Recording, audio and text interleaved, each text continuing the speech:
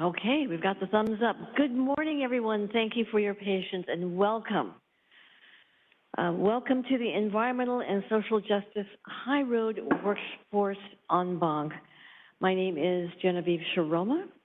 My pronouns are she, her. I'm pleased to be the lead commissioner today for today's En Banc.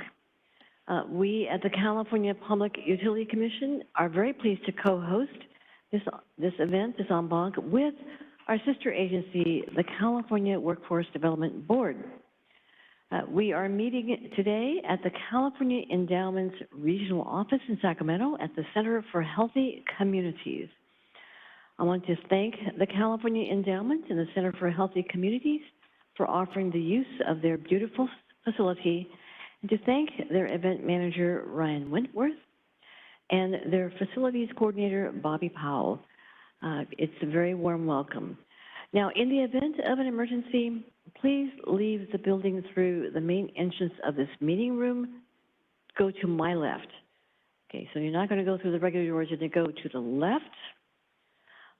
It will take you through a gym, but it's the fastest way to get to the parking lot outside, right next to this building at the corner of 15th and K Street.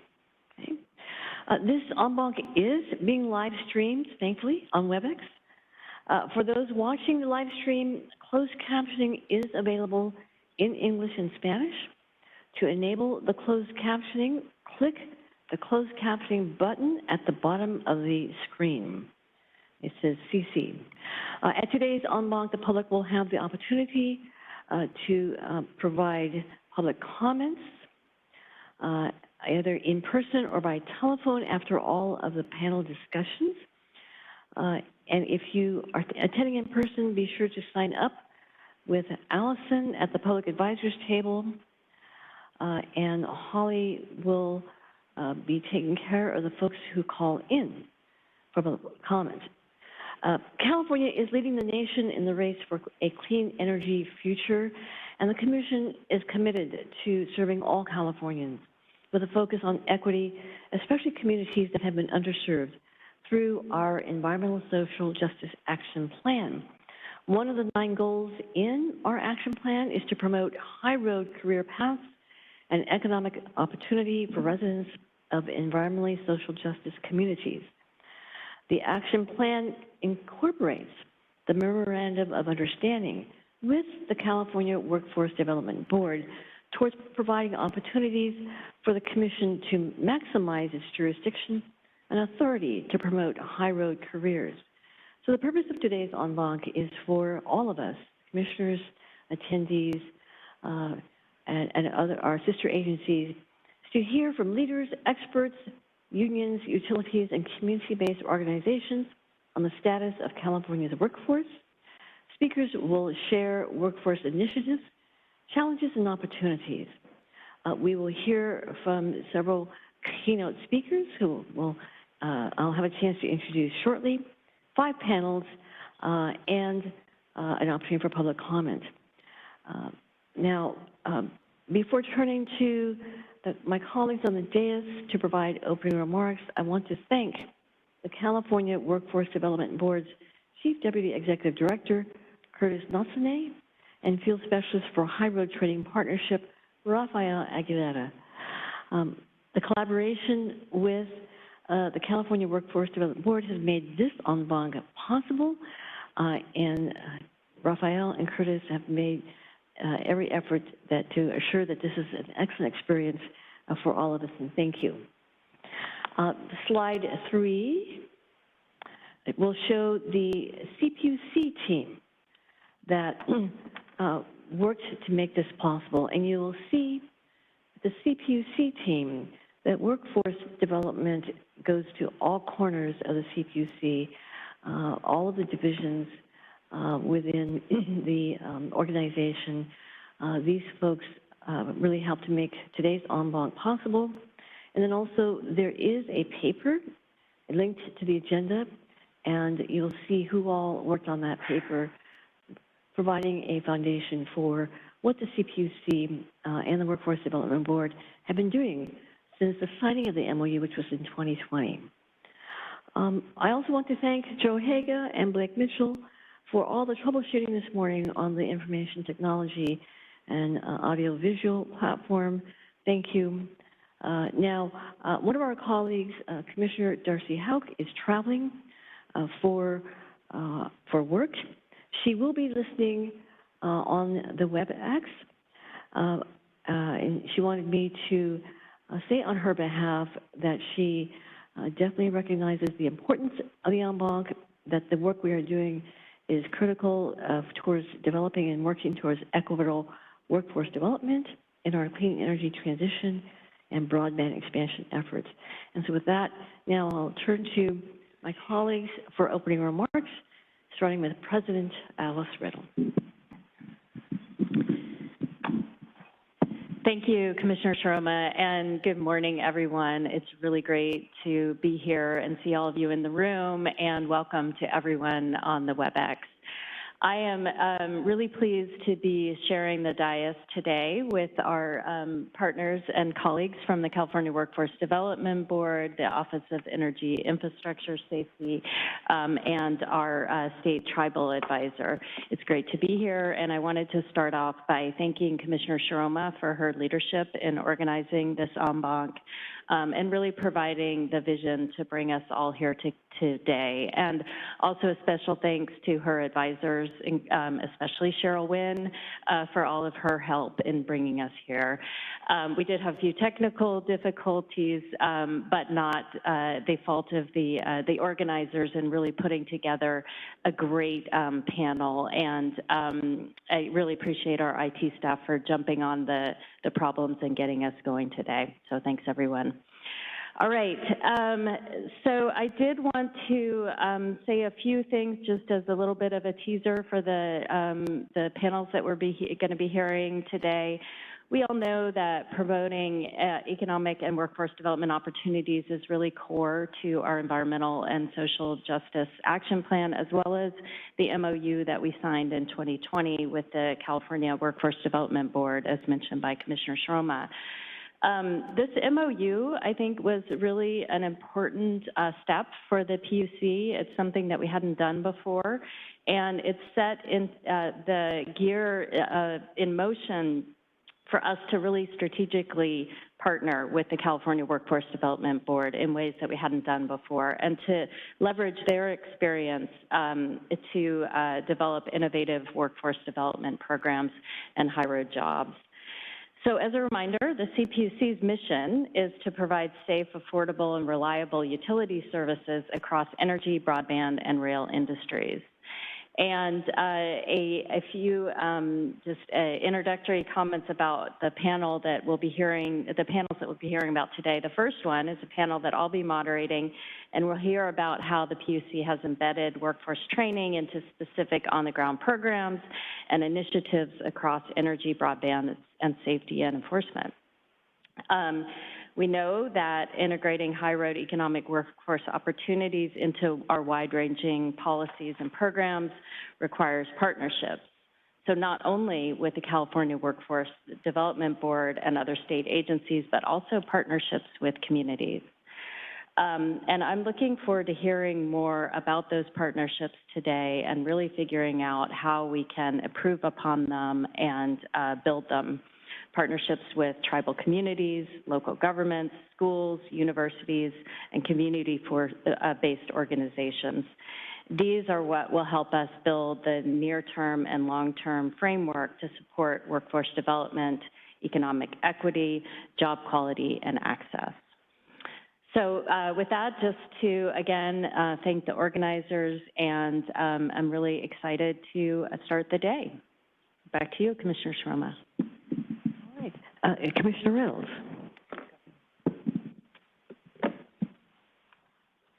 Thank you, Commissioner Sharma. I would echo the remarks of my colleagues. I'll be brief here, but I am also really excited to be here on the dais with our colleagues from agencies throughout California. A huge thanks and much appreciation for Commissioner Sharma's leadership and her team's efforts in organizing this event. I'm really looking forward to the panels that we'll have today and the speakers that we'll have. we at the PUC are so often focused on the need for infrastructure investments in the state. We approve immense investments in that infrastructure, and it's helpful to take the opportunity to take a step back and remind ourselves of some of the tremendous opportunities that come with building lots of infrastructure and really constructing a green energy transition in the state. There are going to be lots of really good jobs, career opportunities for Californians that come along with all this investment. So again, thanks, Commissioner Shroma, for your leadership, and I will turn it back to you. All right. Well, I'd like to join with my colleagues in both thanking Commissioner Shroma and expressing my interest and real enthusiasm for the topic today. I'm really pleased to be here on the dais with our partner agencies, and I'm looking forward to the information exchange and the dialogue and the actions that can come out of our work today. I want to thank everybody for being here, and really looking forward to today's topics. Thanks so much. Thank you. We'll hear next from Chief Deputy Director Curtis Montanet from the Workforce Development Board. Thank you.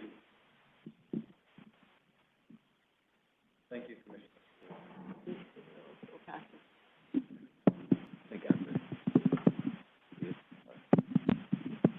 This one. Yeah. Good morning.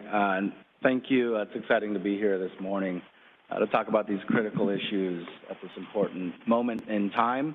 I want to thank Commissioner Shroma for her leadership and bringing us here today, and for her team for all the work and prep for today's En Banc, members of the PUC, colleagues from sister agencies who are here today.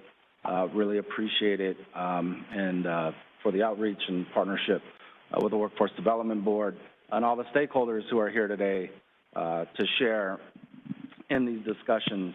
The California Workforce Development Board forges partnerships with business, labor, and management government to build a high-road economy defined by equity, job quality, and climate resiliency that challenges systemic barriers towards shared economic prosperity. This approach to workforce is important to achieve the governor's vision of a California for all. I think we have a unique opportunity here to talk about these issues and see how they come together.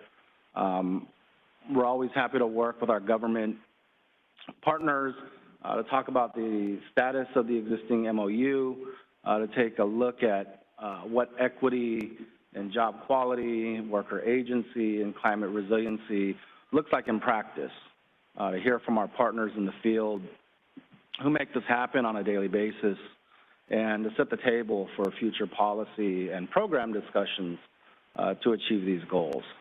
So we know we have a lot of work ahead of us, but it's opportunities like today's En Banc that provide the platform to have these discussions, to learn and foster meaningful dialogue that will lead to actionable insights and strategies. So thanks again, and I'll turn it over back to Commissioner Shroma. Thank you. I'll just project, because our next speaker is Executive Director Carolyn Thomas-Jacobs from the Office of Energy Infrastructure Safety. Thank you. And I'll just add my appreciation. Thank you, Commissioner Shroma, for your leadership in all of this and inviting me to join the panel. I really appreciate it, the opportunity. So our department, for those of you that don't know us, we are a relatively new department created in 2021, originally as a division within the commission in 2020, and then stood up as a new department to oversee the implementation of new utility wildfire safety requirements after the utility-caused fires of 17 and 18. So, and we also have the underground safe excavation board within our department as well, so the Call Before You Dig program. So within both of those, one of the things that has become very evident as we have responsibility for overseeing the evaluation and implementation of the utilities wildfire mitigation plans is the importance of key workforce development to ensure that the frontline workers have the skills and capability and training that they need and professional career paths to be able to perform their jobs at the highest level. So really appreciate the opportunity to be here today and look forward to the discussion throughout the day. Thank you. Thank you. All right, now we are very privileged and blessed to have several keynote speakers to really set the tone for us today. We start with Derek Kirk, who is Assistant Deputy Secretary of Climate at the California Labor and Workforce Development Agency, which is the umbrella agency for a number of different labor-related departments, including my alma mater, the Agricultural Labor Relations Board, and of course, the California Workforce Development Board. Derek, and you can speak from there, or you can use the podium. It's up to you. I'll stay here if that's okay. Just to keep things simple, thank you, Commissioner Shiroma, and all of the commissioners, President Reynolds, for having me here today. It's a privilege to be here to share with you all about some of the exciting work that we are doing as an administration and as the Labor and Workforce Development Agency around economic development, which really is encompassing of economic development, again, towards, as Curtis noted, this desire to build a California for all across our economy. So as Commissioner Shiroma mentioned, my name is Derek Kirk. I'm the Assistant Deputy Secretary of Climate at the Labor and Workforce Development Agency. My portfolio really includes a wide variety of topics that embeds climate, and at its core, it's building equitable economies in California through investments in, through the federal infrastructure investments, through the state general fund infrastructure investments, as well as through investments in building regional infrastructures to help recognize the vastness that is California's economy. So on behalf of Secretary of Labor and Workforce Development, Stuart Knox, I want to share with you all today about a few of the investments that Governor Newsom has made. I'll share with you some recent announcements that we've made with our partners at the Governor's Office of Business and Economic Development and the Governor's Office of Planning and Research. California, again, has a vast geography that we have typically considered in state policy as one vast geography. I am from the Central Valley, from Tulare County, and being from the Valley can tell you the one-size model that we have adopted for decades as a state has not worked to effectively ensure that local communities, rural communities, inland communities, and many coastal communities have the best access to resources and support in order to build equitable economies. Governor Newsom, though, has prioritized economic development and economic growth throughout his career. During his time as a board of supervisor in San Francisco, to mayor, to lieutenant governor, to now governor, he has shown a commitment to ensuring equitable growth in economic development across our state. In large part, that kicked off when the governor was the lieutenant governor, and in 2011 unveiled an economic strategy for California. It was the first time that California had had an economic development strategy in over 10 years, and it has been more than 10 years since that strategy was developed.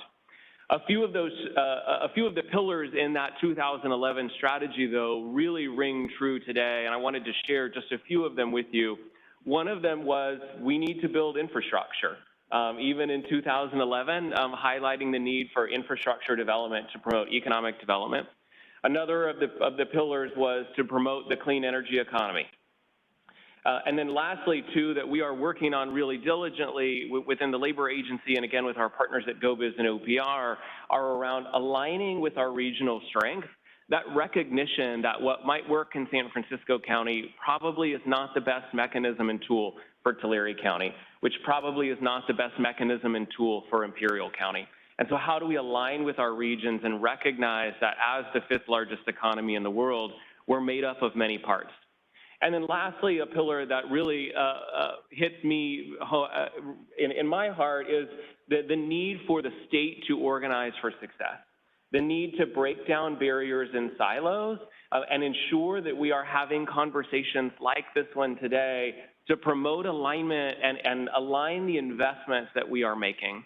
So those 4 pillars have really carried into the governor's commitment during his tenure as governor of this state. And again, I'll share a few highlights for you. One that we announced last week is the introduction of a new brand to really help us wrap our heads around the governor's commitment to economic growth. So last week in Indian Wells, the Secretary of Labor and the directors of GOBIS and OPR launched the California Jobs First initiative. The effort is really a signifier that we are investing in and building a new model in California for the ways in which we promote job creation, industrial strategy, and economic development. It's a commitment that our agencies will work collaboratively together in partnership with others like the Public Utilities Commission, other members of the Governor's Infrastructure Strike Team, the Strategic Growth Council, and others to align the investments that we are making and recognize that one, we have to partner with industry in order to effectively create the jobs that we need in this state. But what does partnership look like? And how do we as a state step in as real partners and real investors in these initiatives, considering where those investments are going, what types of job quality standards we want to ensure are being kept to across the board in all of these investments. And again, partnering with our regions. So under this initiative, the governor and the legislature in 2021 established what we are now calling the Regional Investment Initiative within the California Jobs First portfolio. Some of you may have known it as the Community Economic Resilience Fund, or SERF, but we're doing away with that language and adopting this new lexicon, if you will. The governor championed an appropriation of $600 million into this initiative. It's the most that really any governor in our history has invested into economic development. And I would argue that it's the most that really any governor across the country has invested into this type of inclusive economic development.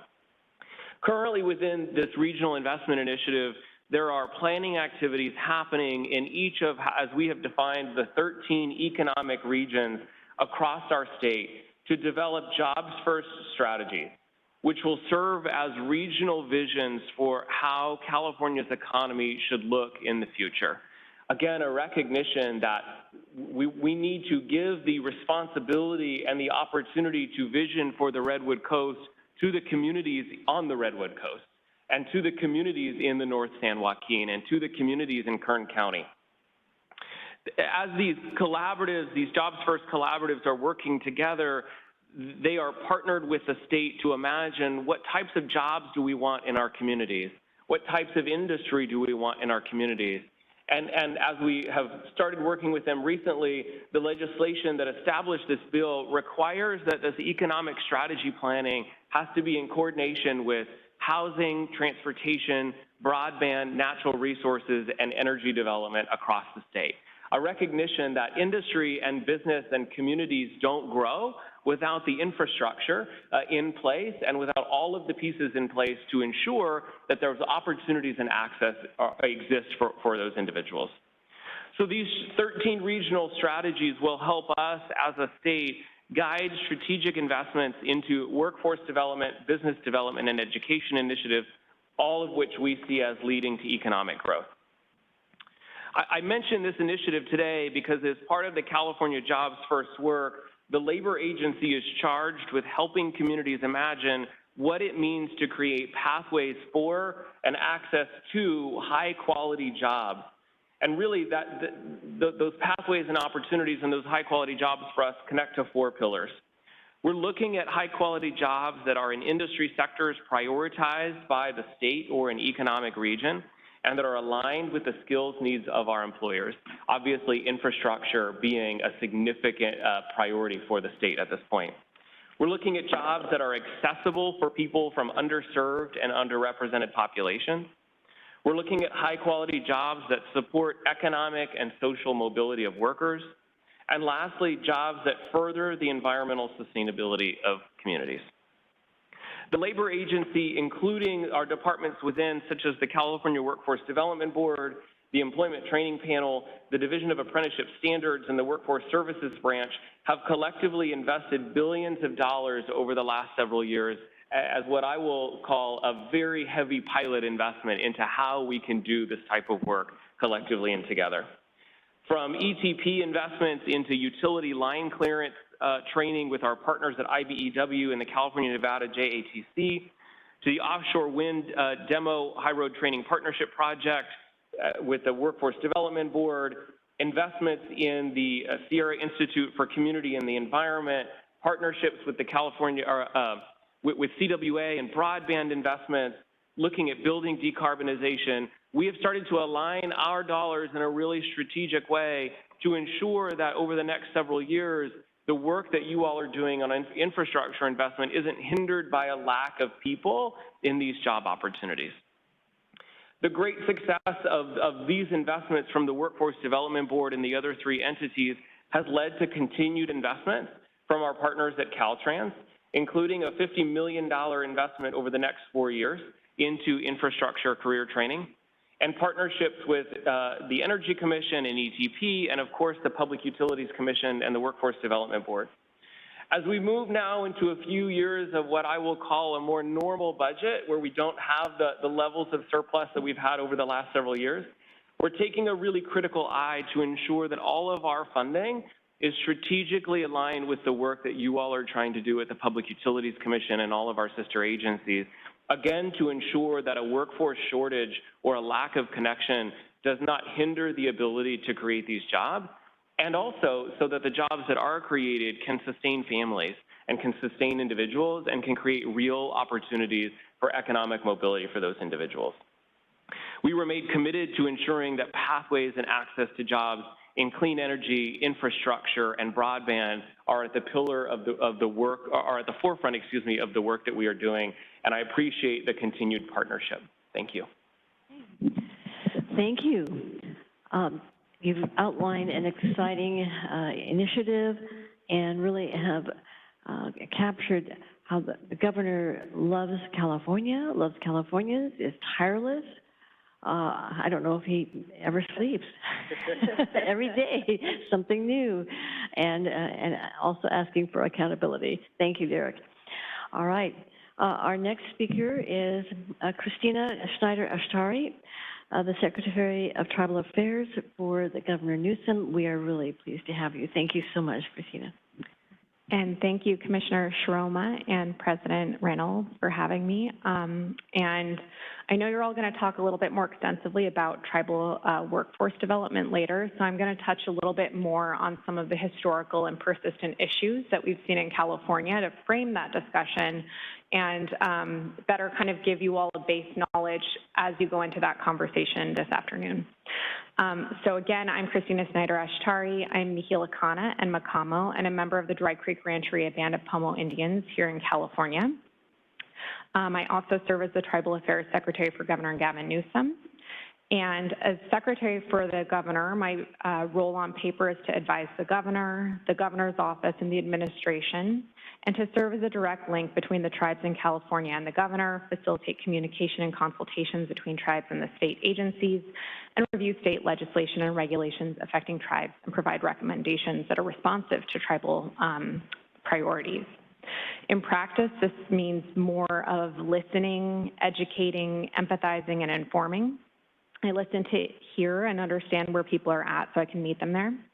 I educate people on where they may have blind spots without judging those blind spots. We know that until recent history, a lot of work in California has not thought about the implications to tribal communities and the history here. So really, we try to get people all on the same page so that we can all move forward together with a baseline understanding. I empathize with folks' worldview because there's really no one in the world that has a universal understanding of the issues facing every community. And I inform them of how they might approach their work differently to account for the perspectives of a Native person or community in California. In addition, it means a lot of repeat history lessons and a lot of introductions to tribal government conversations, both of which I'm going to go into briefly now. So prior to European contact, California was one of the most diverse and populous land bases north of what is now Mexico. California Native peoples have survived through successive waves of relocation, federally and state-funded militia removal and genocide and land dispossession, moving as needed for survival and for work. During wartime, several communities moved to urban areas to serve or work to support wartime efforts. Large non-California Native populations have made California their home as well, relocated by federal government policies and practices, or for just more opportunities for their families. As a result, California is now home to the largest Native American population in the United States. There are currently 109 federally recognized tribes in California and 63 non-federally recognized tribes indigenous to the state. And there's a unique legal and political relationship between the federal government and federally recognized tribes, which is based in the U.S. Constitution, treaties, Supreme Court decisions, federal laws, and executive orders. As sovereign nations, tribal governments have the inherent right to hold elections, determine their own citizenship, and consult directly with the United States on policy, regulations, legislation, and funding. Non-federally recognized tribes do not enjoy the same recognized rights and responsibilities under United States law, but do have some legal rights under California law to protect cultural resources and sacred sites from earth-moving activities and to repatriate their ancestors. Throughout the history of development in this state and in most other parts of the country, Native peoples have been relocated from resource-rich homelands to less desirable areas. Where development progressed, cultural resources and ancestors were destroyed. Extractive industries polluted waterways and land, and infrastructure and energy development either completely intentionally bypassed Indian land. So you'll see actually maps of energy lines going completely around the reservation, or rights of way offered unconscionable terms that were forced through Indian lands with little benefit to or consultation with tribes that were living on those lands. So today, California Native peoples still suffer from major land loss, lack of basic infrastructure, decimation of waterways, and obstruction of lifeways. And the tribes that you have seen that have been more visible and have enjoyed a measure of economic success are probably about 10 tribes out of the 172 tribes I just mentioned. And so are definitely not illustrative of general kind of baseline welfare throughout Indian country. So during Governor Newsom's time in office, we've had several discussions on how he might make a difference for Native people, and he's demonstrated a willingness and commitment to do better for Native communities in California. The governor's embraced an approach that's grounded in the history of this state and its treatment of California Native Americans since its inception. This, in addition to a baseline principle that we need to respect the government-to-government relationship we share with the several tribes throughout the state, underlies how we work with tribal communities generally. We know that there's so much opportunity to partner with tribes, elevate tribal perspectives, and learn from tribal experiences, but we can't do this without first acknowledging the historical elephant in the room, that the state has a lot to make up for in terms of tribal wellness and governmental integrity. Understanding that, the state is now in a position to work to address these long-term injustices, make space for Native people, and reorient how we think about our collective future.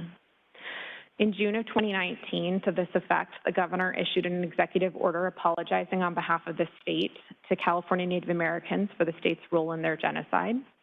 In addition to apologizing, the executive order established a California Truth and Healing Council, which is responsible for reframing the story of Indian country in California and also creating a set of recommendations to work toward addressing the long-term legacy of historical injustices here.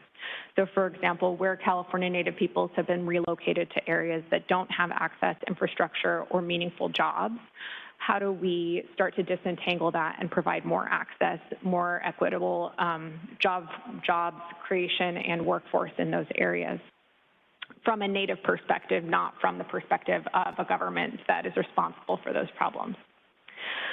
The council works in consultation with tribes to develop the overarching focus, and it's possible that it could examine the systemic and intentional destruction of Native lands and resources, neglect of Native infrastructure and community development, and can make recommendations to account for those gaps.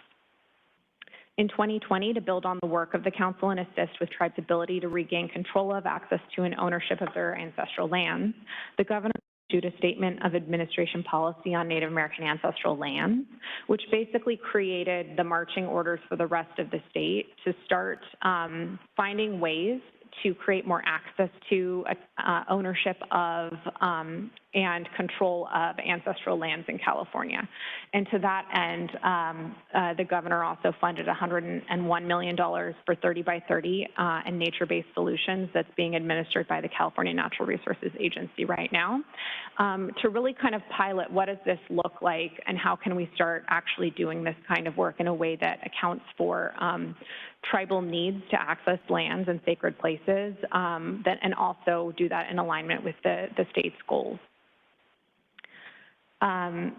Following the governor's policy, and we actually did this pretty much in alignment with the PUC, who had also done a right of first offer for tribal communities at the same time, so we were very much in alignment. Several state agencies are currently in the process of transferring lands or have transferred lands. In addition to land access and transfers, the states worked cooperatively on co-stewardship opportunities, and this is also a way where we create more equitable workforce development within community so that tribes are able to re-access their lands and also develop the skills to sustainably manage those lands as they continue to move forward in regaining their homelands. One example of this was the state Parks Department entered into the first joint powers agreement with the Yurok tribe to operate the Stone Lagoon Visitor Center through Yurok leadership and cultural values. And the state parks employees who work there are Yurok youth. So they're learning how to manage their own resources, learning how to do kind of the financial management as well, and do that in a way that is culturally relevant and based in tribal values. We've also done a number of things to identify and redress racist names and features throughout the state. And the California Advisory Committee on Geographic Names has expanded its representation and increased transparency while also including an affirmative obligation to consult with tribes. Part of this is we know that it's really hard to ask Native people to work in state spaces and work for the state even when we're actively doing things that denigrate Native people. So we want to make these places more welcoming, and we want to make spaces throughout the state, which might not necessarily always get the attention of mainstream media, to also be working toward being more inclusive for Native people. We've also made investments in the basic needs that tribes have historically been denied and deprived of, including historic broadband and green energy investments in tribal communities across the state, tens of millions in homeless funding to tribes, and millions in investments for mental health and wellness in tribal communities.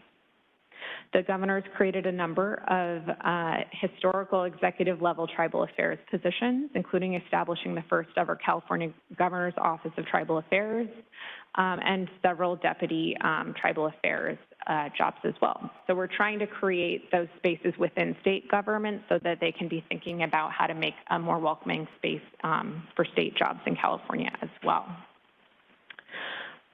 We also have done a number of right-sizing infrastructure where it feels necessary for improving lives, health, and economic well-being of Native communities. So one example is the historic agreement to remove 4 of the dams on the Klamath River. One of them is out right now, and the rest will be out within the year after 2 decades of advocacy from the tribal community. And so that in itself is going to create a lot of job opportunities for restoration and meaningful, culturally driven economic development in that region of the state as well. But most critically, and something I'd like to emphasize, is that California Native people have driven this work. Tribes and California Native people have spoken up and shown up as the state has continued to ask what more we can do to be responsive to their needs.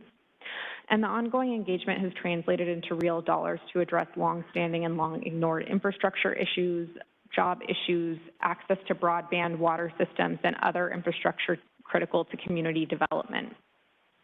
In moving forward with these initiatives, the state has recognized the critical need to view circumstances through an equity lens, that not all communities are in the same position, whether because of infrastructure gaps, historical inequities, dispossession or cultural differences.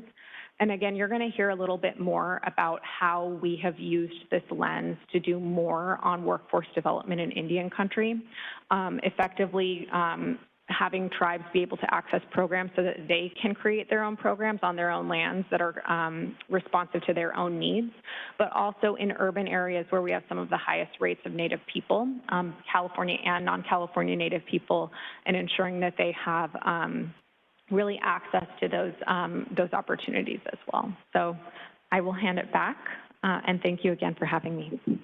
Oh, gosh, thank you so much, Secretary. And you really emphasize the importance of our paying attention to our past, good and bad, to strive to correct the actions of the state and utilities as well that really harmed tribes.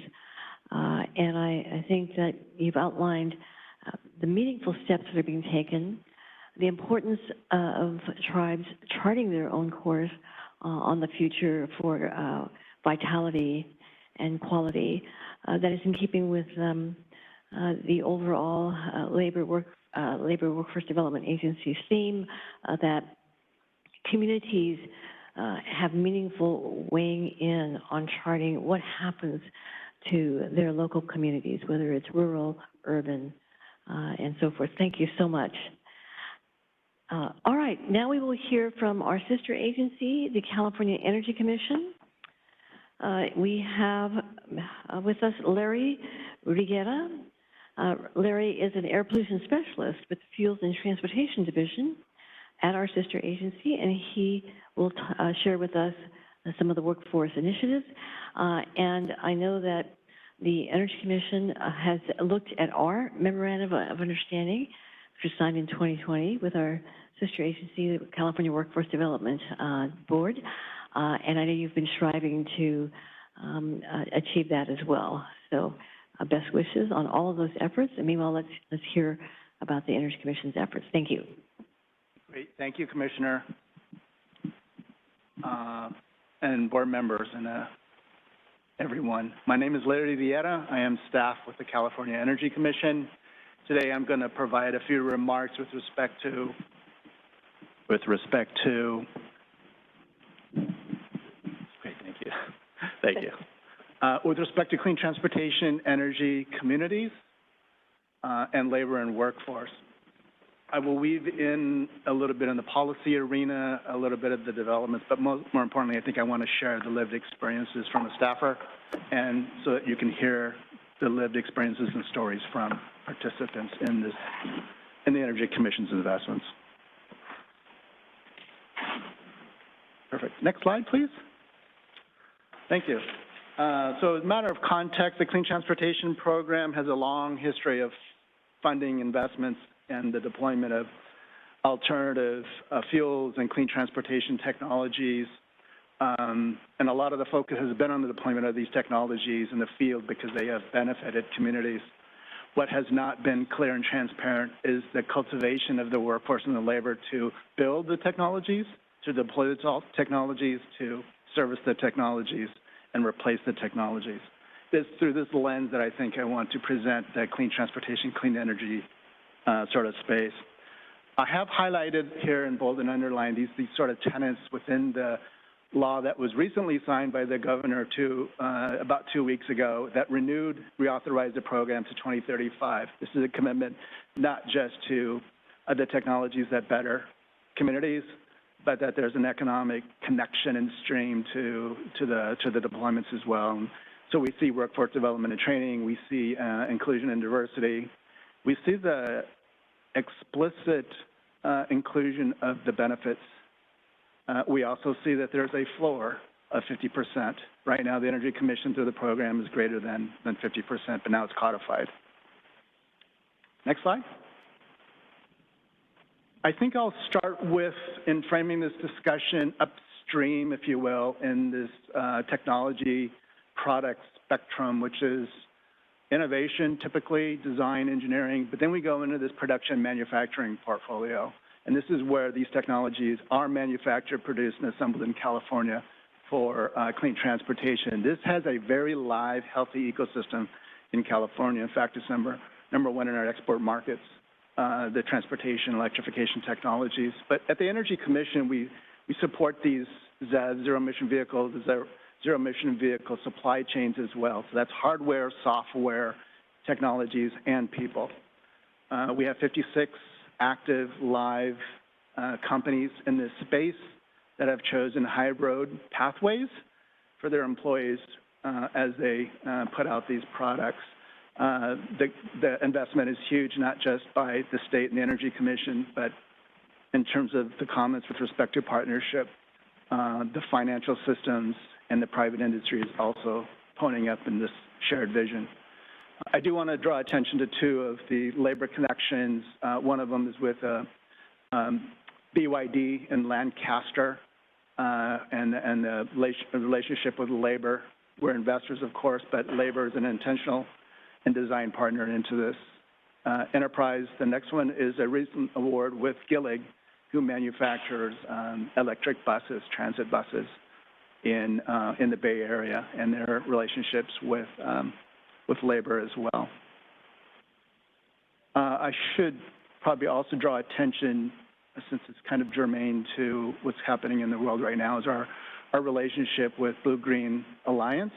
It's an arm of the United Auto Workers, and they have been instructional and part of our intentional discussion and deliberation for incorporation in our policies and investments under the Clean Transportation Program. Next slide.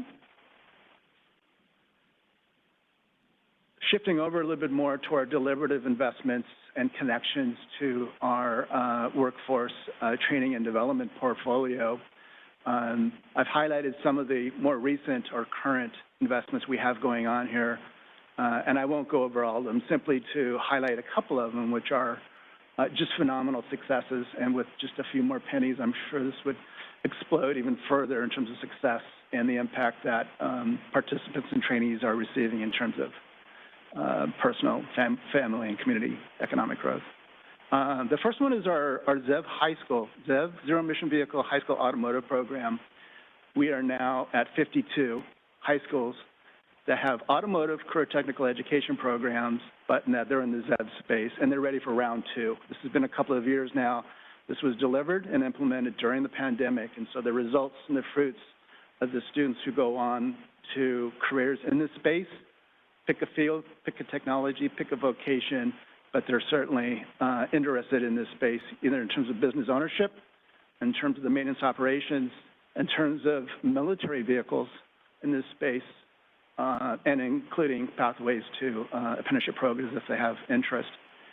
We have quite a bit of investments in the transit space, too. I wanted to highlight that because that relationship with the Energy Commission, the investments, the trainees, the fleet technicians, and the coach operators, especially in the ZEV technologies, if you understand the role of the operator in maximizing the benefits of ZEV technologies, is really important.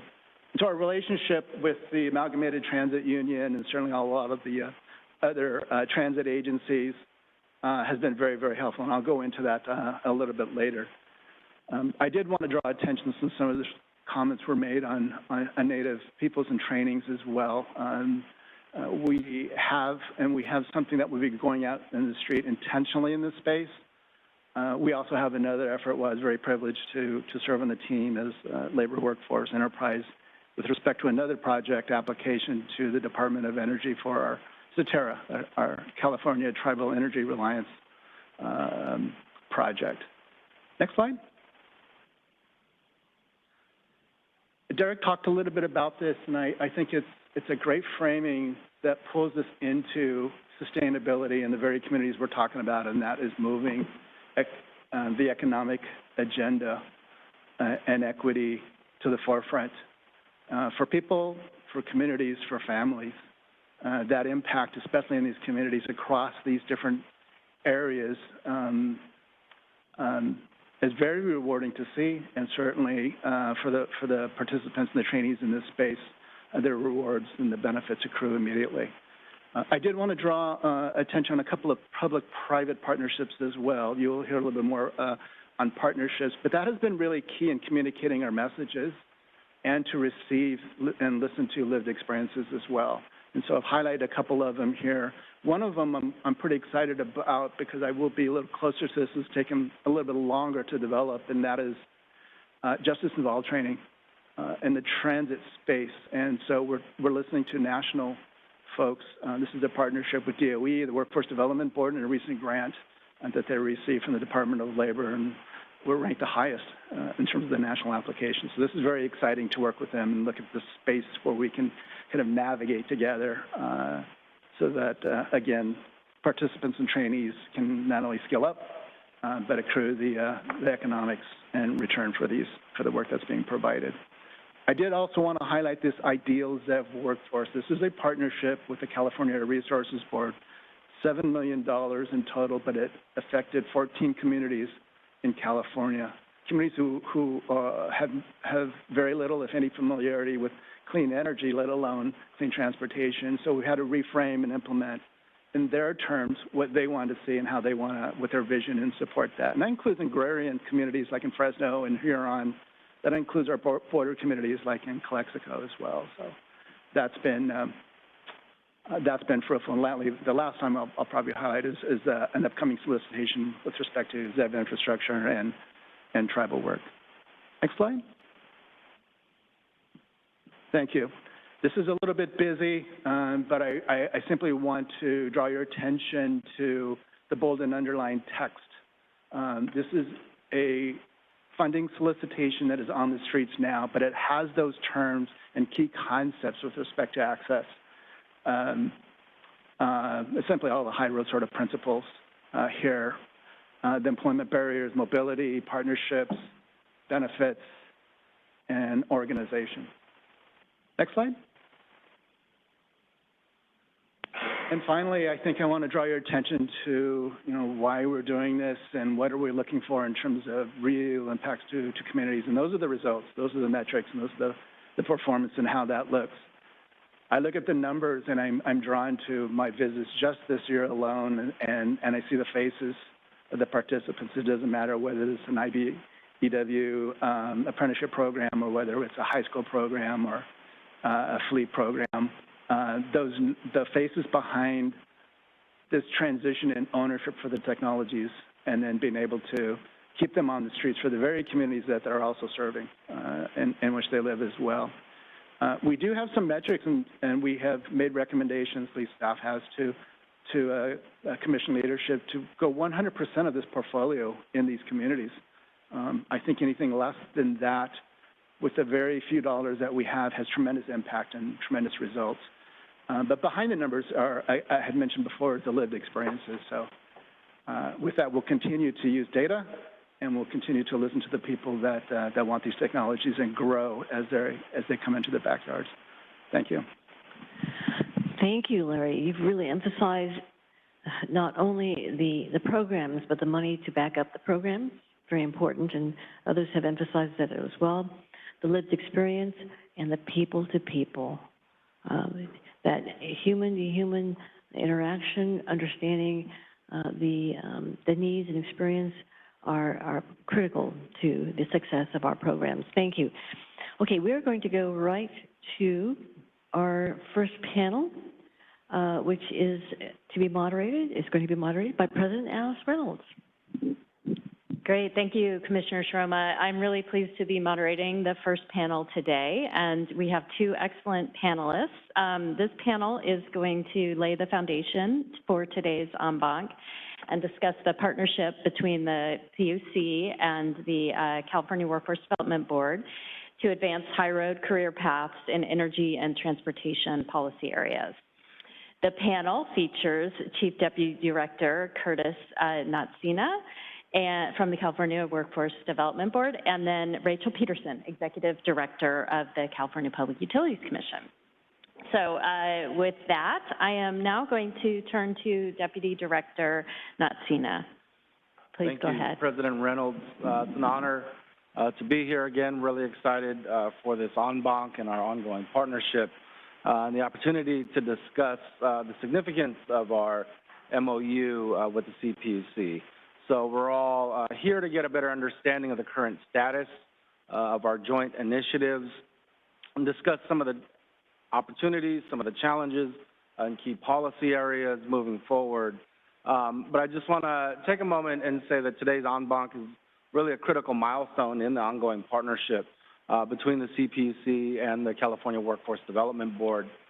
We're here to build on the existing MOU that we signed in October of 2020, which really serves as the backbone of our collaborative efforts.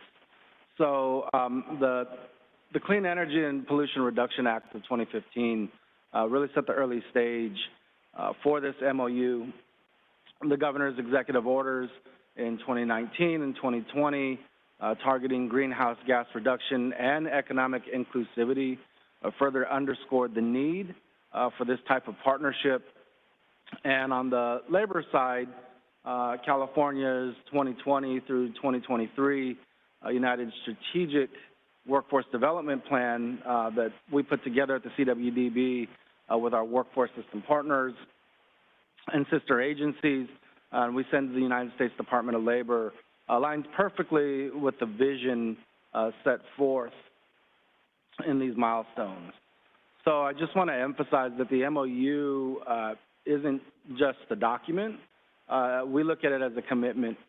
We know our partners do also. It's a commitment to ensure that Californians, particularly those from historic and systemically marginalized groups, have access to high-quality training and opportunities in clean energy and transportation sectors. As I mentioned in my opening remarks, the CWDB forges partnerships with business, labor, and government to build a high-road economy that's centered on equity, job quality, and climate resiliency that challenges these systemic barriers to shared economic prosperity. And you'll hear more about those partnerships that we build throughout the state later today in a lot of the panels. But partnership is critical to the effectiveness of workforce development. I think traditionally, when we look at workforce development, we look at a program, give them grant funds, they do A to Z, and that's just not how partnership works, and it's not an effective way of approaching it. And so at the CWDB, we call this work HRCAP, stands for High Road Climate Agency Partnerships. And HRCAP is an initiative for state-managed investments in climate change and mitigation to deliver high-quality and equitable labor market outcomes.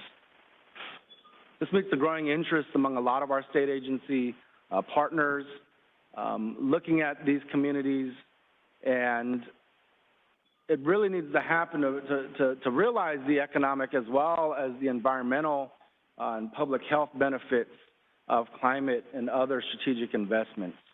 And so put another way, the purpose of HRCAP is to unite California's bold climate change, environmental, and economic equity agendas under our approach at the California Workforce Development Board. So the MOU really highlights our shared priorities between our agencies. It really works to enhance communication between our entities, our partners in the field, your partners in the field, leverages both of our experiences and expertise and what we bring to the table, and establishes a framework for high road economic and workforce policy. It also sets out metrics for evaluating the success of the workforce development initiatives that we'll be working together on. So from the CWDB perspective, what we really bring to the table through this MOU is to offer our expertise in economic and workforce development. We can work to propose designs and standards in workforce development and all the investments, and it really highlights the methods to enhance skills, meet the business needs in clean energy and transportation, and also facilitates data sharing between our two agencies, which is important for accountability. So when we look at our partners at the CPUC, you know, I guess our expectation is that,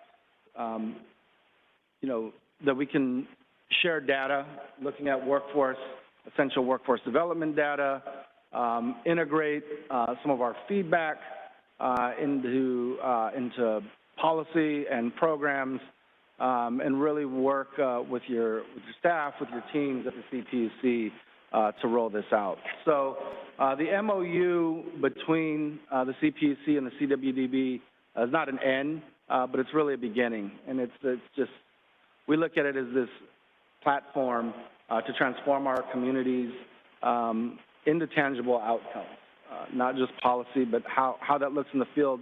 And it's complicated, especially with partnerships, multiple people at the table, looking at policy, looking at outcomes.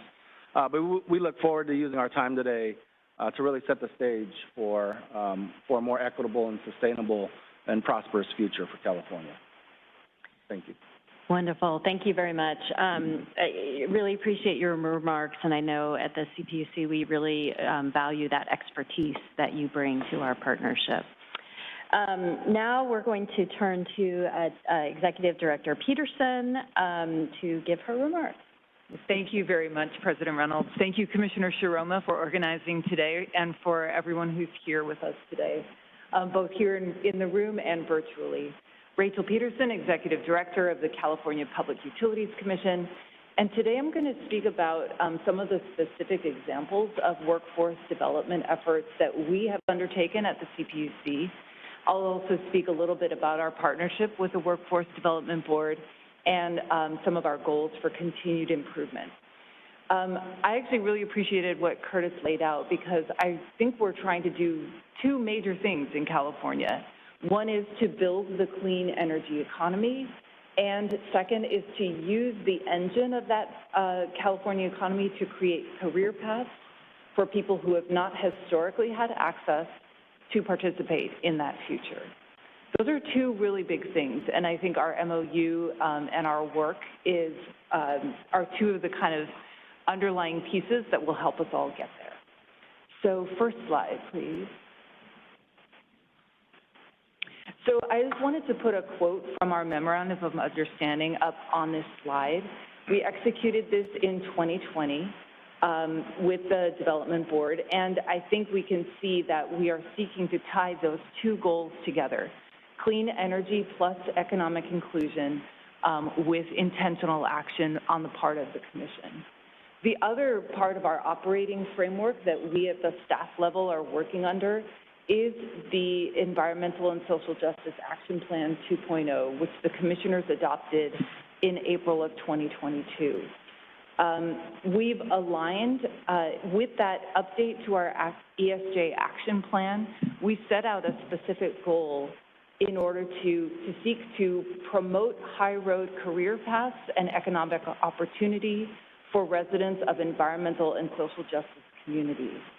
And so there again, we're really trying to tie our work as a regulatory agency to this larger project that the Workforce Development Board is leading. And as I get started, I want to say that we as an employer, we have about 1,500 employees statewide. We're actually holding ourselves to similarly high standards. Once we came through the pandemic, I really wanted to look at programs that we ourselves are running that create those opportunities for career movement and pathways for our own employees. Like all employers like all state of California employers, we have what are called low-paying classifications, and we also have an obligation in our upward mobility program to create bridges from those low-paying classifications into classifications that have an upward mobility track. And so we've refreshed that program. I directed our HR and our EEO teams to refresh that program, and I'm really excited that we have our initial cohort of our own CPUC employees who are looking to further their own career path, participating now in that program. It's a real commitment by folks. It really takes time and effort and training, and it's a commitment by their supervisors as well. So I'm just really proud that we ourselves as an employer are holding ourselves to these same standards that we're also looking to implement around California. Okay, first slide, please. I'm going to start in the energy arena. Commissioner John Reynolds, nice photo, next to our rollout of our solar on multifamily affordable housing. So this is a program in which we are incentivizing solar energy photovoltaic systems on multifamily affordable housing. But we've done two things that I think are really important for purposes of today's En Banc. First off, we have structured the program so as to prioritize the installation of these systems in California's disadvantaged communities across the state. And we've also structured it to catalyze jobs by connecting eligibility for incentives to job training. So as you can see on this slide, we've connected the size of the project to the level of job training and the opportunities for trainees that we expect from subsidy recipients to execute. All right, next slide, please. This one is about energy efficiency. So the Commission just recently approved 4 very large energy efficiency portfolios in the arena of about $4 billion to be spent from the period of time of 2024 to 2027. That offers a significant opportunity to be intentional about the work that we want that $4 billion to perform in the economy. And so we chose a few examples from that investment that show how the commissioners selected job training and contractor training as specific standards and programs to fund within that portfolio to ensure that there are dollars being placed around California in order to create these opportunities for young people and for contractors. There's a pretty interesting partnership that Marin Clean Energy has going with a local nonprofit. It is engaged in workforce development programs that are preparing young people, women, and other underrepresented individuals for re-entry into long-term, well-paying green careers. Okay, now I'm going to turn to telecommunications. Next slide, please. So when telecommunications companies propose mergers in California, that offers a real opportunity to set out workforce development pathways. In 2020, when the Commission approved the merger of T-Mobile and Sprint, the Commission required T-Mobile to comply with several public interest conditions. They have to have a net increase of jobs in California, and they were required to hire a certain number of employees at their customer experience center in Fresno County. They needed to consult with West Hills Community College and other local institutions as they were creating those jobs so that there could be a pipeline straight into such jobs. And they're overall still under an order to increase the diversity of their California workforce. And just as an aside, because we had such thorough remarks from Secretary Snyder Ashtari, I actually just want to note, connected to telecommunications and in the field of broadband, the Commission for a few years now has been providing tribal technical assistance grants to tribes around California so that they can prepare themselves technically to bid on the very large investment of federal and state dollars that's coming to build high-quality, accessible, affordable broadband. So far, over the last couple of years, we've awarded 63 grants to 34 tribes for more than $5.2 million. And why that's important is because I think of something that the Secretary said, which is we think of broadband as a platform on which local economic development can begin to take hold and thrive. And that's true in our tribal communities as well as the other regions that Derek spoke about in our overall economic development efforts. Okay, next slide, please. And now turning to an area in safety and enforcement. I think this is a pretty interesting area, and I do hope, Commissioners, that it shows you that your goals and your vision represented in the MOU and the Environmental and Social Justice Action Plan really are flowing down to people at the staff levels inside the commission. So you're very aware, in recent years, our Safety and Enforcement Division staff have issued a number of enforcement actions. These are administrative enforcement orders, consent orders, and settlement orders. What I'm seeing, and they are a prosecutorial staff, and so necessarily there's a firewall between them and others at the commission. But what I'm seeing when the settlements come out is that they are leveraging that enforcement work to accomplish something that lasts far longer than a penalty payment. They're aiming to do the work that Derek and Secretary Snyder-Ashtari spoke about. Support local communities, engage local organizations, and very importantly for today, support training and job development. So the items on this slide are details within a large settlement that our commission, the Safety and Enforcement Division, reached with Pacific Gas and Electric Company over its role in the 2017 and 2018 North Bay fires. Now, what's not on here is the very large number. The commission penalized PG&E to the tune of $1.937 billion. But I wanted to call out these details here because I think they're so important. The commission ordered PG&E to start a multi-week training program for pre-inspector training and certificates. This goes to actually what Director Thomas Jacobs was speaking about as well. We need the people who are able to perform that very key safety work. And this was a direct pathway that we created requiring PG&E to work with educational institutions in Northern California.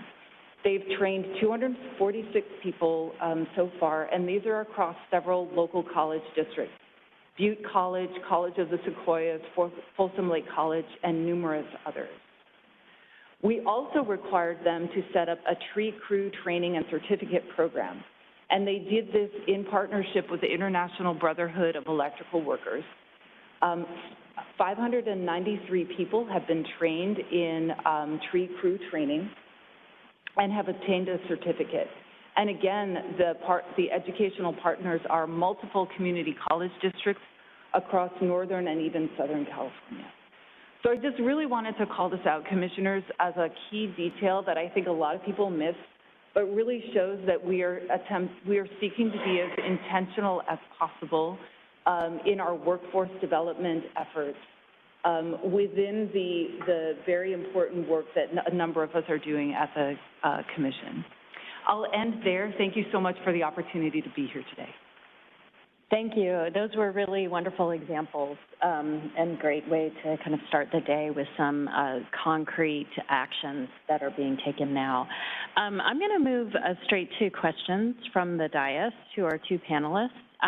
So I will see if anyone wants to start with some questions. No? Okay. I'll take a couple. Is it okay if I do a couple? And then we're going to go into the break to try to catch up. All right.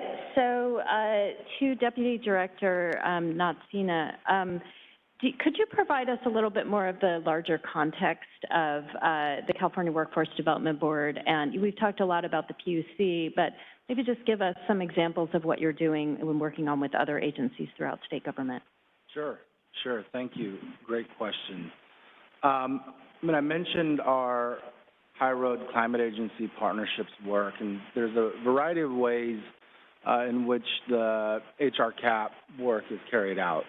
So it depends on the program in terms of project type. For example, it's a large-scale construction project, or if it's grants for multiple projects, the funding amount, geography, et cetera. So often the work involves the Workforce Development Board reviewing and helping to edit funding program guidelines, solicitations. We also review and help edit policy level documents that in turn go to shape program guidelines and solicitations. Occasionally, we'll review actual applications and scoring and look at it through a lens of economic and workforce development. For collaborations that ultimately involve the Workforce Development Board providing advice and recommendations, there's a lot of intention and time needed for us to research and understand proposals, development, revisions, a lot of interagency communication, so we can really look at the project and develop the appropriate mix of employer, labor, and or workforce policies. For example, wage and benefit standards, worker skill certification requirements, as mentioned before in some of the programs, responsible employer qualifications, criteria for responsible employers, targeted hiring requirements, different kinds of targets and safety training requirements. So it takes a little bit of time for us to understand what that is on our side, but once we get that base level, we can really provide that assistance. There's a couple of examples. We work with a variety of different agencies, but I think I'll keep it at that level for now. That's great. Thank you very much. I'll turn now to Executive Director Peterson. So you made it look easy. You had examples of programs and I think some of the successes and the things that are in motion. Can you talk a little bit about the challenges, and then also how do you think about measuring success and really keeping track and holding ourselves accountable? Yes, well, isn't that what the opening is for, to demonstrate your pride in what you've accomplished already, right? And then the follow-up is always, how do you measure success and how do you deal with challenges? So I actually am very interested in learning from Curtis, actually, on improving our measurement of outcomes. So of the programs I listed, while I was preparing for today, I really did ask our own staff, how do we know? How do we know that people have actually moved into a high road career pathway? And I asked myself that, I'm going to be asking ourselves that question with respect to our own upward mobility program. This is a very individualized effort to really try to make sure that people have access to the training and the actual opportunities that they need. But I'd like to see 3 years from now, 4 years from now, that people actually have been able to take advantage of these pathways. So I would very much like to learn from our partners who know this field really well in workforce development. How do you measure outcomes and success? And I'd really like to begin applying that to our programs that we're creating with the orders that you, the commissioners, are voting on pretty frequently. So that's both our next challenge and kind of, yes, we've laid the groundwork, but I'd really like to see how we progress on it. And then the other area where I'd like to see our own continuous improvement is, I was pretty pleased to note that within that very large settlement that our Safety and Enforcement Division did with PG&E, that we included those training and expectation type of programs. That's a team really taking your vision seriously and trying to implement it. How can I spread that out to more teams? How can more teams inside the CPUC look at our MOU, look at the ESG action plan, listen to your vision, and implement it within the work that they're doing? So it's both, let's measure our success, let's really get to some skill sets on how to measure our success, and then spread it out further within the CPUC.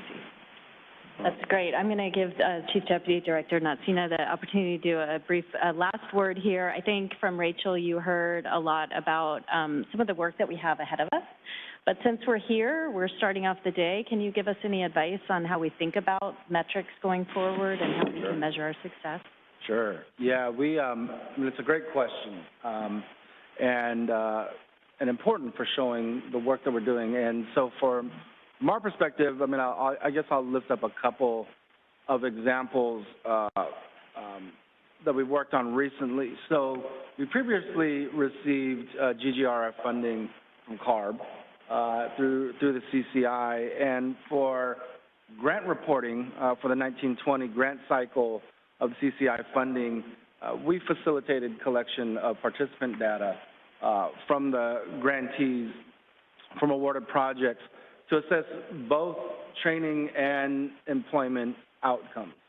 I mean, I won't get too granular on some of the challenges of that and where people end up in the labor market, looking at things like the base wage file, you know, what are their wages, but where do they end up, what sectors do they end up in, and is the training, you know, that pathway to that job, or are they in, you know, there are a lot of alternative outcomes in employment. So we track that also. And I think, too, just from a broad perspective, right, that's why it takes some time on our side, like with CARB, right, looking at the tools that they use, CalEnviroScreen tool, you know, looking at the outcomes of our partner agencies, what they would like to see, and, you know, and meshing that with how we look at employment and wage and other outcomes on our side to have a holistic approach. More recently, right now, SB 150, recent legislation from this session, set aside $50 million in federal IIJA transportation fund for our high road construction careers, which you'll hear more about later today. It's a set of pre-apprenticeship or apprenticeship readiness programs to go into the building trades. And so when as we're establishing that interagency agreement with Caltrans, one of those issues is metrics and how we're measuring outcomes. And there's the traditional way that we look at workforce outcomes, but for instance, with this money, right, is how many people end up on federally funded, you know, federal infrastructure paid transportation projects. And so that requires a lot of collaboration with our partners at Caltrans, who look at who do labor enforcement at Caltrans, right, and can track the contractors and the payroll data, and we can track participant data and match that to see what that career path looks like. And if the folks that are going through our training programs, you know, end up on these projects, or they may end up on other public works projects, they may end up, you know, on projects funded by the CPUC. And so, you know, when we're looking at partnership and data, you know, we look at it from a certain perspective from the California Workforce Development Board, looking at kind of, I guess, traditional outcomes and measures for employment. But it's wonderful to work with partner agencies because it gives us a clearer path of where they end up and helping measure, right, the targets and goals of our respective agencies together through data. So it can be an arduous process, admittedly, but I think once we get it together and when we do the hard work on the front end to coordinate and collaborate and set out what those goals are and how we're sharing that data between the two agencies, right, at the end of the day, we're able to really track and measure the impact on the individuals, on the program, on the communities that we're all trying to serve. Great. All right. Thank you very much. Thank you to both the panelists, and let's give them a round of applause.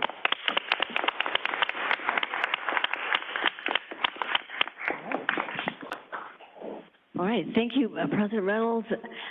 That really provides additional foundation for us, and nomenclature is going to be very important going forward in measuring success.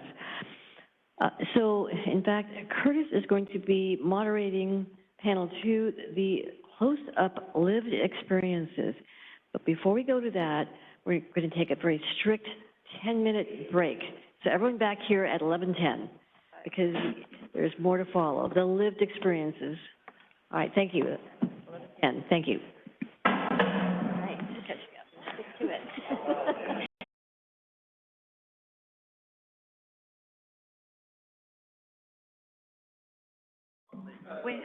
We have another.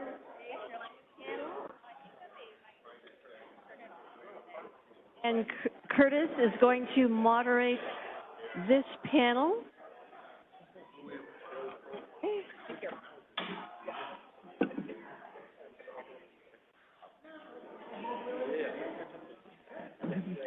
It's so great to see all the conversations going on. That is part of this experience today. We're going to try to catch up a little bit on time. And so I'm just going to turn this right over to Chief Deputy Director Curtis Notene to introduce panel 2. Thank you, Commissioner Sharoma. It's a real treat to be able to moderate this panel today. This panel is full of many of our partners who live and breathe high road workforce every day and have important insights to share with us. For the sake of time, I'm going to introduce our speakers myself, and then we'll hear from each speaker and their contributions through the lens of lived experience,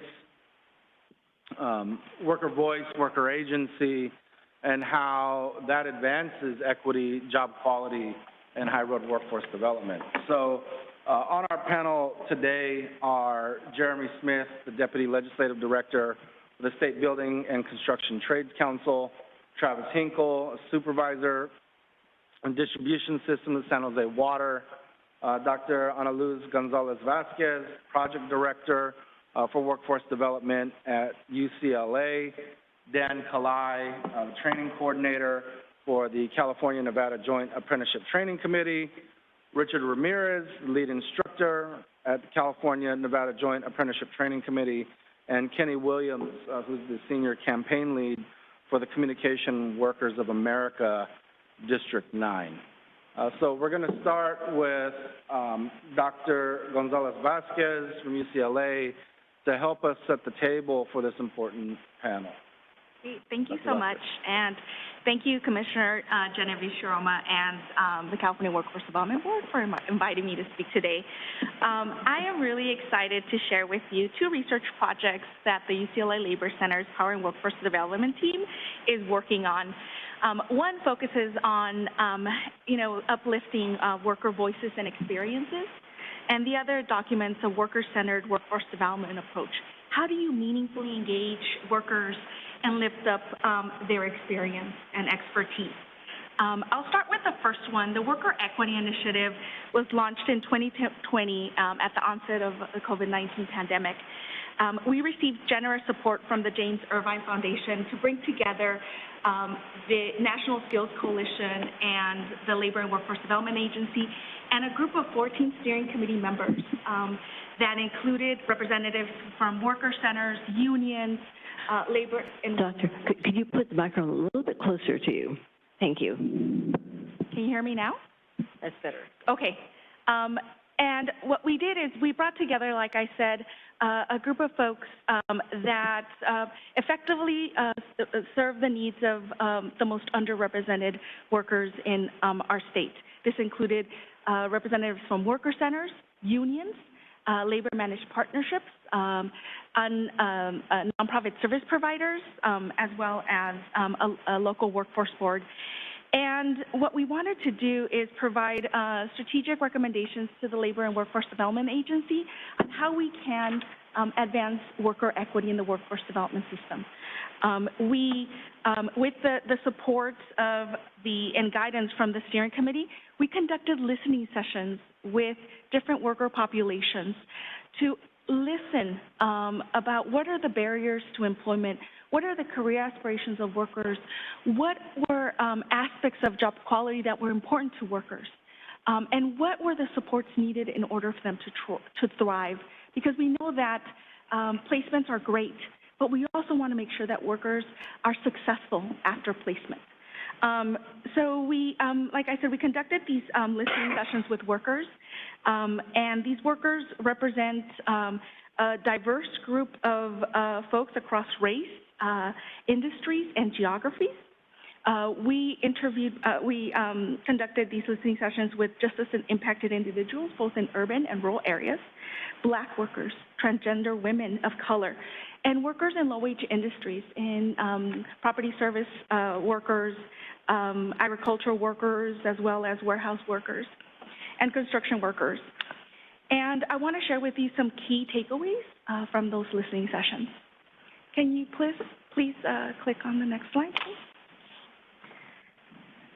So when we asked workers what were some components of job quality that were important to them, something that was lifted up was health and safety. Workplaces needed to be safe. Workers felt, obviously at the onset of COVID-19, many workers were risking their lives to be able to provide food for us, taking care of our elderly. And they wanted to make sure that workplace safety was a priority. One worker shared, there needs to be laws that protect people who are injured, fall at work, and have an accident. There are times, unfortunately, when if someone didn't see it happen, then nothing happened. Another element of job quality that was really important for workers was having a welcoming and supporting environment, free of discrimination and abuse. Another worker shared, the biggest hurdle is knowing that you're not going to have to worry about getting fired because something comes up or someone says, did you know she was locked up? Another worker shared, defend your worker, because for employers, a mop and broom is more important than their flesh and blood worker. As long as I'm not important to them, they are not going to defend me. Workers also wanted to see themselves in positions of power. There was a worker that said, I loved working with people that look like me and that act like me. I could be my authentic self. I didn't have to put on a social mask to go to work. Other workers shared that they wanted to be valued and respected and treated with dignity. One worker said, lift us up so that we're visible, so that respect is given to us, so that we can then walk in confidence and get those life skills and professional abilities. Workers were looking for opportunities to build their skills and opportunities for advancement. They wanted a culture that prioritized opportunities for continuous learning. We spoke to workers who have been in the job for over 40 years and never had an opportunity to learn, to grow, to earn more money. Another aspect of job quality that were really important for workers was working with and serving their community. Some of the workers that we spoke to had an opportunity to be part of a COVID outreach program, and they really enjoyed the opportunity to give back to the community, to be organizing. Workers also shared that they really value being mentored and trained for a career pathway, and that they yearned for their employer to celebrate and recognize their contributions. For justice impacted individuals, they had a really hard time responding to this question about job quality because they had such a hard time securing employment. They often do not have experience with quality jobs. All of them said that they take any job that's available to them, making questions about quality of work and career advancement irrelevant for them. The second project that I want to share with you is a project that I'm really excited because it elevates worker-centered workforce development approaches and models. We're working with the California Workforce Development Board to document high-road training partnerships and high-road construction careers and ways that they're creating practices and systems for genuine worker engagement. This approach goes beyond worker inputs, doing surveys and listening sessions. It recognizes that worker expertise is just as valuable as employer expertise. It elevates workers, not only to have a voice, but also power. And some ways that HRTPs are doing this and HRCCs are doing it, and you're going to hear from my co-panelists here, they create training programs that are customized to workers' needs. They provide mentoring programs that improve retention and worker satisfaction. They offer leadership development opportunities in which workers can become program trainers. And they ensure that workers have a space at the table as committee members or as experts, because they have the on-the-ground experience. They need to be valued and respected for that. So I'll stop there, and I'll let the co-panelists share their work. Thanks, Ana Luz, for that overview. We go next to Travis from San Jose Water. Yes, thank you for having me. Sorry, I need to sorry, Curtis, and sorry, Travis. Yes. Need to check with our slide operator. You can put our next slide up, because I think the order is a little different. Jack, next slide. Yeah, sorry about that, Travis. Okay, so if you go to Dan and Rich next. Yeah, sure. Let's go to Dan and Rich next. Let's go with slide order. Good morning.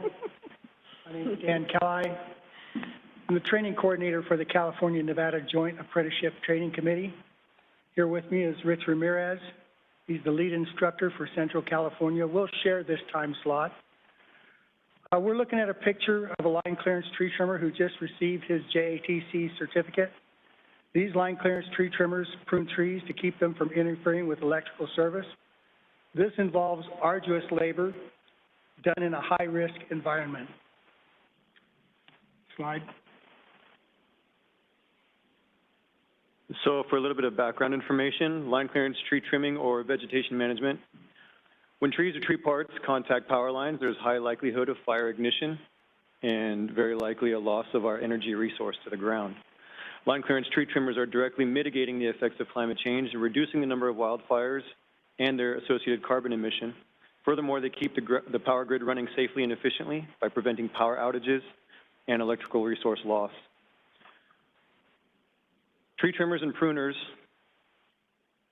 according to Dr. John Ball, experience a fatality rate of 110 deaths per 100,000 workers. This rate is nearly 30 times higher than the all-industry average. Next slide. Although contractors fund the JATC with contributions based on the amount they're paying the workers, we needed funds to start the program. These came from a HRTP grant. During our first 6 months of operation, we wrote the curriculum and translated it all into Spanish. The curriculum involves about 90 lessons, each with a quiz. So it's pretty extensive. It's an 18-month program. After we got it all written and translated, we put it online using Canvas, a popular learning management system used widely by community colleges. We have the whole curriculum in English and in Spanish, depending on the worker's preference. We began enrolling workers in December of 2021, and since then, over 2,300 people have voluntarily enrolled in our program. Skipped ahead. Let me call your attention to the slide here, SB 247. In 2019, this brought vegetation management under the scope of wildfire mitigation in California, establishes a written standard for line clearance tree trimmer, and it raised the wages in 2020, effectively granting skilled labor status to line clearance tree trimmers. I want to call your attention to some of the language, which is an example of some of the challenges and opportunities that we still have before us. That the bottom line there, all qualified line clearance tree trimmers shall be paid no less than the prevailing wage rate for a first period apprentice electrical utility lineman. What that means is that your best, most experienced line clearance tree trimmer shall be paid at the rate of the least experienced lineman apprentice. So, just an example. Next slide, please. So, I believe Dan covered the establishment of the Joint Apprenticeship Training Committee and some of our partnership with the HRTP. Hit the next slide, please. I think you'll see that. So we're about here. One more slide again. So let's talk about some reports of success from the field. That's what we're here to learn about. So I want to note that a strong partnership and a committee existed before the certification program and the use of HRTP funding. The JATC is also funded by contributions made on behalf of worker participants for a collective bargaining agreement. So this training is available at no cost to the participant. In no particular order of importance, we have been able to generate further success by leveraging other means. Our instructors are recruited from the ranks of the workforce and management in their local area. So they are fresh from the field. They have been on the ground cutting, trimming, climbing trees. Perhaps they've been managers with several employees to 50 employees as direct reports. They are well-connected, respected, trusted voices with a finger on the pulse of local operations and the workforce culture. So they know the workforce culture. They know people's names. They know the work that's being done. And they have created reputations that are respected in their local areas. Next slide, please. Our instructors cover an area, usually 2 to 3 counties wide. They have good relationships. The participants are not tied to a single learning location for educational classes. Our program uses an online platform, Canvas, which many people will recognize from online courses in community colleges and other colleges. This allows our working participants to study on their own time, at their own pace. And we do have a woodland campus that offers opportunities for practical hands-on learning and a stable alternative for learning and proctored exams. Our instructors can create opportunities for proctored final exams in convenient locations. Think pizza joints, hotel conference rooms, company conference rooms. This is in an attempt to meet the students where they are at, so we don't put any undue burden on our already working participants who in many cases are working 50 to 60 hours, 70 hours per week. It is well within our scope and mission to offer intensive in-person counseling to overcome roadblocks due to miscommunications or electronic services, any other challenges. This means that our instructors personally drive to meet our participants in the field where they're working to get a handle on and help the participant with any challenges that they have with their studies. Next slide.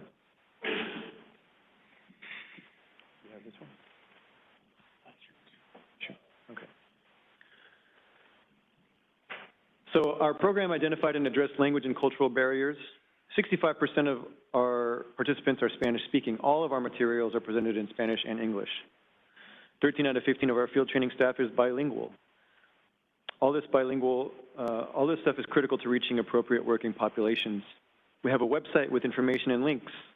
We have a YouTube channel with tutorials produced in-house which help participants study and pass field assessments and exams for our audiovisual learners. And we have additional HRTP funding for things like commercial driver's license, which offer a wider breadth to our program. So the line clearance tree trimmer program is very similar to a startup, and many adjustments have been made along the way. After just 2 short years, there are plans to continue to partner with CWDB and the High Roads Training Partnership. We appreciate the opportunity to share this presentation with you. Thank you. Thank you. All right. Thank you, Dan and Rich, for sharing with us today from the field. Next, we are, I hope, going to go to Travis with San Jose Water. Yes, thank you. My name is Travis. I work for San Jose Water, and I'm just here to let everybody know that, or just give them an idea of what my life was and my experience and how a similar workforce program got me where I'm at today. Next slide, please. So a quick background. I spent 10 years as a general contractor in the San Jose area. Learned how to manage employees and learn all the trades from drywall and construction and you name it. And I didn't know at the time, but that would all benefit me now in my position now. So next slide. After about 8 to 10 years in the construction field, right around the 2006, 7, 8, when the housing market tanked, and so did my work, I had to think about something else, like maybe I should work on a different field. And I realized that besides the the physical toll it was taking on me. I wanted to have a kid in the future. I wanted to play ball with them. I wanted to be able to run around, and I know from the people that worked for me, the people I worked with and around, you get in your 50s and 60s and you're walking a little crooked sometimes. Next slide. So I reached out to a friend who, similar to I did, but he got an earlier start. He got into the wastewater collections here in Sacramento, in fact. And he invited me to come up from San Jose, and I toured his plant a couple times, and I saw all the different types of jobs from plant operator to plant mechanic and electricians, everything. I was like, there's got to be something here I can do. Got to be. And I said, well, how do I do that? He's like, well, the best thing is go to Sac State, the Office of Water Programs, and go get your wastewater license. I was like, all right, let's do it.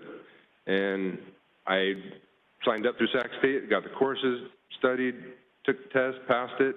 I was like, all right, here we go. Next slide, please. And I didn't realize that in wastewater, you have to, in order to get your license, you have to have the job. You can't get the job without the license. I said, well, I'll just continue to search for, a operator in training position. That's typically how you get your time in as a wastewater facility or operator. And I already lived in San Jose. There's only so many wastewater facility plants. I went to all of them, and I even said, I'll work for free for a year. You don't even have to pay me. They won't do that just because of legality reasons and stuff like that. So I kept searching for water jobs, and through the EDD, there was, they partnered with Workforce Institute. Actually, I'll back it up here. I was able to apply at lots of different water, wastewater and water OIT positions, but the prerequisites for it is a driver's license and a GED. And little did I know, I was like one of 4,000 applicants when I applied at one water plant, and I was like, okay, there's got to be another way. So I kept searching. Next slide, please. Yeah, so through the EDD and the Workforce Institute in my area, I enrolled in a water distribution and water treatment class. And I had just done the wastewater, and I was like, well, let's see what this is all about. Turned out it's very similar. The math is similar, the training, the mechanics of it. It's just one's for potable water and one's for wastewater. So I quickly found out that the water and treatment go hand in hand with wastewater. And so with this program and through the Workforce Institute, San Jose City College, and they partnered with what I didn't know at the time, but eventually that person that taught the class was my current boss's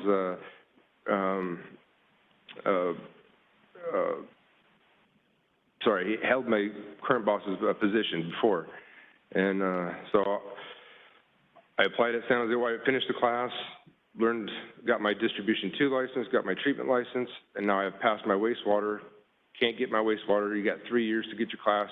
You get your 1 year's worth of training in. But with water and distribution, or treatment and distribution, you can get your license without having to do the year. So I got those licenses, and then I applied everywhere, and I was able to get my foot in the door with a small water company in East Palo Alto. I worked there for a year or two. Honestly, they didn't even want to hire me because I was, I had my own business. I was used to making more money. I was willing to take a pay cut to get out of what I was doing and get into something different and show somebody how hard I can work and what I can do. And they took a chance on me, and I appreciate that. And I showed them what I can do, and it didn't take very long to figure out you know, what the water distribution field was all about. So I still wanted to learn more. I wanted to get into the treatment, and I applied at San Jose Water. They hired me on as a distribution system operator. Next slide. After 7 years as a distribution operator, I learned, you know, I wanted to keep progressing, you know, with my distribution and treatment licenses. In the position I was, I could go up to a D5, which is the top level. Treatment, I could go up to a T2 in the position I had. In order to get that T2 license, you have to get the experience in. So now I've reached that same point that I did with the wastewater, but years later. So I went and volunteered in a local small water rural system in the hills in Santa Cruz Mountains, and I stopped by and asked anybody, where do you guys get your water from? Like, oh, we treat it up here ourselves. Well, who runs that for you? Oh, just one of the people in the community. I said, you want some help? I'll volunteer. So I volunteered I still volunteer to this day, in fact. And so I kind of gave up on the T3 after about 7 years. I could have gotten it, but I didn't. The reason I didn't is because I went into the distribution maintenance portion. So now I'm going back to the construction part of water, digging and trenching and replacing valves and hydrants, and that's where I help lead, you know, the largest department in my company. I enjoy it very much. The training we do in-house. I even volunteer after hours for anybody who wants to get their licenses and improve their, you know, I don't want them to stay a worker forever. I want them to move up just as I did. But I didn't really have a lot of help, so I make sure I do what I can for them. And I think that's my last slide. So if there's any questions, I'm more than happy to answer them. All right. Thank you, Travis, for sharing that. Next, we'll go to Kenny Williams with the Communication Workers of America.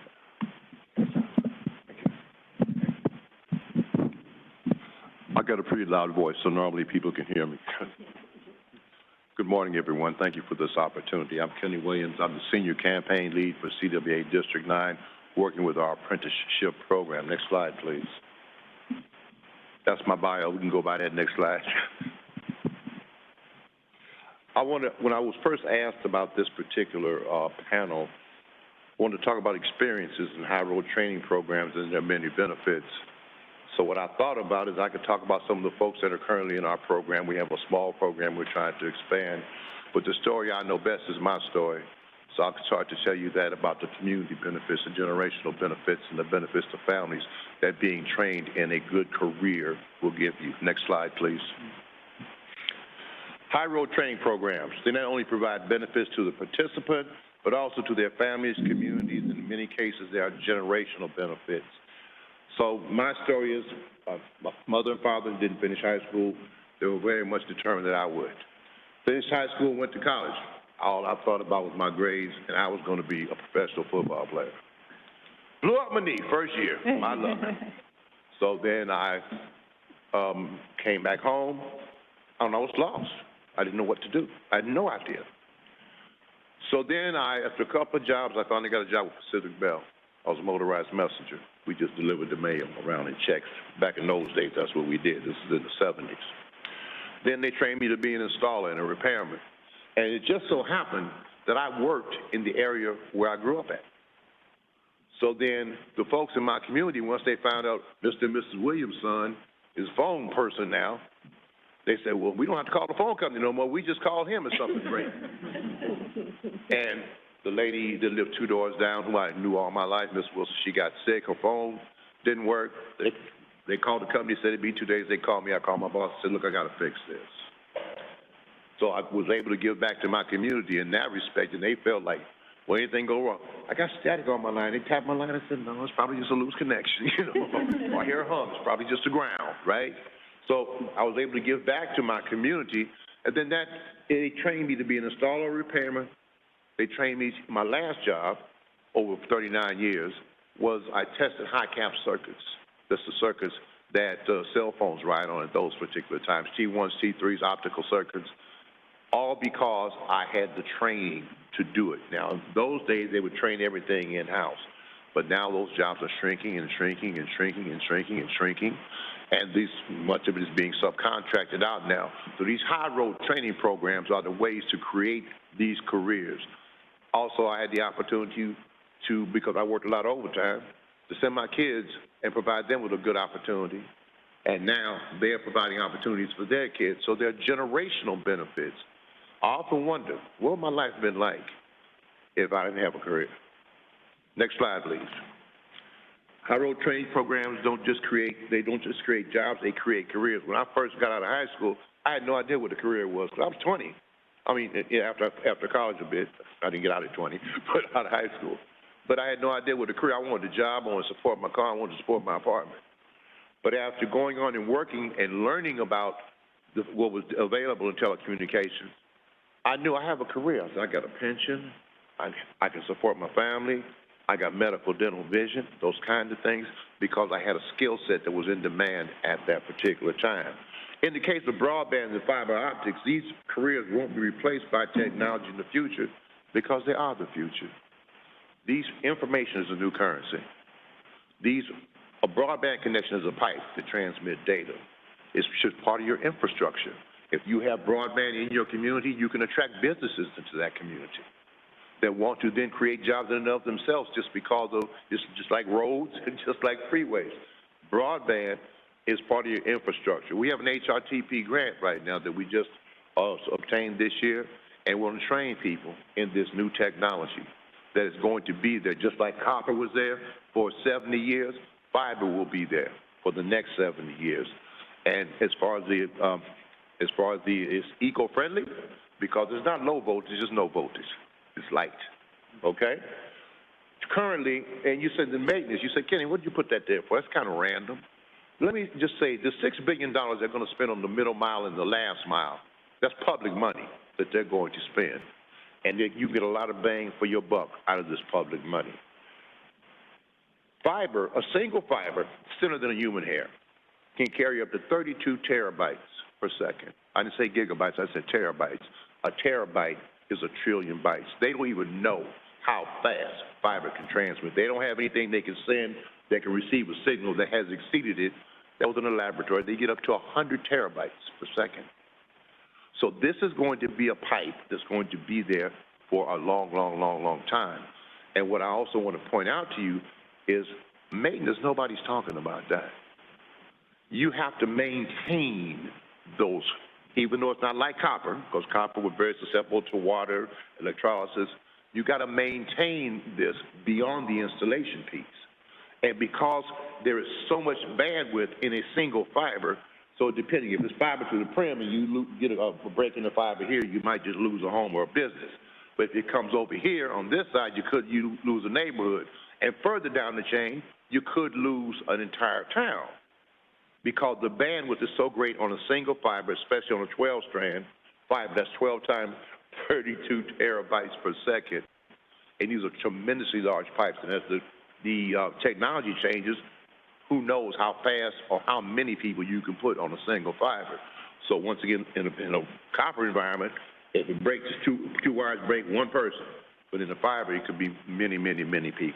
And that maintenance is going to go on well into the future, for years, decades into the future. So I want to move on now and talk about the high road training program, but I also want to talk about the California Workforce Development Board.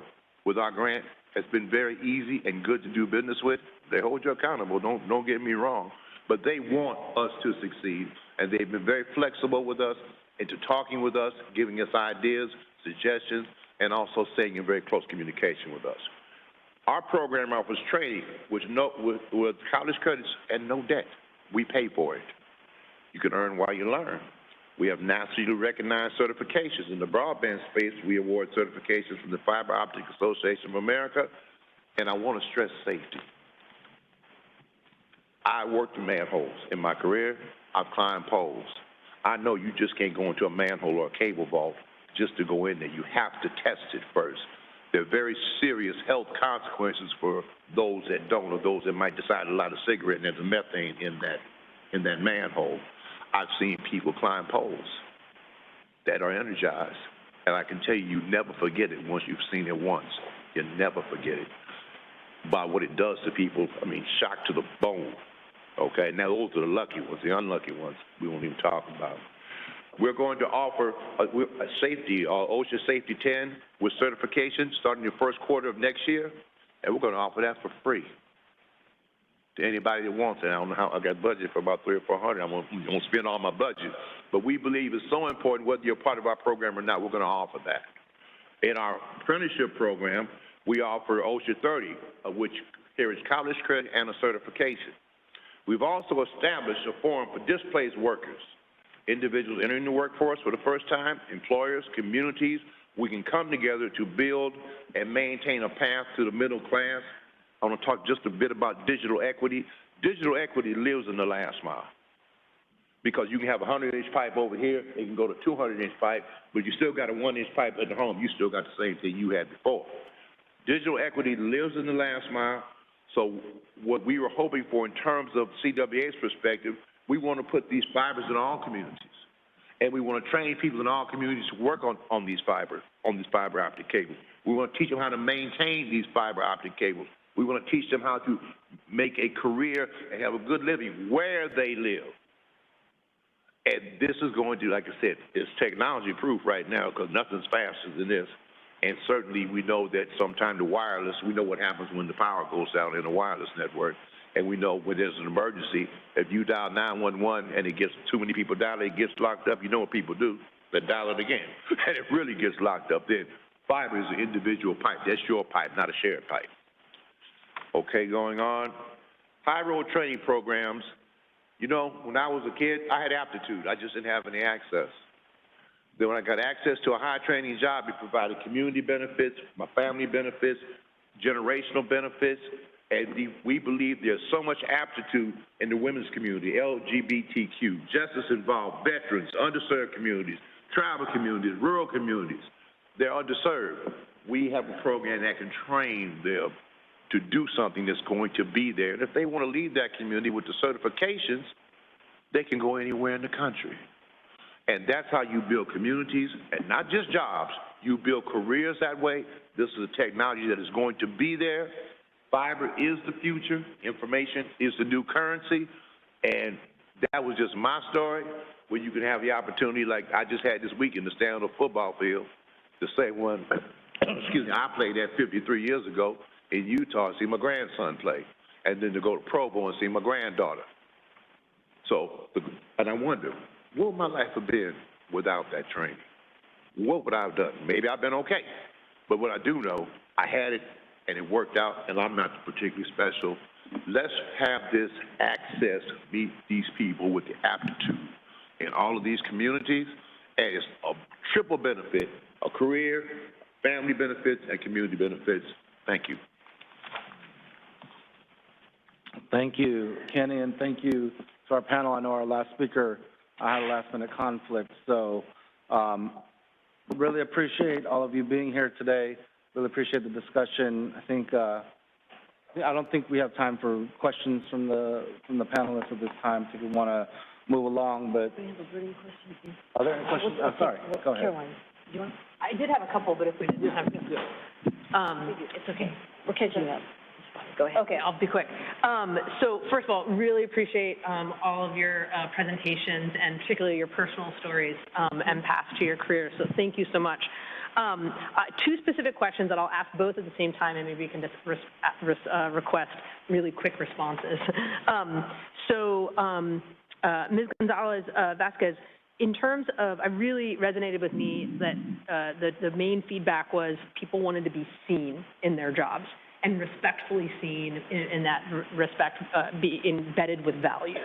I was curious if you had any suggestions on specific strategies on how to be seen, like actions that companies or training programs could take to help workers be seen. So that's one question. And then my next question is for the two gentlemen that were speaking about the utility line clearance trimming program. One, again, wanted to thank you for all you're doing to train the line clearance trimmers, because it is such a vitally important work in terms of embedding safety within our communities. So thank you for that. Wondering if you could speak to quickly just what do you see being the next evolution in developing the training programs to keep sort of uplifting or upskilling that workforce. I'm specifically wondering about new technologies that are being utilized in tree trimming action. So maybe I'll go back to Ms. Gonzalez to answer. Yeah, no, thank you so much. I really appreciate that question. And I think one of the things that we've learned from these listening sessions is that workers need the space to be able to be seen and heard, and employers can do that by hosting listening sessions. Instead of doing a survey, for example, to identify the needs of workers, host listening sessions to learn, to identify what are those needs that workers have, but also to provide the space for them to identify solutions. One of the key aspects of hybrid training partnerships that folks have lifted up is the engagement of workers, employers, and unions coming together to identify not only the industry issue, it could be anything from pending retirements, but also to identify solutions and come together to be able to do that. I think, when we did these listening sessions, you'd be surprised how many workers thanked us after and said, this is the first time I get to say what matters to me as a worker. And we can do a lot more. And higher training partnerships are doing that, and they're doing it very well. Thank you. Gentlemen. One of the things we really plan on doing as soon as we can is to have an apprenticeship. Right now we have a certification program. I don't want to get too deep into the weeds with the differences there, but an apprenticeship would be a much stronger training program. And we started with what we could get, because we are a committee comprised of 50% contractor representatives and 50% labor representatives. And the contractors were not ready to jump in with both feet on the apprenticeship. They thought they'd take a short step with the certification, but I believe they'll see the benefit of the full apprenticeship in the future. You mentioned new technologies. I don't know if anybody's ever seen a grapple saw. Yes, that's what I was thinking of, actually, sir. They're pretty fantastic. I mean, it's a truck. I could be sitting right here and reach out with my grapple all the way to that beam on the other side of the room, 60 feet away, and clip off the whole top or a big portion of the tree and bring it right over here and set it down next to the road where my grapple truck can come along, pick it up, and stick it in the truck. Instead of this tedious, piecing it out one little piece at a time, they do it in large chunks. One of the subcommittee members, one of the contractors on the subcommittee, has asked specifically that we would have a grapple saw training program, and so I can see that in the future too, once we get everything else going. Great, thank you. Wonderful. Thank you. Great questions. Again, I really want to thank the panel. I think just closing this panel, I think from our perspective, from the state perspective and the public agency perspective, I think when we look at policy, I think when we look at program design, it's easy to look at workers or trainees, folks coming into these programs in a way that it's not intentionally dehumanizing, but we have to remember people have different career paths.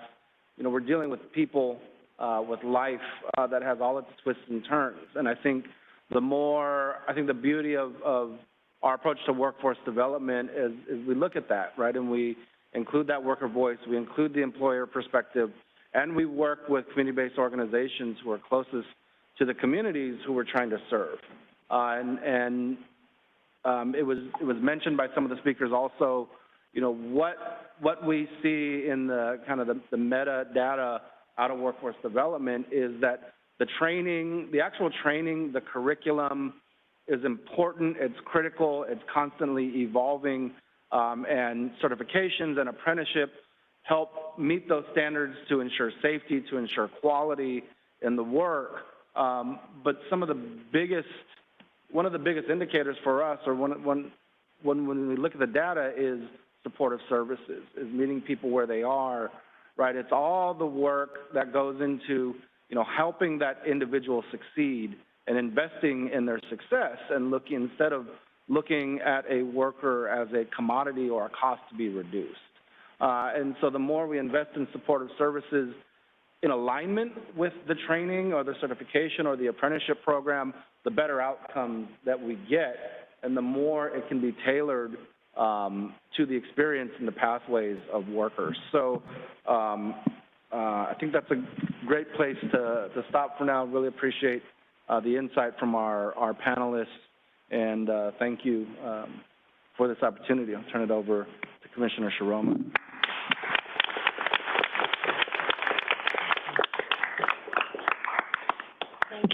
Thank you. Definitely important. There's certification, but then there's also work experience. A lot of places require work experience in order to get hired. All right, folks, it is lunchtime. We are running just about 12 minutes behind. Okay, first of all, what do folks think about coming back at 12:45? That's 45 minutes for lunch, and there are a number of places to get a quick bite to eat. 45 minutes? So, okay, 12:45 then. Thank you, 12:45. And our next panel is about partnerships. So come back for that. Thank you. Okay, and then for the day 5th.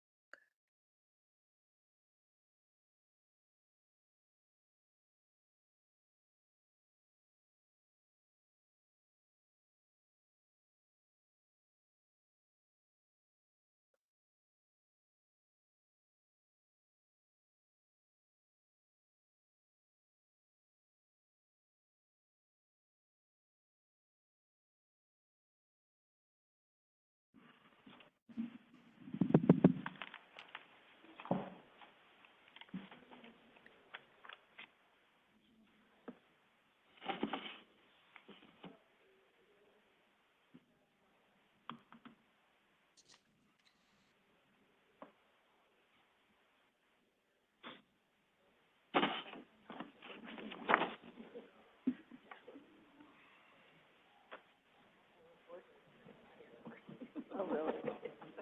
Yeah. Right by the 45.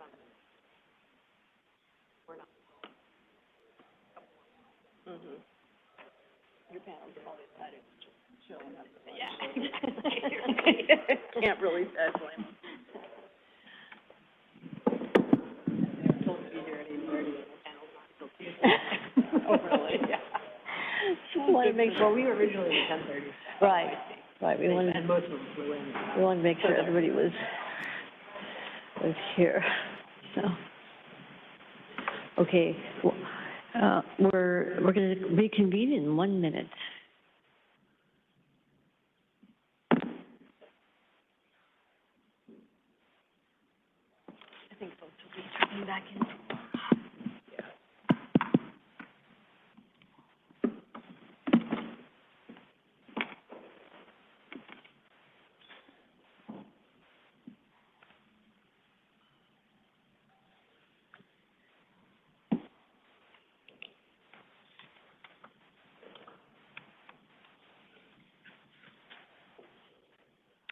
Okay, welcome back, everyone, from lunch. Are we recording? Yes, thank you.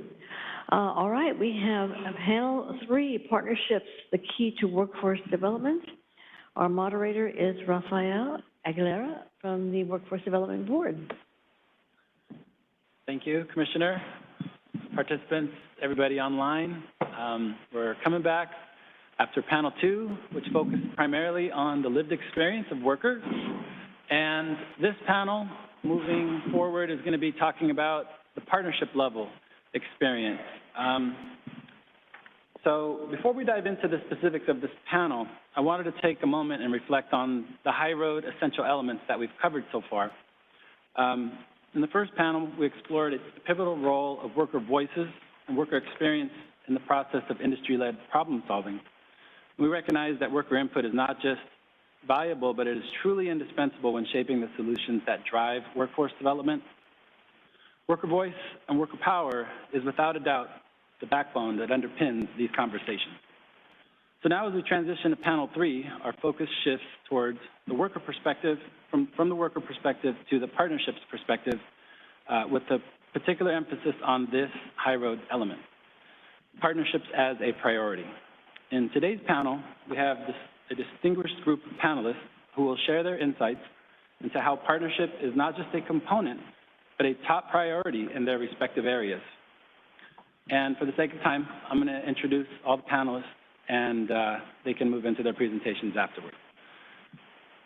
So starting off, we have Dr. Carol Zabin, Senior Advisor for the Green Economy, UC Berkeley Labor Center, lead author as well of the AB 398 report, as we call it, but it's entitled Putting California on the High Road, a Jobs and Climate Action Plan for 2030.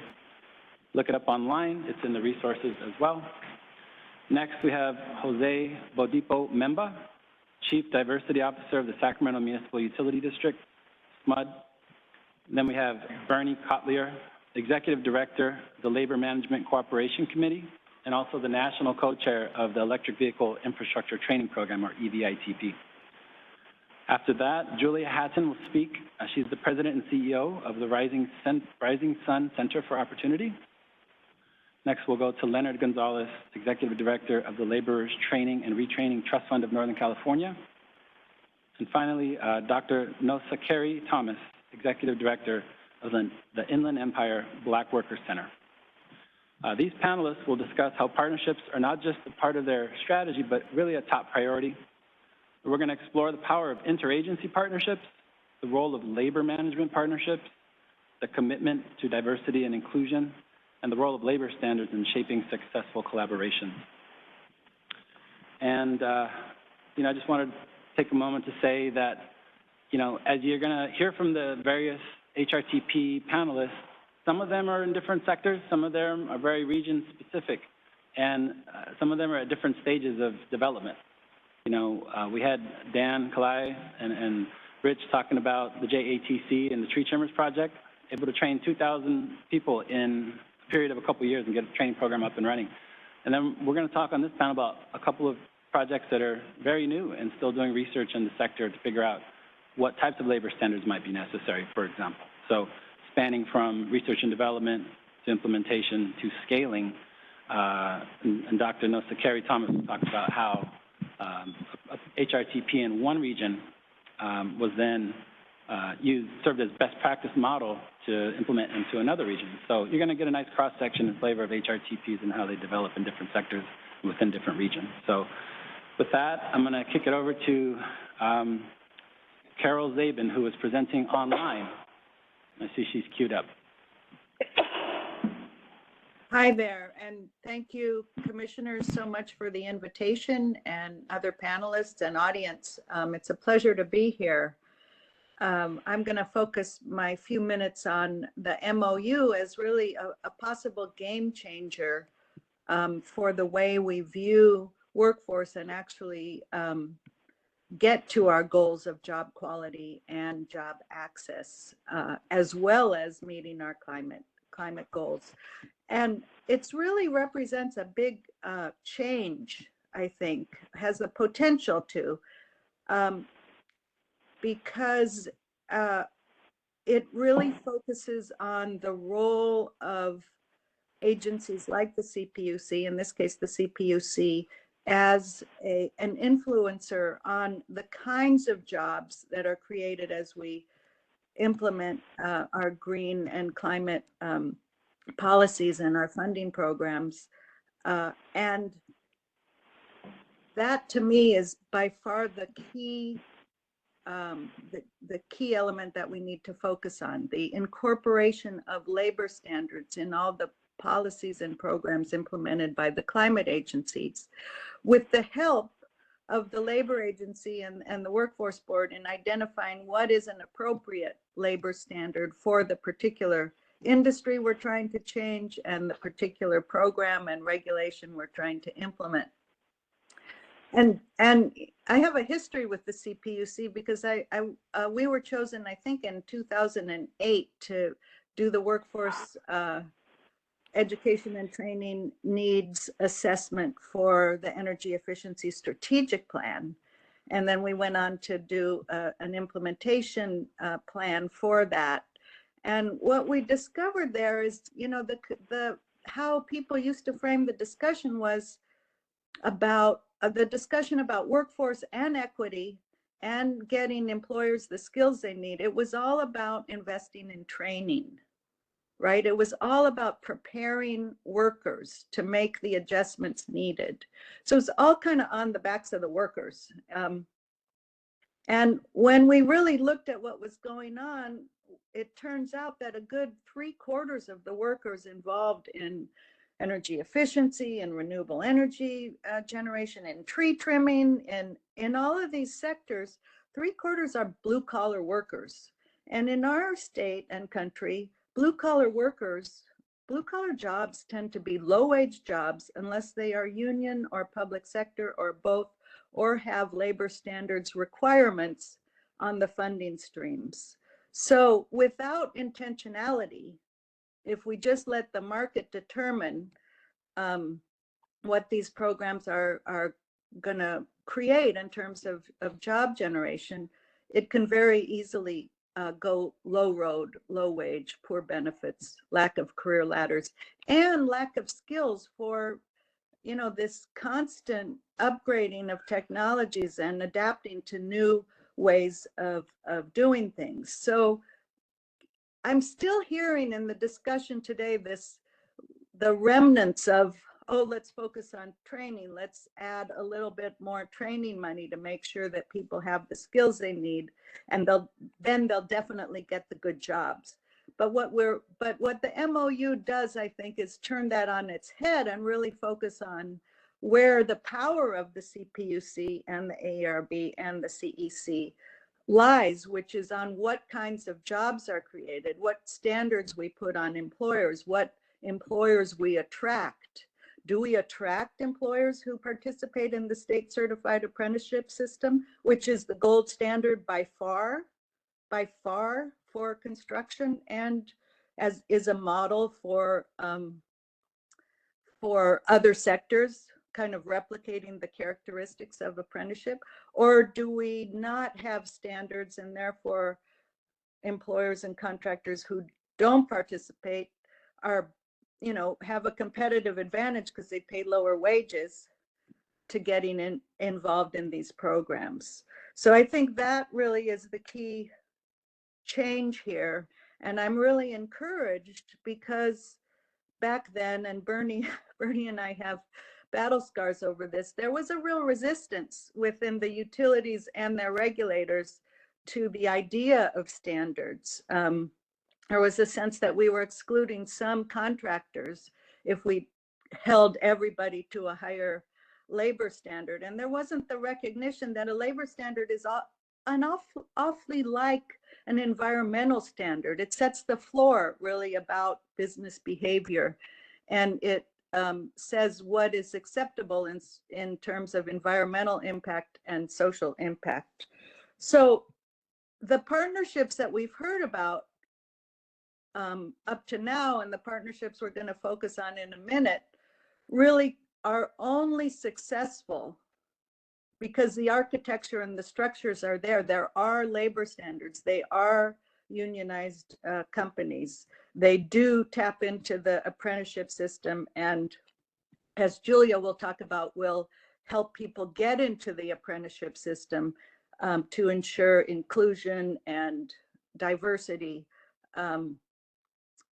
So I think it's been a real pleasure for me today, having some, 15 years in this, to see the evolution of thinking and the real recognition where we see most of the partnerships that we're talking about today are with unionized companies. And we're seeing the value of that, not only obviously the wage premium, and the wage premium is even greater for Black and brown workers in unionized versus non-union, but also the importance of unions as being a partner that can organize workers' voice, workers' knowledge, and participate and collaborate in problem solving in the industry and adapting new technology and doing it in a way that benefits both the employer and the worker.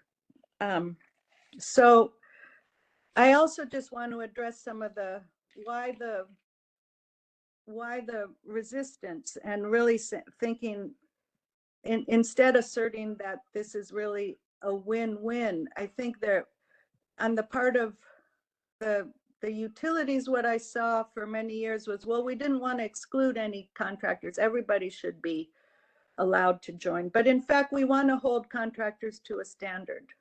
And if that excludes some because they can't or won't meet those standards, then that's where that's an outcome, but it will attract others. So I also know that sometimes the climate agencies worry about slowing things down when we add all these extra requirements. And I would assert that actually it speeds things up, not only politically, as we all know, that, opposition does slow things down, but also because then we attract the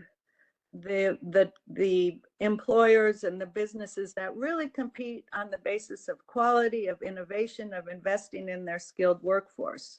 So as you listen to these wonderful partnerships, they're not always saying union. They're not always saying the programs aren't always exclusively union, but the unions are key here in setting a standard, and the labor standards that the agencies set are really key to establishing a floor of what's acceptable in a business practice, and really rewarding those companies that invest in skilled labor, which not only helps the workforce, not only opens up access, because you don't want job access into bad jobs, you want inclusion into good jobs, but it also helps us get quality installations and adaptability over time, because workers are trained in a large, in a broader scope of their skills, and so can readily adapt. So with that, I'll turn it over to the wonderful fellow panelists who are actually going to talk about these partnerships. Thank you. Jose. Thank you very much, Rafael, and thank you, commissioners, for the opportunity. My name is Jose Bodipo Memba. I'm the Chief Diversity Officer for SMUD, the Sacramento Municipal Utility District. Again, the title of the slide deck is SMUD's Clean Energy Regional Workforce Strategy. And I really wanted to give a little bit of the backstory. SMUD is a public utility that serves the Sacramento County region. And as a public utility, we have a role as community stewards. And back in 2018, the Brookings Institute had done an economic development study report for our region, talking about the economic viability of the Sacramento area. And essentially said that the disparity gap over the previous 10 years had grown faster within our county than any other major metropolitan area in the United States from 2006 to 2016. Major reason behind that was the lack of support, skill development, and infrastructure development in our underserved communities. So at that point in time, we recognized that as a public steward, we had to be very intentional, as was mentioned in the previous presentation, and really being an economic development leader in our region, and that workforce is a key component of that. And so we also recognized that we couldn't do it by ourselves, that we needed to be partners with the community as a part of the process. And so we launched our Sustainable Communities Initiative, and a key component of that is that we established over 130 community partnerships where there was not just funding, but long-term commitment between both parties as a part of the process. And we started to see and reap some of the benefits of those partnerships in our workforce development strategy. So that way, we're not looking just inwardly at SMUD, but we're looking at the region and trying to be a leader and a partner in that process. Next slide, please. So you can see on the next slide, SMUD's vision is for 2030. We have a 2030 zero carbon plan in place, and the component of that vision that's important is that we see ourselves as a powerful partner for an inclusive zero carbon economy. And in the middle of that strategy, you see there's 5 key points, is community vitality. What we believe makes our commitment stand apart is that we are ensuring that a part of everything we do, that every community is strengthened equitably. Not equally, equitably looking at those differences through data to understand the environmental impacts, the economic impacts, the access to education and jobs, and making sure we're leveraging that data. So we developed what's called our Sustainable Communities Resource Priorities Map that gave us the data to really identify where those community partnerships should be, where those workforce development partnerships can be, so we can really help participate in strengthening that ecosystem of those partners to make sure they translate into real jobs. Next slide, please.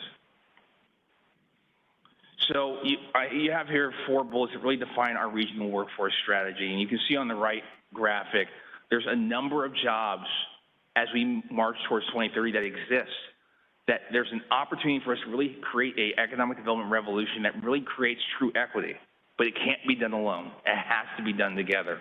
So the first step of that is making sure that internally we're attracting, retaining, and developing talent that meets the skill sets. One of the things we've recognized in working with our partners is they didn't have a lot of the information from employers as to what were the real skills that we needed to bring in so that their community members could actually be hired and placed. So making sure there's alignment in that space. 2, making sure we're doing it in a co-creating way with our community partners, that they explain the need for cultural competency, for language translation, and making sure that there's very clear pathways to those jobs. It's one thing to say there's lots of green jobs out there, but there's no steps that community members can clearly find and understand at early ages and at later stages in their lives, they won't connect. And then that means on the other end of that process, talking with employers and ensuring that they're positioned, ready, and really push and incentivize to hire those individuals. And that's where I want to really thank Raphael and the High Roads partnerships in place and the grants in place. They've served as a way of encouraging employers to really be involved and engaged. We now have employers coming to our region, coming to us saying, SMUD, we know you have partnerships. We want to be able to hire community members, and we're able to work together in that space. Again, this has also put us in a position to align regional strategies and then really address those barriers to entry for folks coming out of the prison system, for folks who are coming out with GEDs. How do they have a real chance at these true economic development and workforce opportunities? And really making sure we're leveraging data to deliver on that. Next slide, please. So really, the goals, pretty straightforward. We want to make sure that training and workforce development is embedded and that we can recruit diverse talent to these opportunities. We want to make sure those opportunities are truly living wage jobs, and we want to make sure that they're done in partnership with the community. And that when we talk about creating jobs, it's not just hiring individuals, but also bringing business to neighborhoods. And then lastly, making sure that that skills alignment exists. So we've used a lot of our grant money that we're giving to community partnerships to change curriculum, to change training, to bring in trainers so that folks are better skilled, and also identifying through our Powering Careers program at SMUD and hiring folks. The last piece is also making sure the alignment of the job descriptions meet the actual skills that are needed. So we're actually going through a process at SMUD. We're changing job descriptions so we can open and widen opportunities to our community members. And you can see at the bottom, we have a success metric of 3,000 new training program graduates and 1,000 regional job hires by 2024, along with our partners. And I'll show you a little bit about the progress we're making on that. Next slide, please. If you can kind of click through till you get to number 4, just keep clicking on that slide. It kind of shows our 4 steps of our process. Is we want to make sure that we're providing in all of our partnerships levels of awareness, making sure folks are aware of the opportunities. 2, providing folks who are become aware, what are the first entry-level skill opportunity, training opportunities in their neighborhood. And then for folks who are inspired to move that forward to certifications. And lastly, identifying employment. Next slide, please. I won't spend a lot of time in this, but happy to answer some questions because this is really the roadmap that we've designed where the partnerships align with those 4 quadrants. And we're making sure that we're aligning partners in spaces where they can best provide support to the community. You can see that we are reaching a lot of people. We have a lot of partners in phase 2 and phase 2A and 2B. and there's a number of jobs at the end goal. But the work we're doing right now is trying to make sure we refine that and expand that to all neighborhoods and all communities. Next slide, please. And you can see on the right side the map that I referenced before, that identifies the locations of where those partnerships exist. So you can see that there really is embedding of those partnerships in communities of high sensitivity and high poverty. And we want to make sure that we're going to them. Next slide, please. And I lastly want to highlight that there's partnerships are working. Again, we had over 400 individuals hired from our programs in 2022. We're improving on that number in 2023. And the last key piece, we're bringing businesses and engaging with them, and they're actually promising and holding specific positions for individuals coming from these training programs. So we have a battery storage developer that's coming into Rancho Cordova looking to hire over 1,000 individuals over the next 7 years. They want to draw from this pool. We have the same thing happening in South Sacramento. We have the same thing happening in Natomas in Sacramento. We now, because we're starting to build the infrastructure and bring the partnerships together, are able to actually identify specific jobs with specific training programs. And again, that is the strength of partnerships. The last thing I'll say in the last slide here is that we're also trying to track information so we can identify what's working and also identify the gaps. The metrics we're using to track success is the number of individuals trained, the number of direct and indirect jobs hired, making sure that we look at the economic development benefits for the communities that are served, and then also tracking the outreach success to make sure that the word is getting out and how it's getting out and what are those barriers. Happy to answer any other questions that you might have, but it just shows that when you do reach out to the community, that folks are willing to partner with you and advance an initiative forward. And so looking forward to having a further conversation with the community. Great. Thank you, Jose. Really appreciate your perspective on that. Proud SMUD member myself. Great to hear a lot of success there. Next, we're moving to a remote presenter, Bernie Kotlier. Now, we remind panelists to try and keep it around 7 or 8 minutes. Thanks. Good afternoon. Can you hear me? Yes. Great. Thank you. I'm Bernie Kotlier, Executive Director of the California Labor and Management Cooperation Committee, or LMCC. I'd like to thank the commissioners and staff for this invitation. Our LMCC is management and electrical workers cooperating for the advancement of the electrical contracting industry.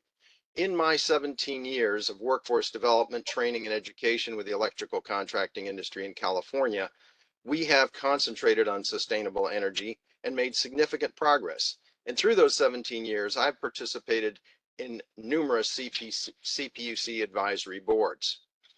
I'm going to be very blunt. During that time, CPUC staff and utility representatives have not been very interested in workforce issues. So I'm pleased that workforce and high road are on the agenda today and that commissioners are here. A basic interpretation of California state energy policy priorities include decarbonization, having the workforce to accomplish it, making sure that it's done by qualified, effective, high road contractors and workers so that California really gets the decarbonization that is calculated. Using policy, programs, and funding to ensure that California is fully implementing diversity, equity, and inclusion, or DEI. So how are we doing on these priority objectives? First of all, do we have sufficient California electrical labor force?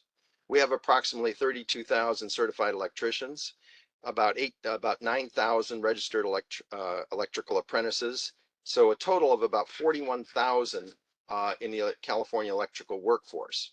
Is this electrical workforce sufficiently large to accomplish the sustainable energy electrical goals and priorities? Well, currently and primarily, yes, it is. Does it need to grow? Yes, but the sky is not falling. Is this a crisis? Absolutely not. While there are some areas in California where more electricians may be needed, there are parts of the state where electricians are currently unemployed or underemployed. In fact, this is true in our largest electrical labor market, Greater Los Angeles. This year, 5 to 10% of LA electricians are unemployed or underemployed. The electrical workforce does need to grow because of a number of factors. Two significant ones are retirements and decarbonization, which we know is heavily electrification. The workforce growth that is needed is a rational and continual one as demand increases, not based on a crisis mentality or a rushed approach, and certainly not utilizing low-road contractors who do not spend resources on training and hiring qualified workers. So how do we continue to meet California's high road workforce policy, achieve DEI objectives, and expand the electrical workforce? And are these conflicting policies and goals? There is considerable focus today on systems and partnerships, and that's good. The good news is that we already have systems and some of the partnerships in place to accomplish these objectives. And no, these three are not conflicting. The system is electrical apprenticeship. Some of the partners who drive it are the contractors and electricians that support and enable the apprenticeship schools. Electrical apprenticeship schools have 4 or 5 year programs that provide apprentices with 8,000 hours of on-the-job experience and 1,000 hours of classroom instruction. They have very high graduation rates and high California state exam pass rates. There's no tuition, there's no debt, and they earn while they learn. They embody the high road and build secure citizens. Today, JTCs in California are over 50% BIPOC and women. Los Angeles, the largest in the US, is 81% BIPOC and women, only 19% white males. Those are DEI numbers that exceed the local population demographics. And best of all, they not only provide an opportunity for a job, they give those people careers with diverse skills, living wages, and good benefits. Electrical apprenticeship expands the workforce automatically based on demand. When more electricians are working, more apprentices are brought in. And across California, there are more candidates than seats available. So what is needed to expand the workforce? The answer is greater demand for properly trained and qualified electricians. How does that happen?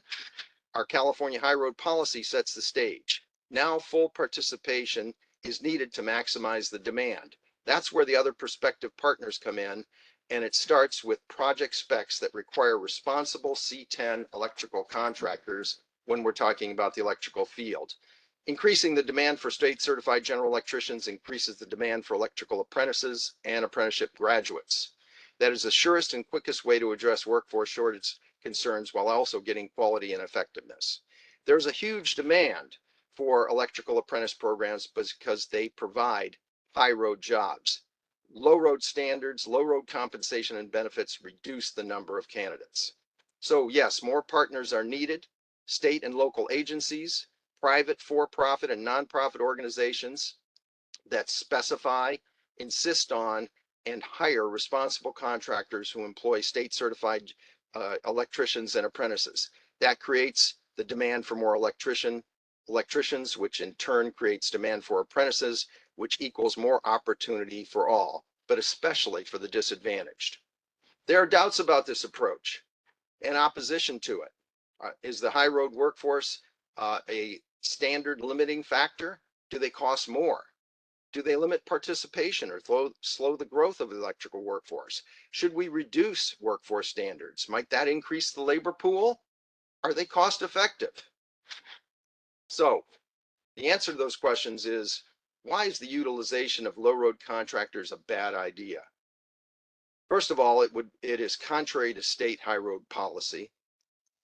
Secondly, electricians are required to have 8,000 hours before they can even sit for the state exam. And there's many good reasons for that, including safety, skill, competence, performance, and maximizing decarbonization by having well-qualified contractors and workers doing the jobs and doing them right. Limited training exposes people to electrical safety hazards. The electrical trade is comprised of a diverse set of skills, and in diversity is job security. Limiting training translates to limited income and poor benefits. How can people in California live in California if they don't make a living wage and have good health care and adequate retirement income? Low road projects are not cost effective. When decarbonization projects are not installed correctly, they don't work properly, and we don't get the decarbonization that has been calculated. So unless it is pre-apprenticeship, short training courses don't work. Using DEI to justify spending millions of dollars on programs that give people minimal skills, minimal wages, and few, if any, benefits is not beneficial. Those programs perpetuate the struggles that many working Californians, and especially disadvantaged community members, face in getting adequate housing, nutrition, and medical care. On the surface, it may seem appealing to have lower wage workers doing trade work. It benefits companies that want to increase profits, but it shifts the cost burden to taxpayers in the form of increased need for social services, medical care, and other subsidies. DEI is not one objective, it is three. Low roaders usually meet the diversity numbers, but they fail on equity. Low wages are not equitable. They fail on inclusion. How can members of disadvantaged communities be included in the U.S. economy, and especially the California economy, when all they get is low wages, poor benefits, and a dead-end job? An effective DEI funding policy is focusing on pre-apprenticeship, which leads to real, diverse careers. The low road undermines and hobbles actual effective decarbonization. It is not cost effective, and it is a dead end for California workers. Thank you for this time today. I appreciate it. Thank you very much, Bernie. Appreciate you. All right, next we're going to move to another remote presenter, Julia Hatton, President and CEO of Rising Sun Center for Opportunity. Go ahead. Can everybody hear me okay? Yes. I assume that's a yes. Okay. Thanks for letting me call in today. I happen to be in North Carolina for a conference, but this topic was so central to Rising Sun's work that I really wanted to find a way to be here. Julia Hatton, President and CEO of Rising Sun Center for Opportunity, which is a nonprofit workforce development organization operating in the Greater Bay Area and San Joaquin Valley. And I also serve as the secretary of the Disadvantaged Communities Advisory Group that works with the CPUC and the CEC. So thank you for the opportunity to be part of this panel. I'll say that high road workforce development is central to all of Rising Sun's work, and we work closely with and receive funding support from both the CPUC and the CWDB.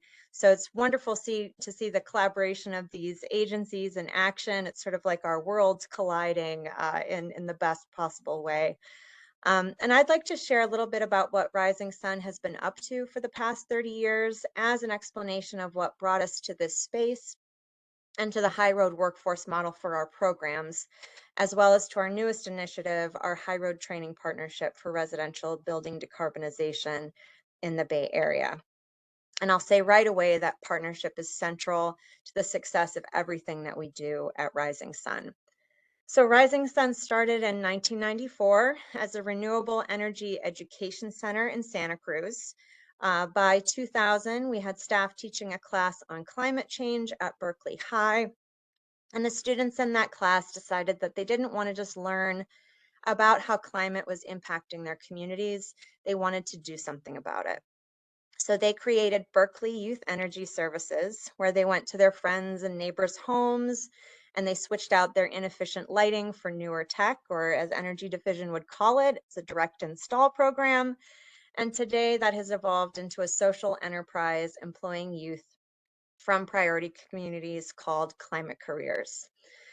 Rising Sun's youth employees provide free greenhouse calls and kits to thousands of homes per year in the Bay Area and Stockton, and then they work in paid climate externships for broader career exposure.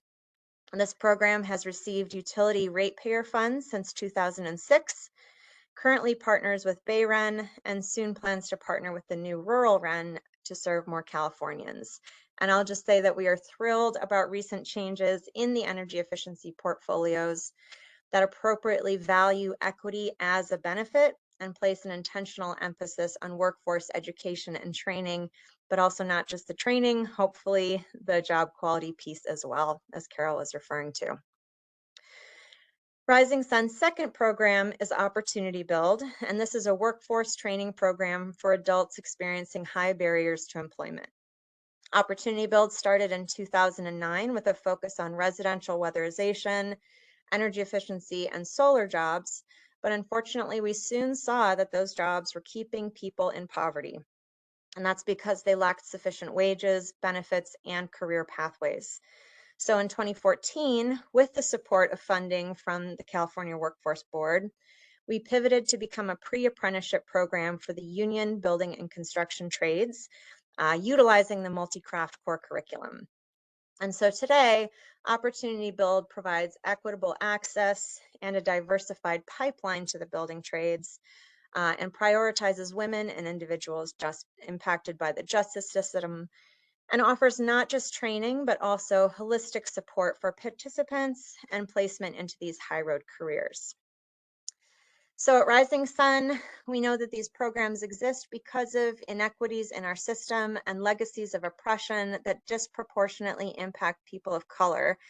And I always say that our job at Rising Sun is to work ourselves out of a job so that our programs are no longer necessary. And I think the only real way to do that is by engaging in systems change through policy advocacy and activism. So right now, Rising Sun's policy advocacy work is taking place through partnership, and specifically through a high road training partnership, or HRTP, funded by the Workforce Board and focused on public programs to decarbonize existing homes. We started this work in 2021 with the support and foresight of Bethany Jones, Jody Pincus, the City of Berkeley, and we've brought together dozens of partners. We have employers and contractors, workers and job seekers, city governments, RENs and CCAs, nonprofits, and of course, organized labor, primarily through our co-lead, the Construction Trades Workforce Initiative. And our goal as a partnership is to make sure that the jobs created by the billions of dollars of investment in building decarb are good jobs and that they're accessible to folks who've been left behind economically. And I want to give a shout out to Chiara Ariano, who I think is there today, Rising Sun's High Road Initiatives Manager, who expertly leads this work, and to the amazing Emily Courtney, who is our consultant with Good Green Work. So in their day jobs, Rising Sun's HRTP partners are focused on many different pieces of the building decarbonization puzzle. That could be scalability, carbon reduction, tenant protections, construction, program implementation. But together, we really focus on one thing, and that took some time to get us all in that laser focus. But we focus now on job quality. That is the one thing we work on together as a partnership. And we figured out that the lever for ensuring job quality, for creating not just jobs, but accessible high road jobs, is, as you've already heard today, labor standards. And by that, we mean developing recommended thresholds for workforce standards, from wage floors to employer provided benefits, to worker representation, to training, to targeted hire, and then advocating for those standards in the form of incentives, requirements, or resources, like we did recently for the CEC's Equitable Building Decarb program. And our hope is that these standards, when tied to significant public investment, will both increase union participation in this industry, as well as build capacity and increase access to the market for small BIPOC and women-owned contractors who want to provide high road jobs. So ultimately, we want all decarb contractors to offer great, accessible, high road opportunities to workers, and especially to disadvantaged workers. And that's really how you build pathways to climate resilience and economic equity simultaneously. And that, as it so happens, is Rising Sun's mission. While I have this platform, one thing I'd urge the Commission to consider is to look at ratepayer funds the same way that we look at taxpayer funds when it comes to prevailing wage requirements. And I'd also argue that there's an opportunity to look at portfolios of smaller cost energy projects as a single larger project to which prevailing wage requirements could then apply. At the end of the day, these are public dollars, so we have an opportunity and an obligation to maximize the benefits of these dollars for the communities that they come from. And ensuring that climate investments build high road careers is one really tactical, tangible way of doing that. So thank you so much, and I look forward to your questions. Thank you, Julia. All right, now we're moving to Leonard. Go ahead. Thanks, Raphael. Thank you for the invitation. Thank you, Commissioners, for allowing me to be here today to present. My name is Leonard Gonzalez. I am the Executive Director for the Laborers Training and Retraining Trust Fund for Northern California. We are the training arm for the Laborers Union. We cover from Tulare County all the way up to the California-Oregon border, everything in between. We have just over 35,000 dues-paying members as laborers in the region. Our training center provides, we trained just over 20,000 of those members in 2022. We run approximately anywhere from 4,000 to 5,000 active apprentices during the year. And last year in 2022, we onboarded just over 2,000 new apprentices during that time frame. So when you talk about workforce development and the High Roads Jobs Initiative, it is key for us as a joint apprenticeship training committee to work with different entities and agencies throughout the region that allow us to access and provide services in collaboration with community-based organizations that are receiving these funds, private entities, public entities, and we're very active in that. And it really starts with our leadership. As you know, or as you may not know, there is a difference between a JATC and a union. The union represents the workers. The JATC is the training and apprenticeship arm. And sometimes we don't, there's union politics that take place, and sometimes those individuals don't play well together. And also in organized labor, sometimes certain crafts don't play well in the sandbox. So building those partnerships for CBOs, you know, we can help bridge some of those gaps. We are active in over 15, close to 20 pre-apprenticeship programs throughout the region. We provide services in Folsom Penitentiary. We have 2 instructors in Folsom. I have 1 in San Quentin, 1 at the Boys Ranch in San Joaquin County, and I have 1 individual that's at the Chachilla Women's Facility as well. And so, you know, we focus on the ability for reentry. We run female cohorts throughout the region. We also work with CalPAL here in Rancho Cordova, California Police Activity League. We are the provider of City Build in San Francisco, Goodwill Industries in San Jose. And so we really rely on that to create the pathways into our industry. I think one of the challenges that we see, and like was mentioned earlier, we are a multi-craft core curriculum certified trainer as well. The MC3 was developed by the North American Building Trades along with several other crafts. And so we utilize that curriculum and we implement that. I think one of the challenges probably that some of the community-based organizations or funded entities might see is getting all crafts involved. You know, for us, we take on quite a bit. Last year we onboarded just over 2,000. About 250 came from these programs into the laborers.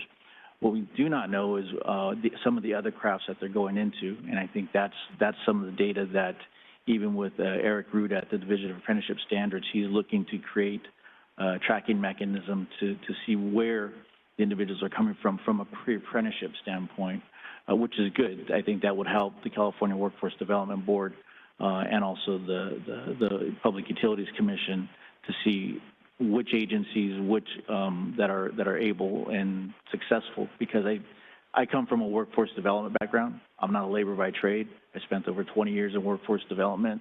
You know, and the challenge has always been placement. JATCs have the connection to the contractors.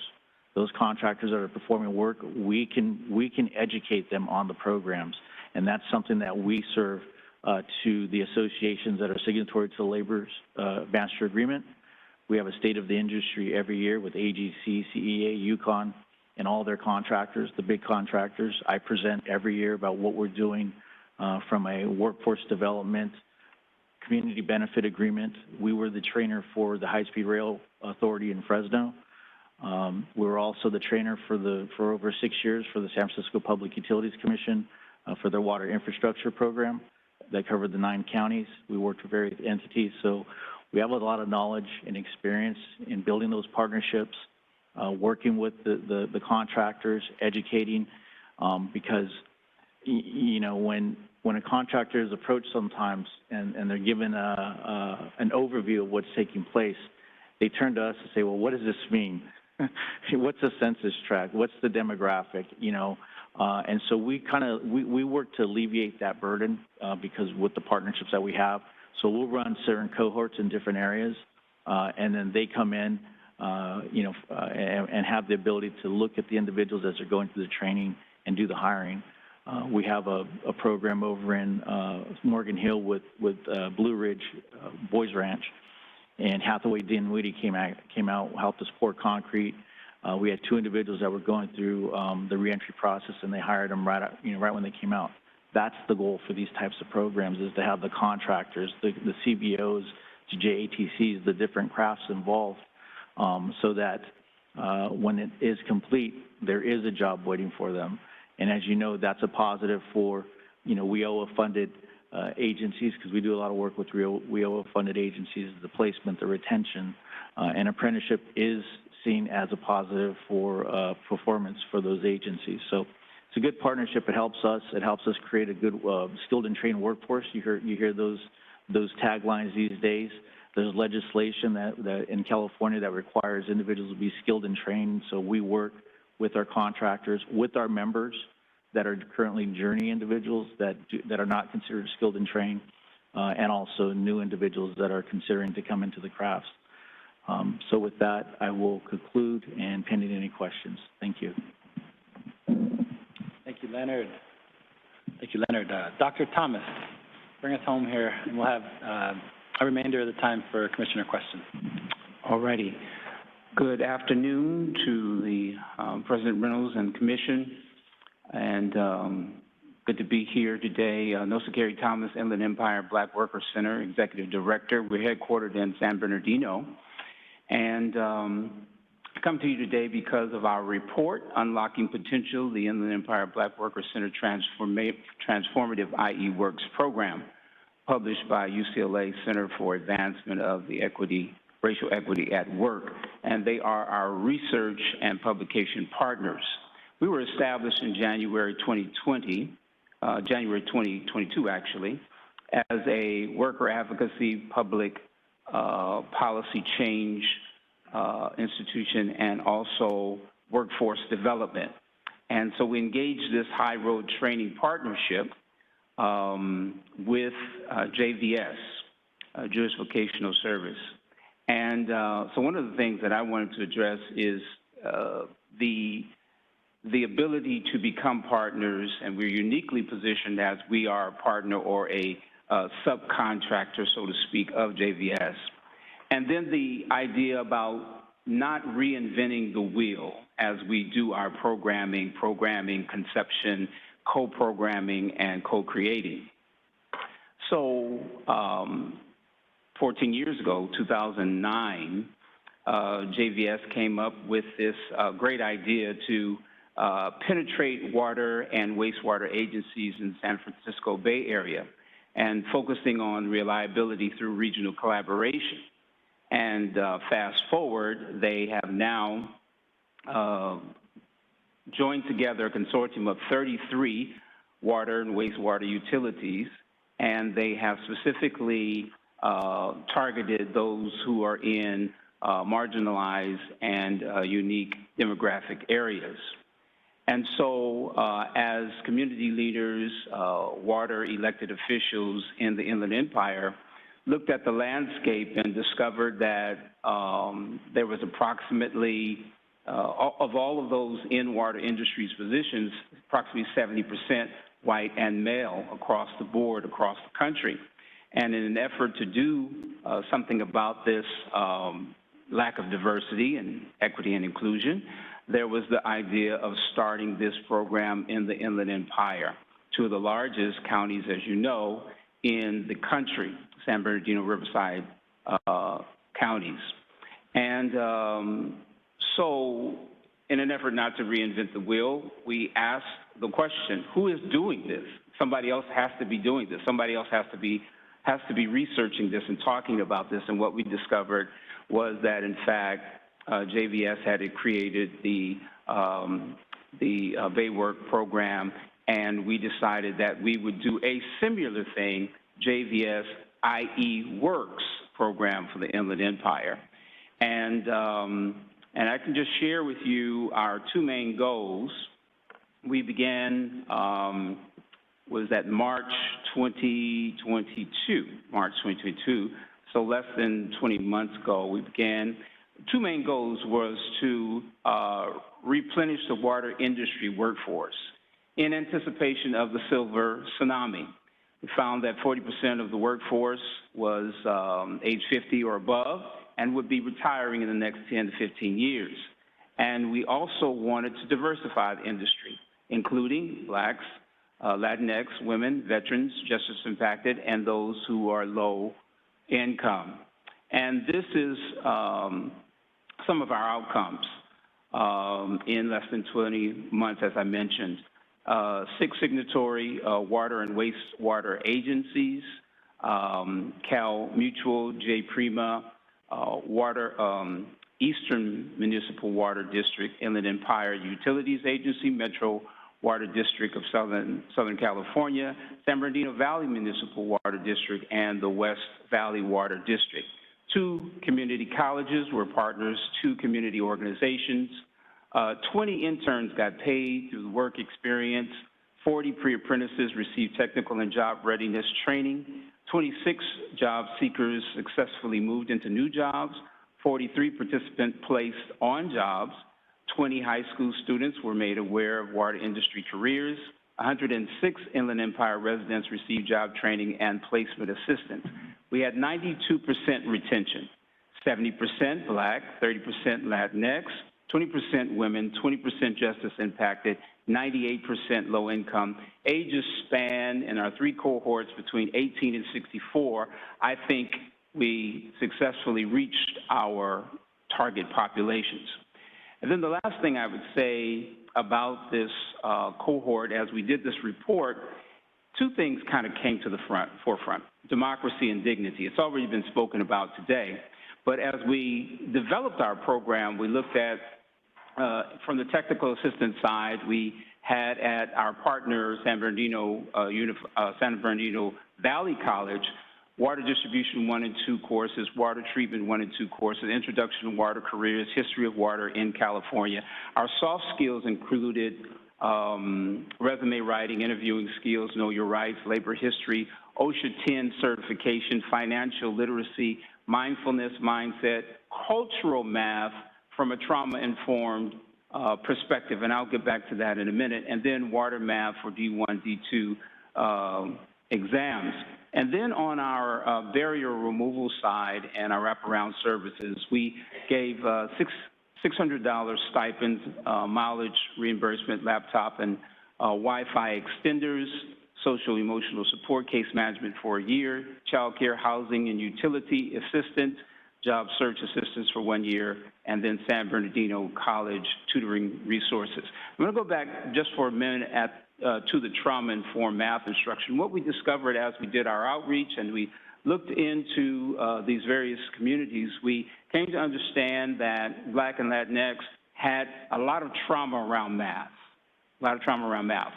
And as such, you cannot penetrate these workforce water industry opportunities without math. You just can't do the D1, the D2 certifications and move on and get promotions. And so we understood that and approached it from a trauma-informed perspective, creating safety, trustworthiness, transparency, peer support, collaboration, mutuality, empowered voice and choice, cultural and historical implications. And so what we did is we talked about the trauma that they experienced in their K through 12 lives or experiences. And we helped to kind of debunk that and gave understanding for that and reframed that. And then after that, we were able to create a new platform for learning and understanding. And we gamified the mathematic curriculum so that it was fun and enjoyable.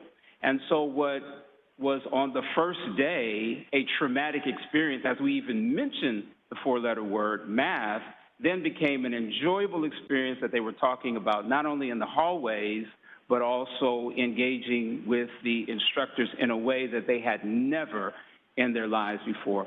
Then the last thing I would say, in terms of the dignity part, I want to come back to that. In the report, they say that this was a democratized place. They did not treat us like slaves. And I'll pause there for a moment, because we know the history of slavery in this country with Black people, and Black people have often associated the disparities, the work from sunup to sundown with slavery. And then even on jobs, the mistreatment, the disparities, the lack of voice and power associated with slavery. And so in this space, they said they treated us like human beings with dignity. And so we're very proud of that, and we hope that, you know, we can continue to give voice and give power to those who were previously powerless and voiceless. And we want to humanize and not re-traumatize. Thank you so much for your time today. Wow. How about a round of applause for our panelists, please?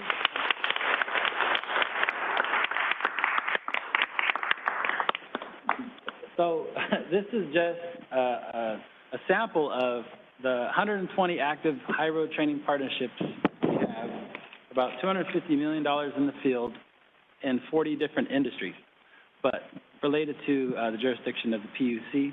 And so, Commissioners, turn it over to you for any Q&A if you want to delve deeper into any of these topics while we have the attention of these presenters. Thank you. Thank you to all the panelists. A really wide array of things to take in. I wanted to come back to K-12. And Jose, in our some past conversations, I'm an alumni of SMUD as well. And could you talk a bit more about what SMUD is doing with the K through 12? For sure.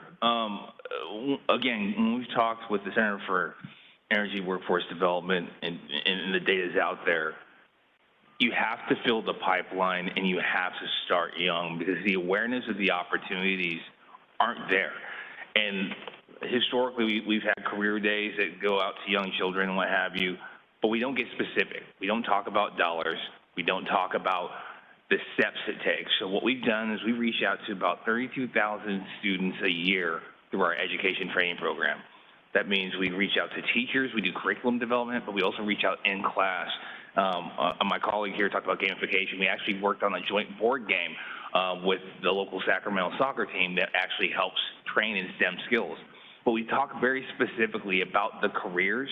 We bring individuals, we bring equipment, we talk about salaries, we talk about the steps it takes, whether it's a community college path or a training path, and we try to lead them with contests and games. We have an annual event where we do solar car races, and we try to stem the engineering mindset early and young.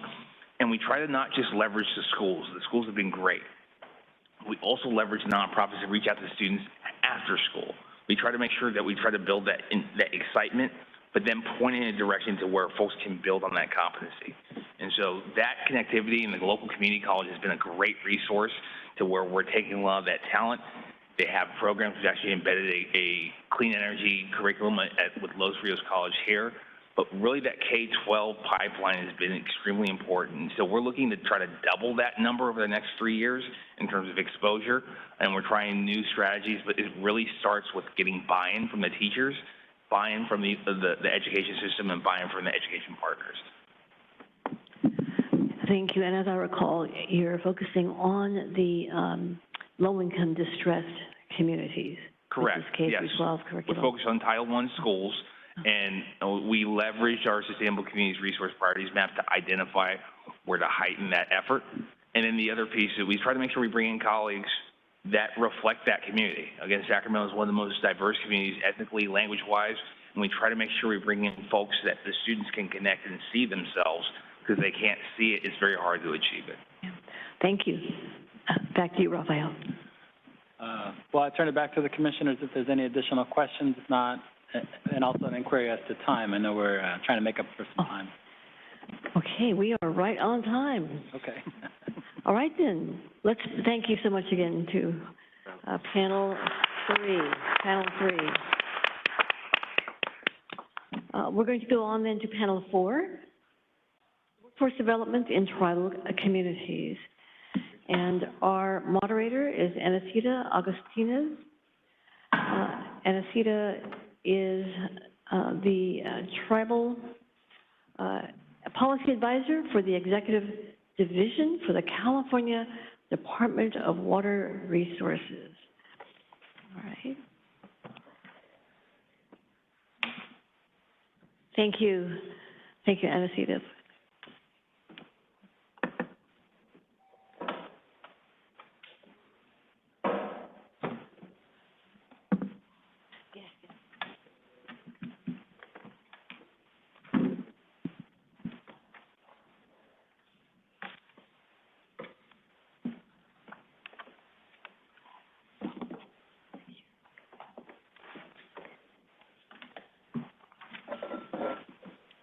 Good afternoon, everyone. Hello.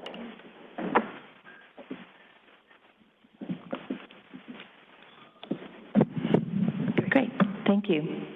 It's an honor to be here. Thank you for the opportunity to moderate panel 4. Commissioner Shiroma, thank you again to all the commissioners. I'd like to thank you for the opportunity to highlight panel number 4. We have with us today, representing the California Indian Manpower Coalition, Dr. Lorenda Sanchez, the Executive Director. She'll be our first speaker. Following Dr. Sanchez, we'll go to Cindy Corrales. She is our workforce and volunteer manager with the Grid Alternatives from Inland Empire. And also from the same organization, Angelica Wright, Tribal Education and Workforce Manager with Grid Alternatives Tribal Program. Ms. Zoe Watson, is she going to be appearing via online? Wonderful. And really thank Zoe Watson for joining us. She's replacing Dr. Jonathan Cassell, the Executive Director of the Sierra Institute for Community and Environment, and she's a work colleague, so she'll be able to assist us with that. And that's our order of our speakers. Commissioner Shiroma, with your permission, we'll go ahead and begin. Wonderful. Dr. Sanchez?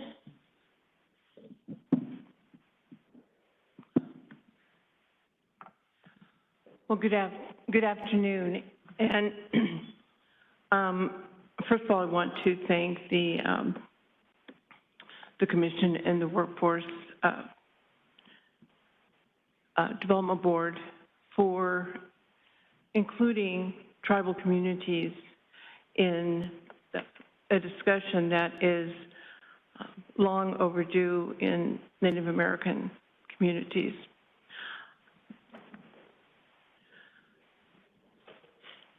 I've been the Executive Director of the California Indian Manpower Consortium for a little over 45 years, and the change that we've experienced over those years has been an amazing and challenging task for us. We have an extremely vast geographic service area, and do I have a PowerPoint? Okay, thank you. Our geographic service area is about 228,000 square miles. All the colored shades of California, the entire state of Illinois, Scott, Muscatine, and Clinton counties in Iowa, and 104 of the reservations here in the state. We've had the opportunity to see some of our communities go from a 72% unemployment rate and an 82% poverty rate to no unemployment and folks that are no longer unemployed. And although there are many tribal communities in California, there are possibilities, and I think that's what we need to share and celebrate more. One of the newer areas that California Indian Manpower Consortium is involved in right now is in the pre-apprenticeship and apprenticeship, and looking at projects that are going to make our communities more green and provide jobs that can support that. And I think that one of your themes here has been about partnerships. If you can go back to the first slide for a second. Thank you.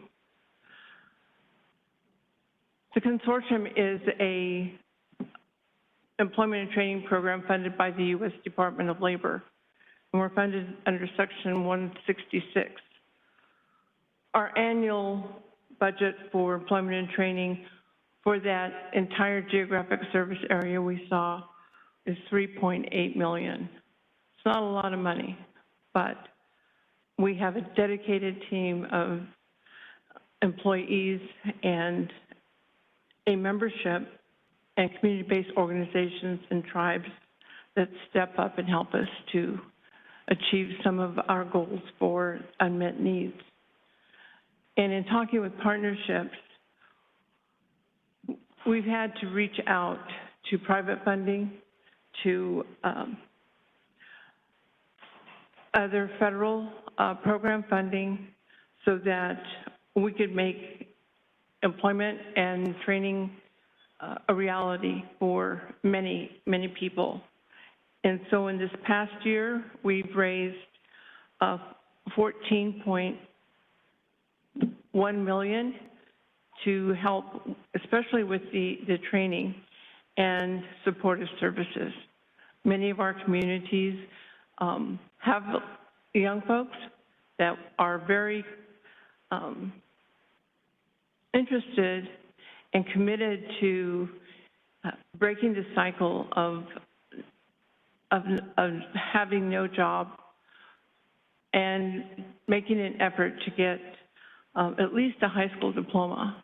So with that funding in partnerships, we've been able to expand the services. So if you can go to slide 3, please. Our base funding programs are the workforce development, emergency services, child care. We have an extremely successful entrepreneur training program, and we serve the elder population. And we've also invested in education. Our education programs are K through university level. But those programs and those efforts can help to support individuals that want to find and take advantage of training that may be new to them. So on the last slide, we have, thank you. We have current projects that have just been launched in the past 6 months, and many of them focus on the apprenticeships and some very unique training models. We have our young folks that are graduating from high school, getting trained in 6-week programs that are going to allow them to work on the assembly line for solar cars. We have adults and members of one of our Southern California tribes that is interested in constructing electric car charging stations. And one of the other areas that is very much needed in Indian country are our homes. And we have buildings and trades that is a focus. And our goal is to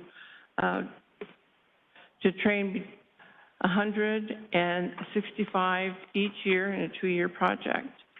So it's ambitious. And we have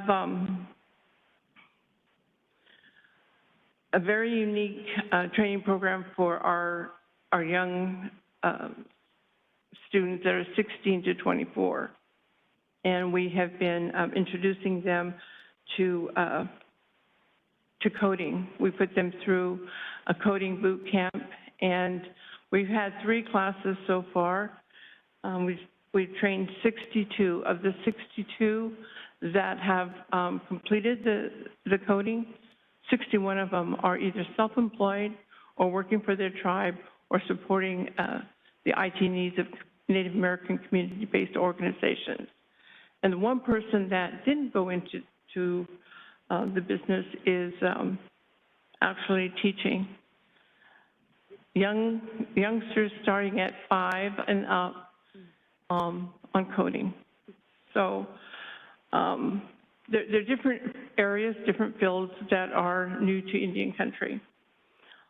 And we have Elevate Youth California project, and we have a COVID education recovery project where we are working on virtual classroom and virtual tutoring for children of our membership.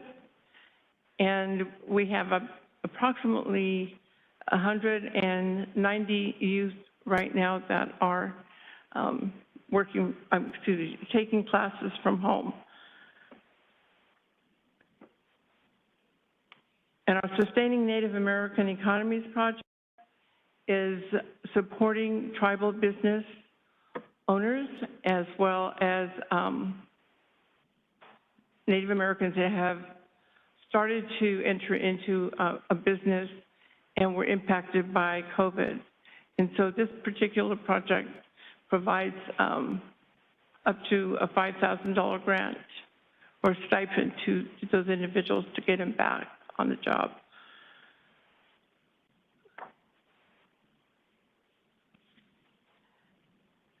And we've also been very fortunate to receive a private foundation grant for $400,000 to support the supportive services for youth and adults that either have transportation or require housing to be able to relocate for the different training opportunities that they have.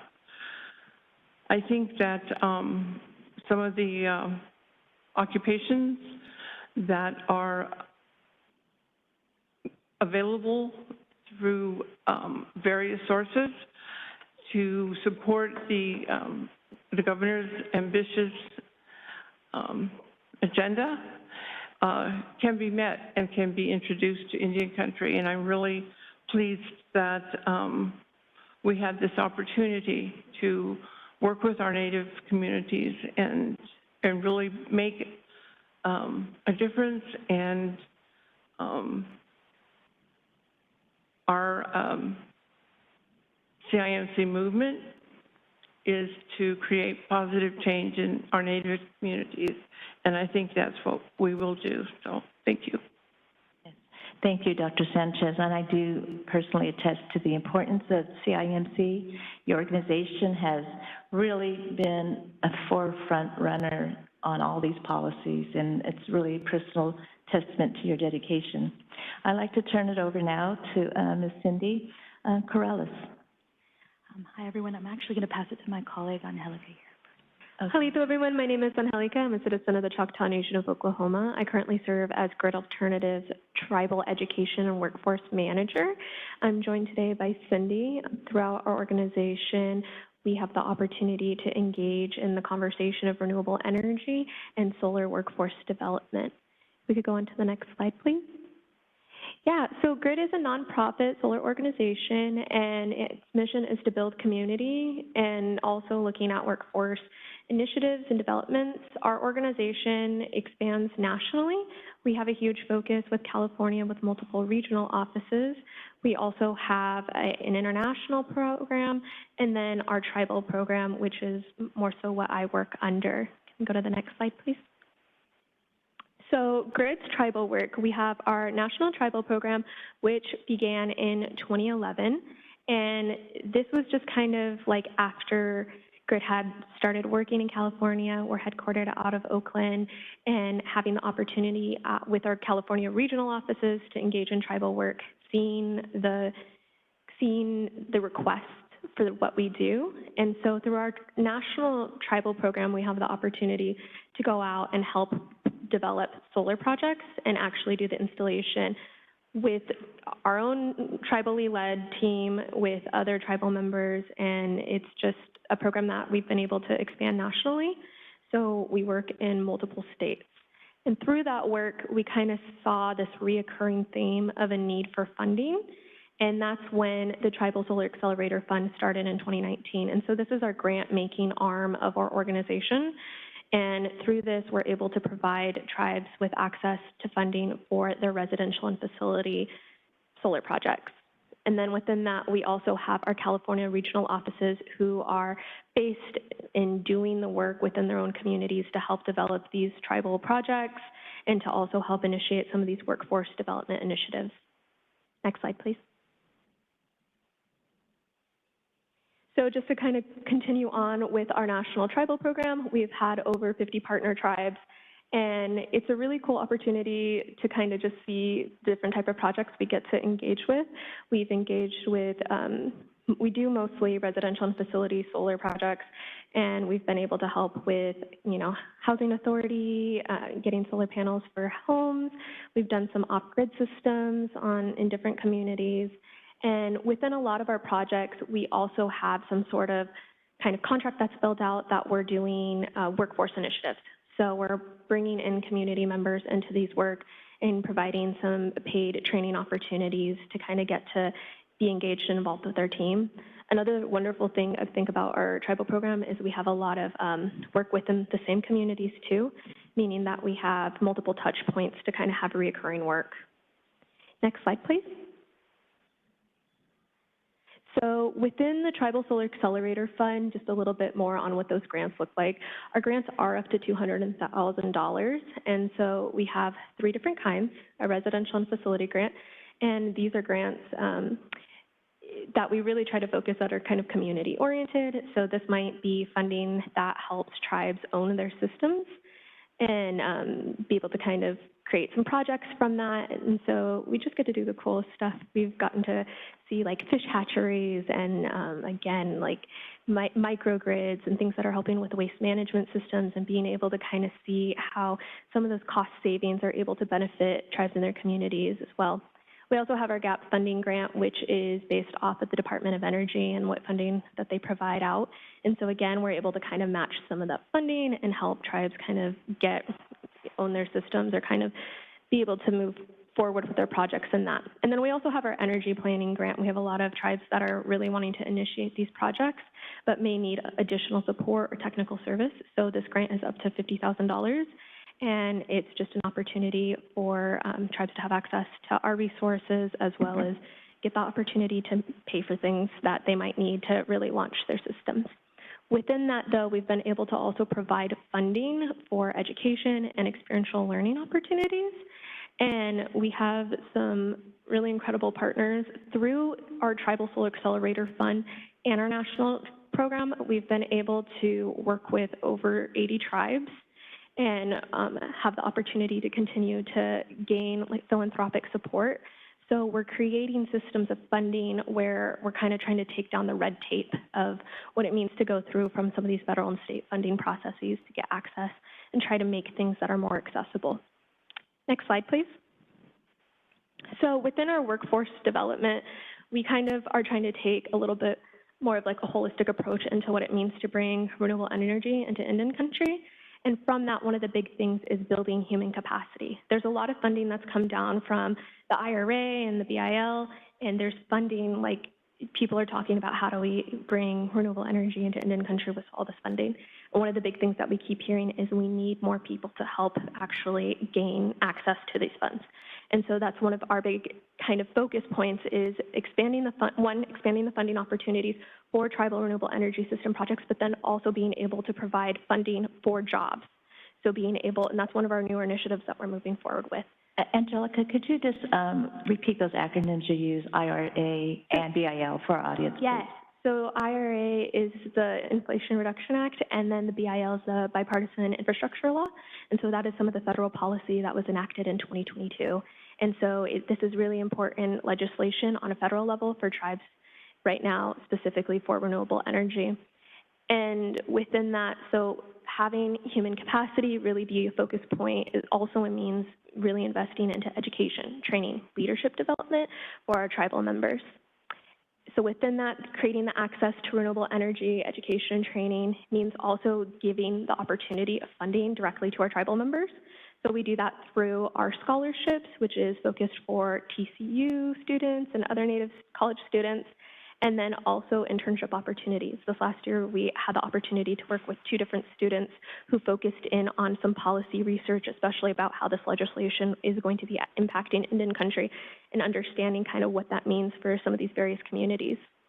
We also have some other experiential learning opportunities, like the Summer Associates Program, which is an 8-week online stipend program. It currently is $5,000 for the summer, and it gives individuals the opportunity to learn about what renewable energy in Indian country looks like.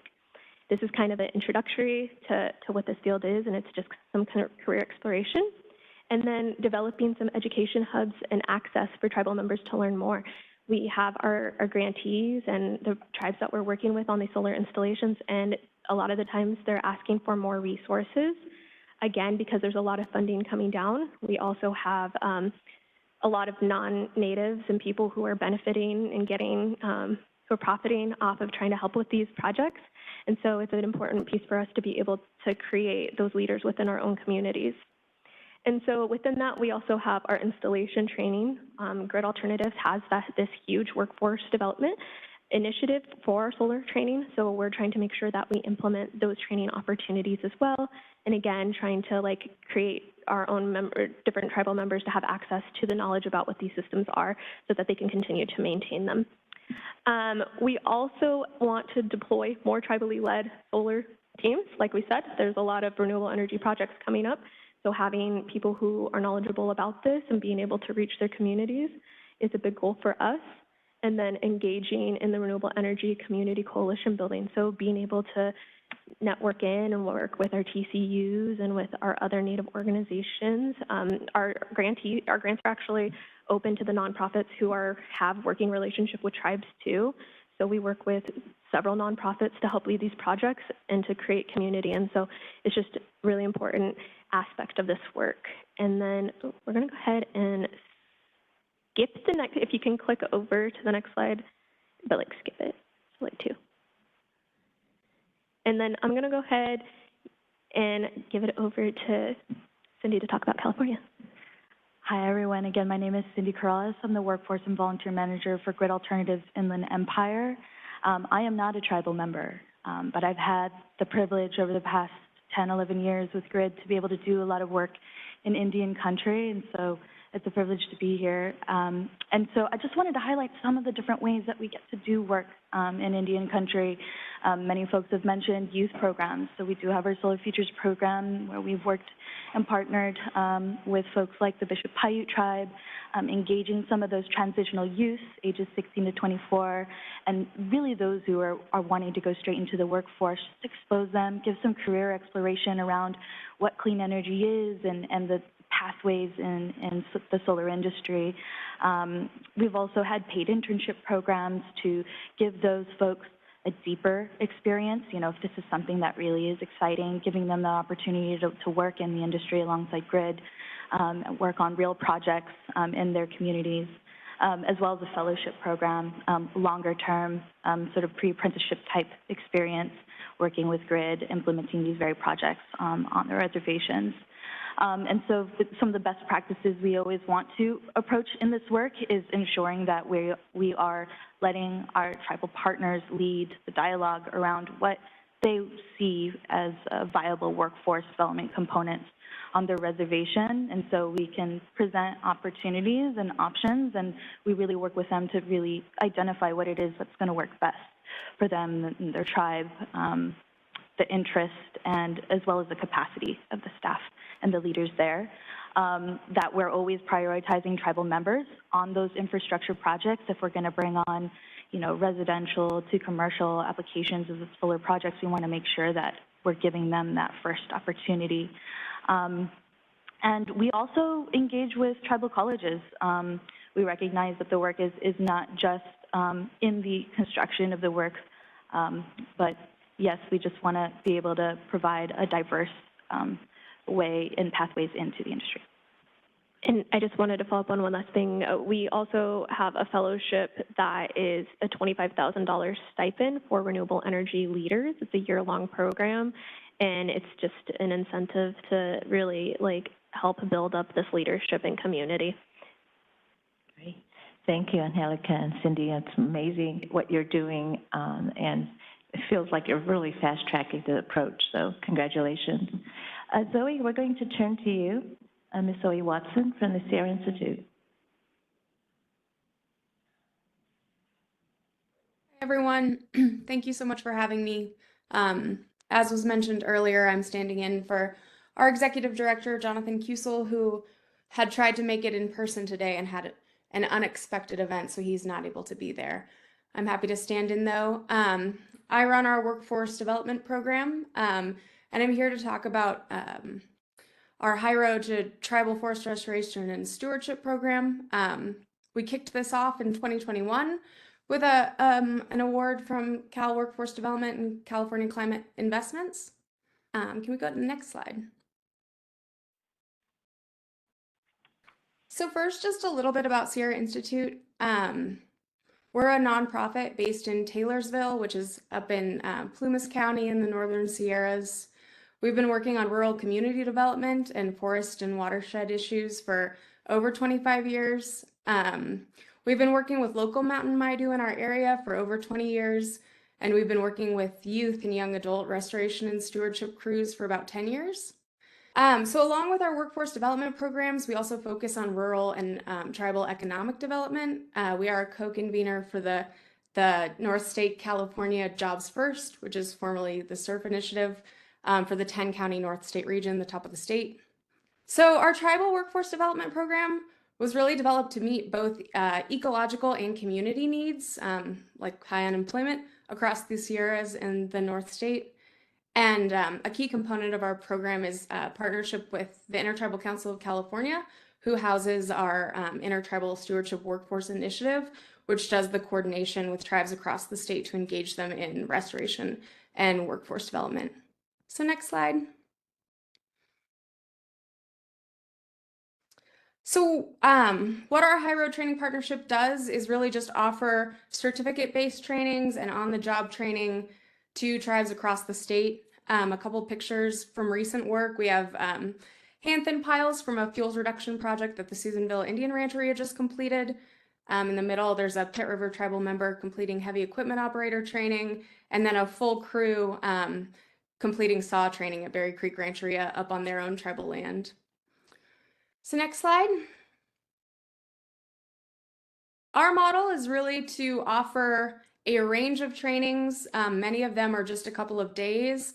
They can be done in community. Our approach is to really bring trainings to communities and then build an employment pathway that goes right along with training. So often trainings will happen as kind of the kickoff of work on a specific landscape contract, and then there's sort of a phasing of training to mentored work experience to long-term work.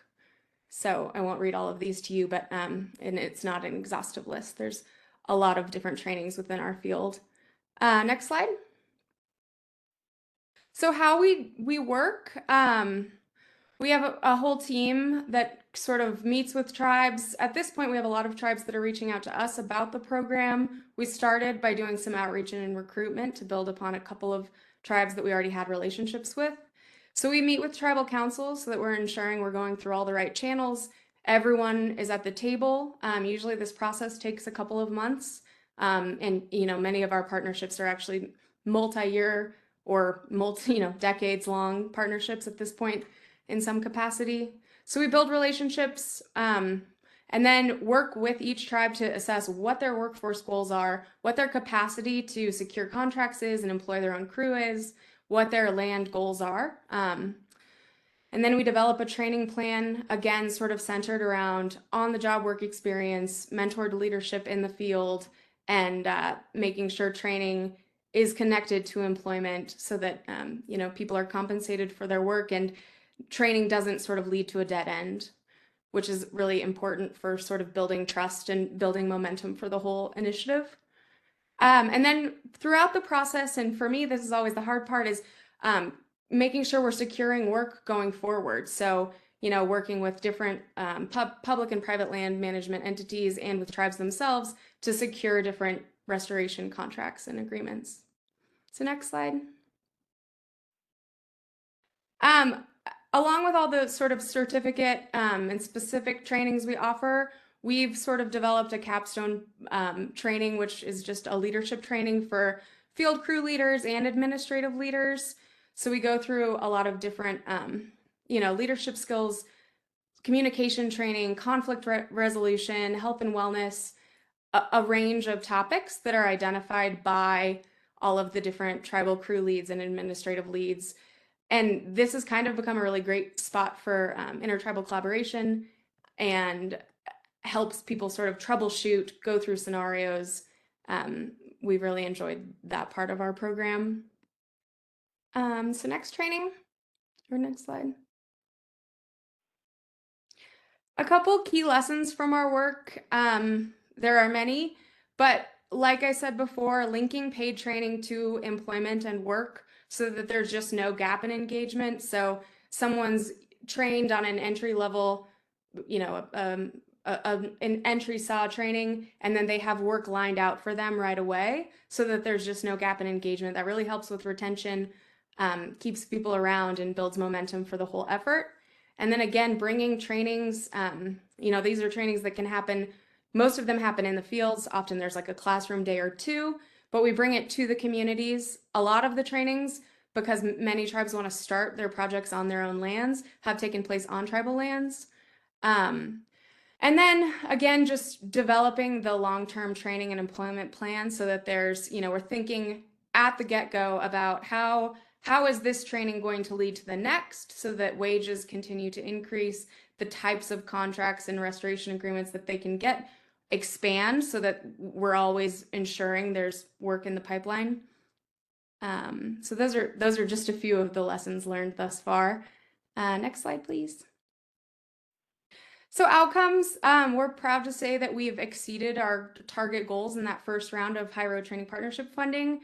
At this point, since 2021, we've trained and provided workforce development for over 306 unique individuals from over 18 tribes.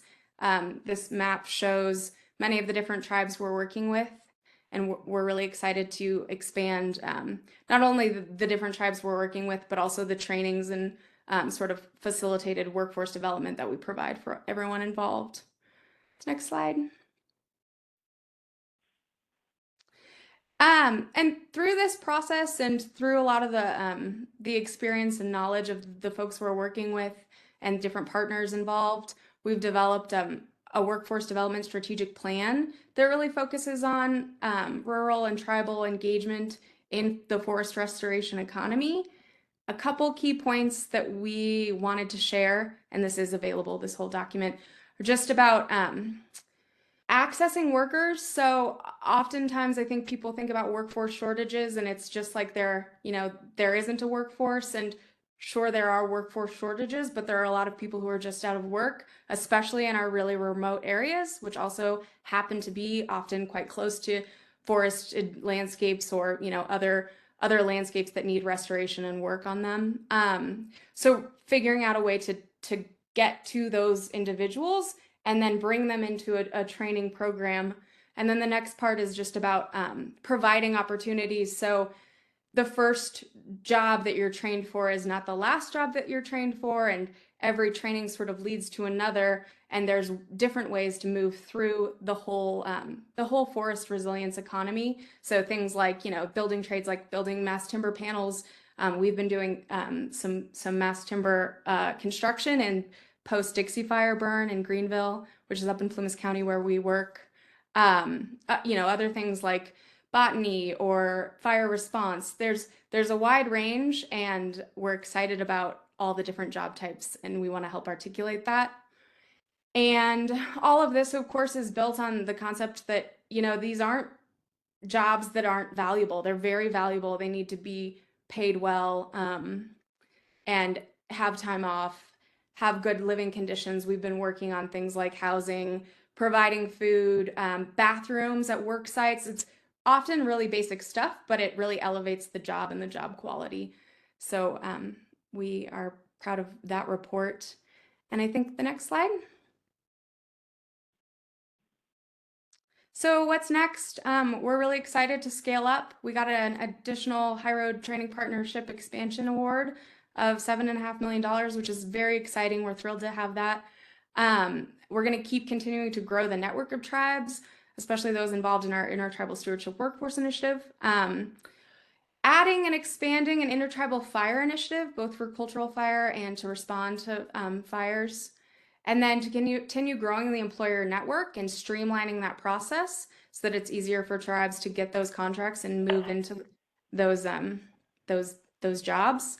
And then to continue navigating barriers like capacity. We do financial administration workshops. So like how do you use QuickBooks, all of those different barriers you just have to know to be able to employ people and continue working. I think that's it. Thank you so much. Thank you, Zoe. That was very interesting. And please give our regards to Dr. Cassell. We really miss him. He's great to work with. Can I have everyone join me in a round of applause for our great panelists?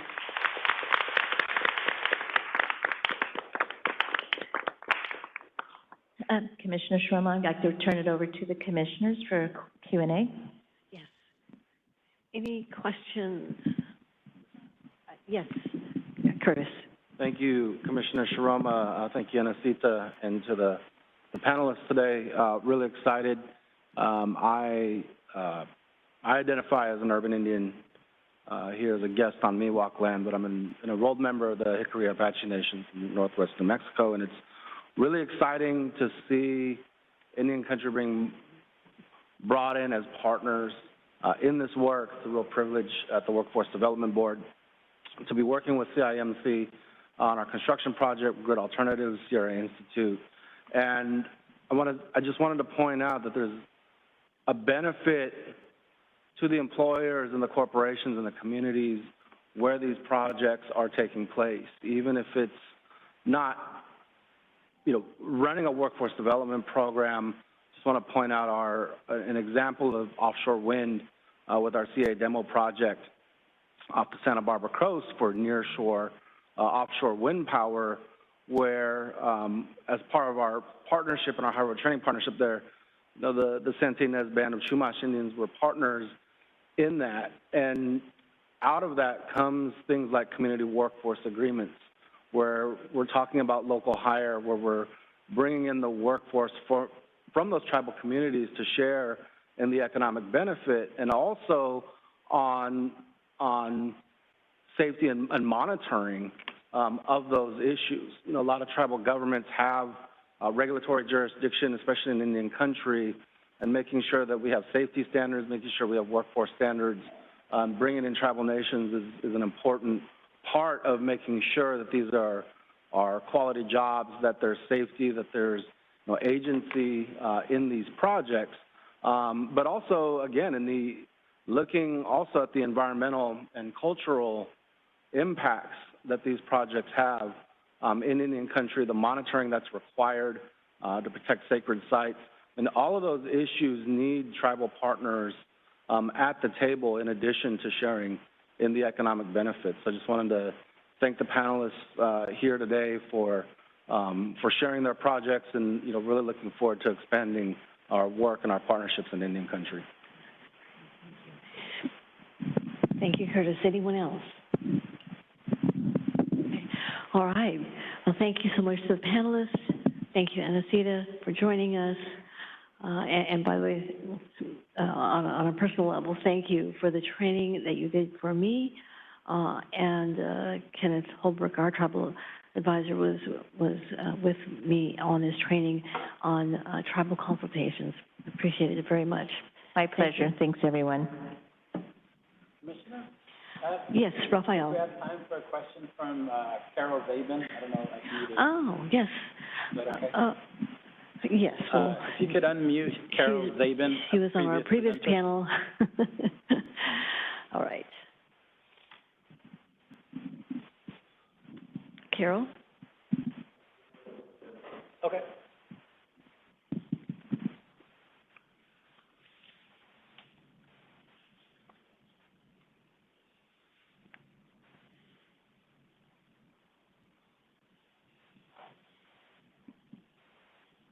Oh, I just got unmuted. Thank you very much.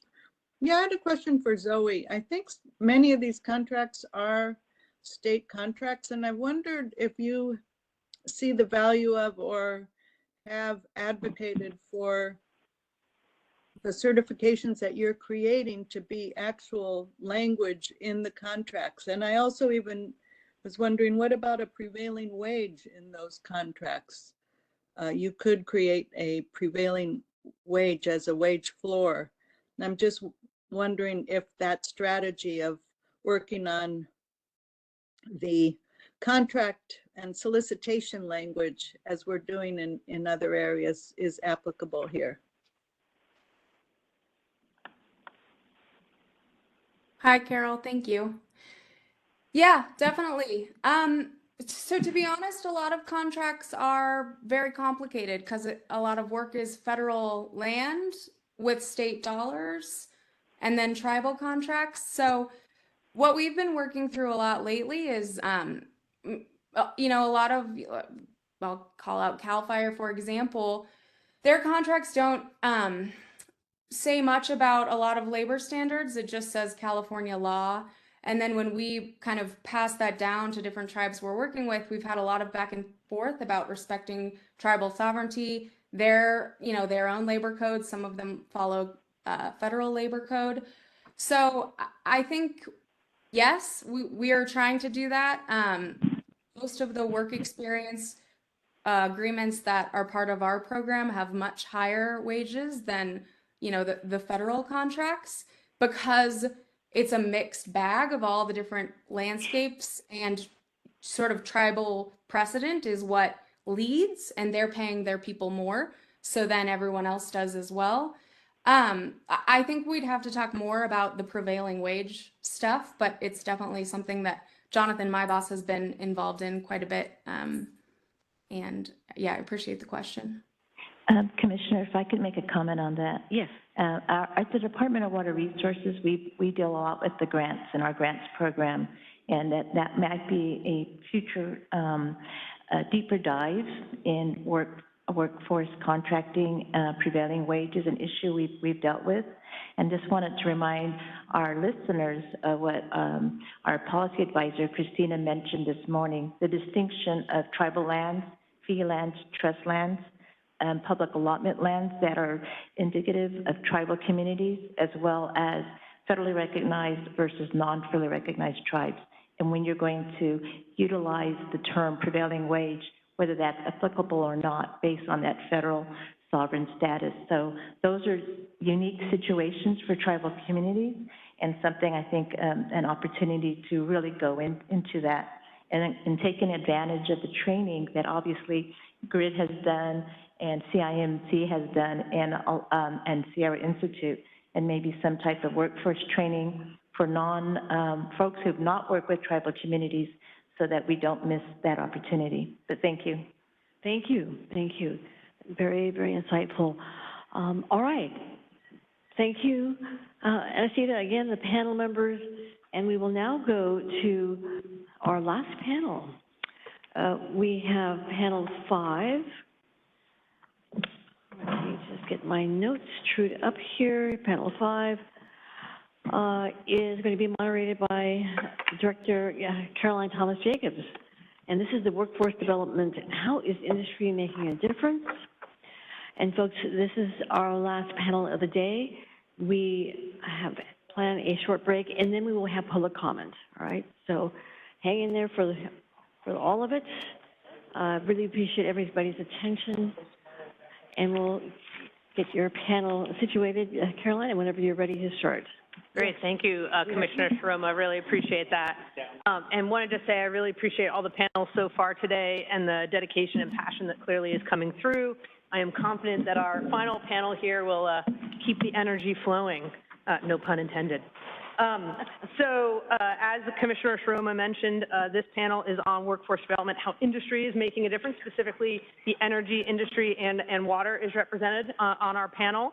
The panelists are from select energy and safety policy areas, and they're going to be talking about how they promote quality jobs. The panelists are going to share the efforts they're doing to make sure that their create pathways for workforce development and prepare for candidates for the green careers. So with that, I'll introduce the panelists, and then I'll pass it over to them to do their presentations. So the first panelist with us, Jamie Martin. She is our Vice President of Undergrounding at Pacific Gas and Electric Company. And then we also have Brian D'Agostino, if you guys maybe just raise your hand just so people, there you go. Brian D'Agostino, Vice President of Wildfire and Climate Science at San Diego Gas and Electric. We also have Nicole Baxter, from External Affairs Manager from the California American Water. Thank you for joining us today. Neil Singh, Senior Manager of Income Qualified Program Delivery at Pacific Gas and Electric. And then Carter Prescott, a Director of Customer Programs and Services from Southern California Edison Company. So with that, we'll just get straight into it. Jamie, if you would take us away. Thank you so much. And thanks for hosting today's En Banc and including us in this really important discussion. I'll take us forward to the next slide, please. Thank you. Utilities are in a really unique position to serve our customers and hometowns with safe, reliable, and affordable clean energy, and at the same time provide quality, rewarding careers to members of those communities. I'm excited to share some of the details on those career opportunities at PG&E, specifically inside of our major infrastructure delivery organization, which includes undergrounding, system inspections, and vegetation management. Each of these functions has really amazing career opportunities, many of which have been developed in partnership with the IBEW. I'll take us ahead to the next slide. PG&E is focused on many aspects of workforce development, including training, professional development and career advancement, and creation of new opportunities for our talented workforce. Providing our broad group of coworkers with this combination of opportunities helps us ensure that we're positioned to safely and skillfully serve our customers now and well into the future. I'm going to share a few examples of these types of opportunities. I'll take us forward, and we'll start with vegetation management. The first example that I'm excited to share is that in partnership with the IBEW, PG&E has established a first-in-the-industry safety training and assessment for tree crews. In the interest of ensuring that each tree crew worker is safely and competently performing their job, our partners at the IBEW take the lead on training vegetation management tree crew workers on key skills like cutting aloft and bucking and limbing. You can imagine being in a tree and how important being safe and skillful is to performing that work competently and, most importantly, safely for those individuals. PG&E then assesses the competency of those tree workers before they perform high-risk tasks in the field, and then we'll reassess those skills on an ongoing cycle. I'll take us ahead to another vegetation management example, and this one is really about professional development opportunities in vegetation management. There's a line of progression for vegetation management inspectors, beginning with our junior vegetation management inspector position through our more senior vegetation operation inspector title. All of these positions are IBEW positions, and I'll say that, when you enter the workforce, you're looking for the opportunity to grow your skills and advance and contribute in new and different ways. And that's part of what lines of progression offer and why we're so excited about the partnership that we have with the IBEW to set up these kinds of workforce development opportunities across PG&E. So progression from the vegetation management inspector position to the senior vegetation management inspector position is one that happens automatically based on tenure of experience and credentials. The senior vegetation management inspector to vegetation operations inspector is based on a bidding system plus experience. We're really excited to see this line of progression take off and enhance and grow our vegetation management workforce. I'll take us ahead and now offer a couple of examples inside of our system inspection organization. Here we have a combination of both new opportunities and professional development. Again, in partnership with the IBEW, we've created journey-level IBEW positions in support of inspection compliance, and this presents a new opportunity for some of our most skilled electric coworkers. It takes years to become a skilled electric worker, and they themselves are interested in continued development and the opportunity to contribute to serving our customers safely, and that's exactly what this position provides. The compliance inspector position is responsible for performing inspections on the electric system to ensure that it's both safe and compliant, and you can see some of our inspectors there smiling for the camera. And I'll take us forward to our final example in undergrounding. In partnership with the IBEW, we're in the process of creating a new inspector position that offers new opportunity for our gas coworkers and includes both training and a new line of progression. Our new undergrounding inspector classification will be responsible for inspecting underground civil construction with a specialization in electric equipment standards and for inspecting secondaries and services. To advance, our underground inspectors have the option to earn qualifications in inspecting reinforced steel and structures, for which training will also be offered, and to progress in a line of progression of IBEW positions to ultimately a lead underground inspector. These are just a few examples of how we're developing the workforce for the future. As we face the challenges that exist across the energy infrastructure system, we're so grateful for our partnership with the IBEW, and we're very grateful for the skilled men and women that make up that workforce to ensure that we're delivering for our customers. With that, I will wrap up my comments. Thank you. Great, thank you, Ms. Martin. I'll move on to Brian. Yeah, thank you very much, and good afternoon, everybody. I appreciate the opportunity to be here today to give a perspective of how we're looking at this from San Diego Gas and Electric. Certainly, really insightful discussion today, and I think as I start looking towards the future and all of kind of our commitments around hardening and moving forward, certainly opportunities for us moving forward. As we move to the next slide, I wanted to start because so much focus is where do we make this investment moving forward? How do we allocate it? How do we really look at our risk? And that's changing some of the workforce we actually have within the utilities now.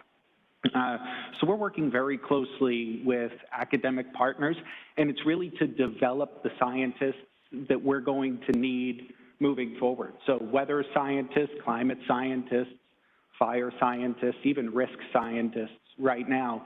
So we're very strategically working with academia across the state, not only to help us move this forward, but to help us provide the professionals that we need to serve this issue, not only across California, but as we're seeing, there's this need for these professionals across the Western United States.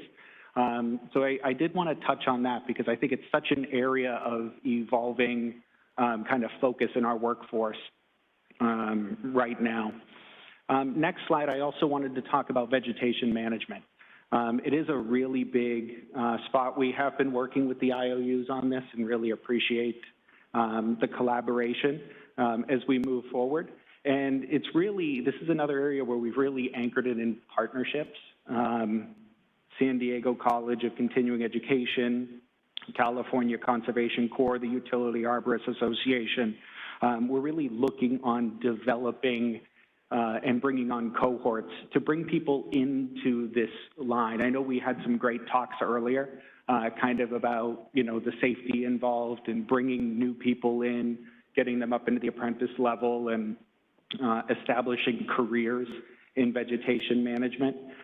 So the program we have in San Diego is it's a 5-week classroom and field course where we've done 2 cohorts over the last 2 years, graduated over 40 new folks into this field, so establishing new careers, and so far a 60% success rate in placing jobs. So we're going to continue to kind of work on that moving forward. But vegetation management, certainly an area that we're focused on. The next program I wanted to highlight is important. I think through the talks throughout today, this one has come up a lot because I feel like it touches on a lot of the different things that we've heard, but it's the Competitive Edge job training program. So this started in 2022, but it's in coalition with the IBEW, local nonprofits, subcontractors, but it's a 6-week training course. I think importantly, it's paid training, right? So when we see some of those boundaries of people coming in and not actually getting that livable wage while they're getting their training, and this addresses that. In 2023, we just had a new cohort of 21 young men and women, all from traditionally underrepresented neighborhoods within San Diego. So the idea is you can really come in, get trained in the trade, get a workable wage while you're undergoing your training, and then get placed. You're going to get a job offer either with us or with one of our contractors. And we heard earlier about how you can, you know, get a career and change families and change communities. I think this gives that opportunity to really bring careers into some communities that can start changing the trajectory. So that's really how we're thinking about that program moving forward. Moving on to the next slide, we are offering scholarship opportunities at SDG&E. This is new scholarship programs just in 2023. The Line Worker Assistant Scholarship Program. So it's 15-week program, Northwest Lineman College, but it's over a $30,000 opportunity. So this is a big one. Additionally, on the right there is the STEM scholarship to local students. Now this is 10 separate scholarships that are being offered, $10,000 each. But if the student kind of shows the commitment and comes back the next year and is showing the success, then you could get it up to 4 straight years. So certainly the opportunity to start impacting the trajectory of somebody's career here as well. The last thing I wanted to touch on with this was really how we look at working with our different contractors, how we do supplier investments and supplier diversity, because with the amount of investment that ultimately we end up making through the utility, how we select our contractors is of course critically important to workforce development. So starting to hold our contractors to these higher standards and then be very selective in terms of diversity and how we select our contractors is a big focus at SDG&E as well, and an area that we're going to continue to focus on moving forward. So that was the slides and the materials that I had to share. Thank you. Great, thank you. Appreciate that, Mr. D'Agostino. With that, we'll move on to Nicole Baxter. All right, thank you so much. Thanks for having me. I'm Nicole Baxter. I'm External Affairs Manager for California American Water, and I'm filling in today for a colleague from San Jose Water who couldn't make it. So I'm here to talk about how the water industry is making a difference in diverse workforce development. So a little bit about the perspective I'm bringing today. American Water, our parent company, is the country's largest regulated water and wastewater utility company. We cover a lot of ground. We deliver over 1 billion gallons of water a day, to regulated operations in 14 different states, and across the nation, we employ 6,500 employees. But locally, here in California, we serve about 700,000 customers throughout the state, and we have 324 employees, over 47% of which do identify as racially or ethnically diverse. And we are members of the California Water Association, which comes into play because I'm here to speak about a really exciting grant opportunity that's come to our industry. Next slide, please. Through our collaboration with California Water Association, which goes by CWA, they partnered with 13 other groups and applied for and won a $4 million grant from the California Workforce Development Board's High Road Training Partnership Grant Program, and that's to implement a brand new California Water and Wastewater Workforce Development Program. This is really exciting. We're kind of taking the lead from our energy colleagues here on starting our own collective workforce development program, and it's going to create a workforce pipeline for those underrepresented populations and utilize key industry partnerships to ensure ongoing placement of trained workers in water jobs. These are high-quality, well-paid, benefited jobs. So it's really exciting. And as I said, we're following the energy industry's lead, learning from them. Big reason why I'm here today, taking copious amounts of notes. So I did want to show, next slide, the partners involved. It's 14 different partners. They include trade associations, nonprofits, vocational organizations. Again, California American Water is involved through our CWA involvement, but I put a little star next to the California Municipal Utilities Association as they really took the lead on applying for this grant application for us as a unit. So there are three major components of our program. Next slide, please. Yeah. So the first was the literature review of existing and planned workforce development surveys. So really making sure that this program is grounded in a solid foundation, what's worked, what hasn't worked, what people want to see, guidance for our program. And the second stage, which is where we're at right now, is to develop and pilot a regional consortium. So based on the needs assessment and some other evaluations, we're going to select one area in California that will be home to our regional consortium that connects utility workers, community colleges, universities, other interested parties, hopefully several of which are here today. And the program will work with the Workforce Development Board in selecting the region, and then they will run the pilot program supporting new entrants into our water industry, particularly targeting underserved communities. And then the third piece of this is really exciting. It's all about breaking down silos. As many of you know, the water industry is much more diversified. There's thousands of water utilities and companies in our industry. And so the third piece here is just statewide activities, programs, initiatives, materials, best practices that we can all share between those 13 organizations that apply together. So knocking down those silos and working together. So about our jobs, why are we interested in getting more diverse workforce within the water industry? It's because they're great jobs. You can take it from me and my colleagues, but our industry offers a wide range of high-quality career pathways in a very stable, growing industry. Water is a great place to be, a great place to work, and our opportunities range from tradespeople all the way up to C-suite leaders. And many of our current workers, especially at my company, they've been there for a really long time. And that's because of the development opportunities, the benefits, the training. But we do know that as an industry, we're looking at a wave of, how did someone word it? Replenishing retired workers. So because we have such a loyal workforce that has stayed, we know we're coming up on the need for replenishment. So these jobs pay well, they offer advancement, and what's really exciting is that many of my leaders that I work for and support, they don't have traditional four-year college degrees. So it's a great opportunity for those that maybe don't go the four-year degree route. You can still rise up. And another way we're framing our industry to get interest from kind of the next generation of our workforce is by really highlighting the point that the water and wastewater industry is in a unique position to mitigate and adapt to climate concerns, right? We know this is a major point of interest for that next generation, and we can make decisions to create a more resilient infrastructure and economy. We can move forward toward a carbon neutral economy for the state.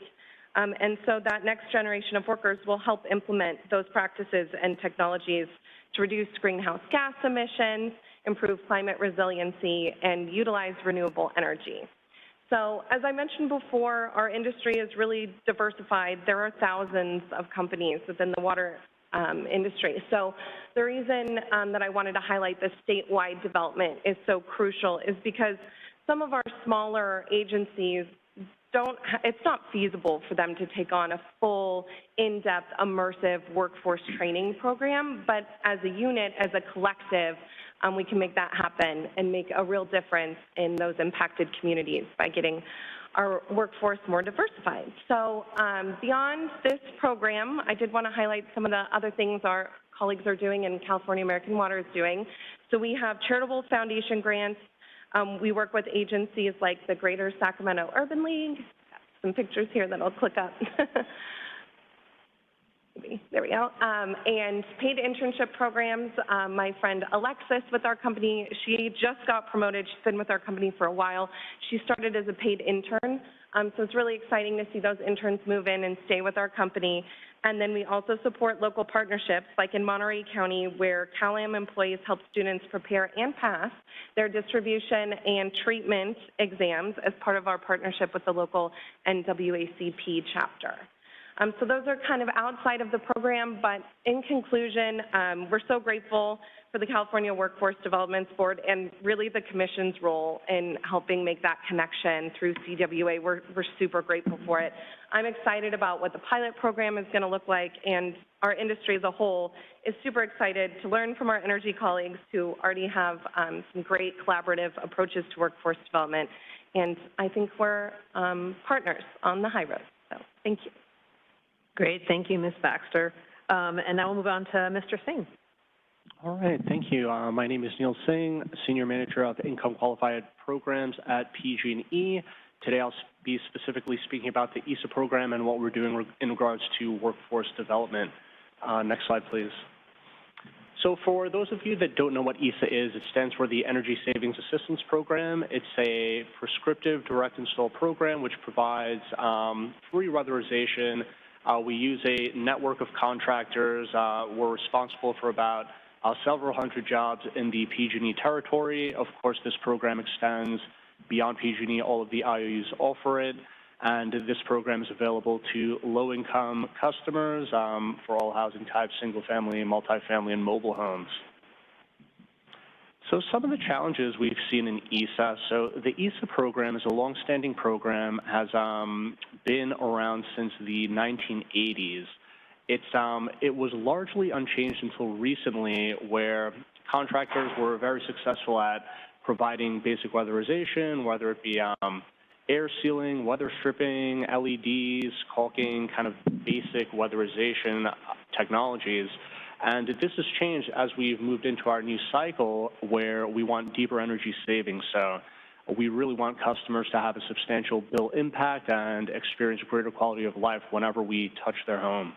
So as a result of that, we're really focused on heat pump technologies that will save customers, not only save them money, but improve their health, air quality, et cetera. So with this being prioritized, contractors need to have the appropriate licensing and training to install these measures.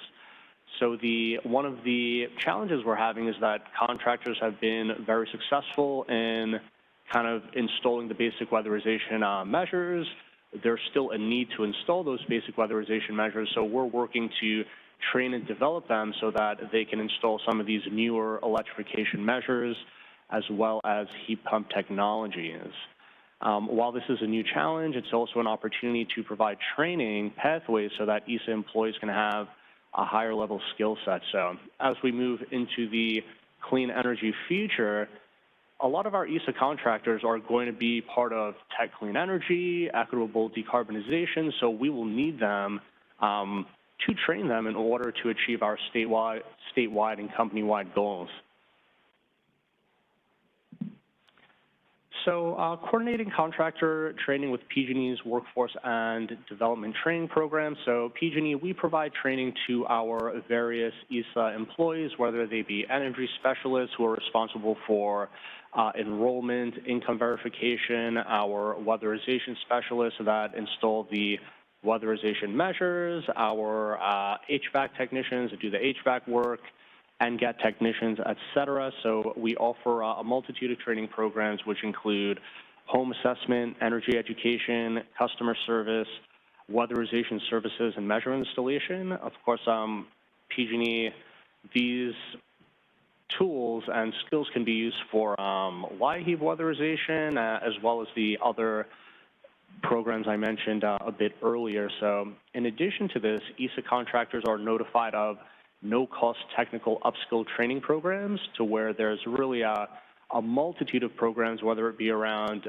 decarb, electrification, heat pump technologies, installations. That there really is a lot of training available, both live and on demand, for people who are interested but may not have the time due to family or job commitments. Lastly, we're providing skills and work experience that are transferable to other positions as well, as we'll need this to be successful. We're supporting community capacity building. So ESA contractors typically recruit and hire field personnel within the respective disadvantaged communities. I know when I'm out in the field, a lot of homes we treat, it's like, hey, are you guys hiring? Can you provide me jobs? And the employers are like, hey, call my company. So that's a great opportunity there as well. Next slide, please. So we want to create linkages between job seekers graduating from pre-employment and construction programs. So our implementers partner with a bunch of different groups. So we have Upskill California. Of course, we have the Utility Career and Workforce Readiness Program, where we work with people from disadvantaged communities and provide them all types of training, whether it be pre-apprenticeship, apprenticeship, HVAC. There's a lot of different training they can get there, in addition to the trainings we already provide. Of course, we market these jobs in a multitude of different areas, whether it be trade schools, Cal jobs, temporary agencies, word of mouth, different job postings, community colleges, et cetera. As well as CBOs. So it's really widely varied the way we promote these jobs and to look for employees, because we oftentimes find that the best employees are employees from the community that are helping to serve their own communities. Next slide, please. So workforce is a fundamental component in PG&E's ability to meet energy-saving targets, as well as home-treated goals, not only for PG&E, but for the state of California as well. So the ability to build up or reallocate existing workforce within ESA's portfolio of programs. So, for example, we've trained ESA contractors, and now we're using these same contractors in the newly stood up multifamily whole building program. These same contractors will achieve California decarb goals by working for tech, equitable decarb, other programs like that, which have massive amounts of funding and will be an instrumental piece in clean energy. Also, we have open communication with our implementers, such as contractor training. We communicate with them on a weekly basis regarding different classes that are available. We sign our, anyone that comes through PG&E for any type of training, we put them on our mailing list and send out blasts whenever we have training programs that may pertain to them. Next slide, please. All right, and I'll turn over to Carter. Great, thank you. Yeah, Carter, go ahead. Thank you for the introduction. Good afternoon, President Reynolds, Commissioners Sharoma, Douglas, Reynolds, and Director Caroline Thomas-Jacobs. I am Carter Prescott. I am a Director in Customer Programs and Services at Southern California Edison, and grateful to be here. I want to thank you for the opportunity to really speak about the different utility efforts to create pathways for workforce development across all populations, but really specifically looking at disadvantaged workers. We recognize that building and equipping a strong and diverse workforce is really key to accelerating infrastructure development and a critical component in helping the state meet our aggressive clean energy goals. In the next few minutes, I'm going to be providing an overview of, not there yet, almost. In the next few minutes, I'm going to be providing an overview of our statewide energy efficiency workforce education and training program, which is really going to speak about the specific actions that utilities are doing to provide training, recruitment, and job placement for a diverse workforce. Although the work done through these programs falls under the energy efficiency workforce education and training umbrella, please note that some utilities also have additional workforce development programs that are made available through other funding streams with different audiences and goals. So next slide, please.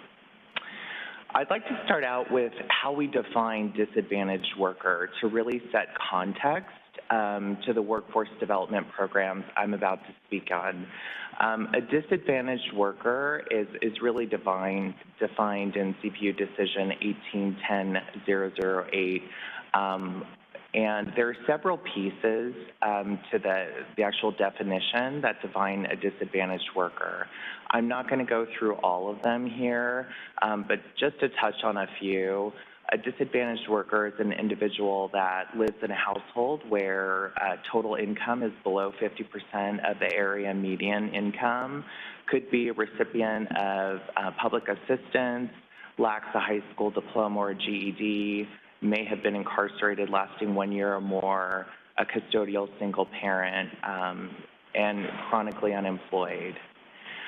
Workforce education and training is really made up of 3 components, which include 2 statewide programs administered by third parties, and that's Career Connections and Career Workforce Readiness, where PG&E is the lead administrator, and the third-party component that consists of local programs known as Integrated Energy Education and Training, or IEET, which is really led by each utility locally.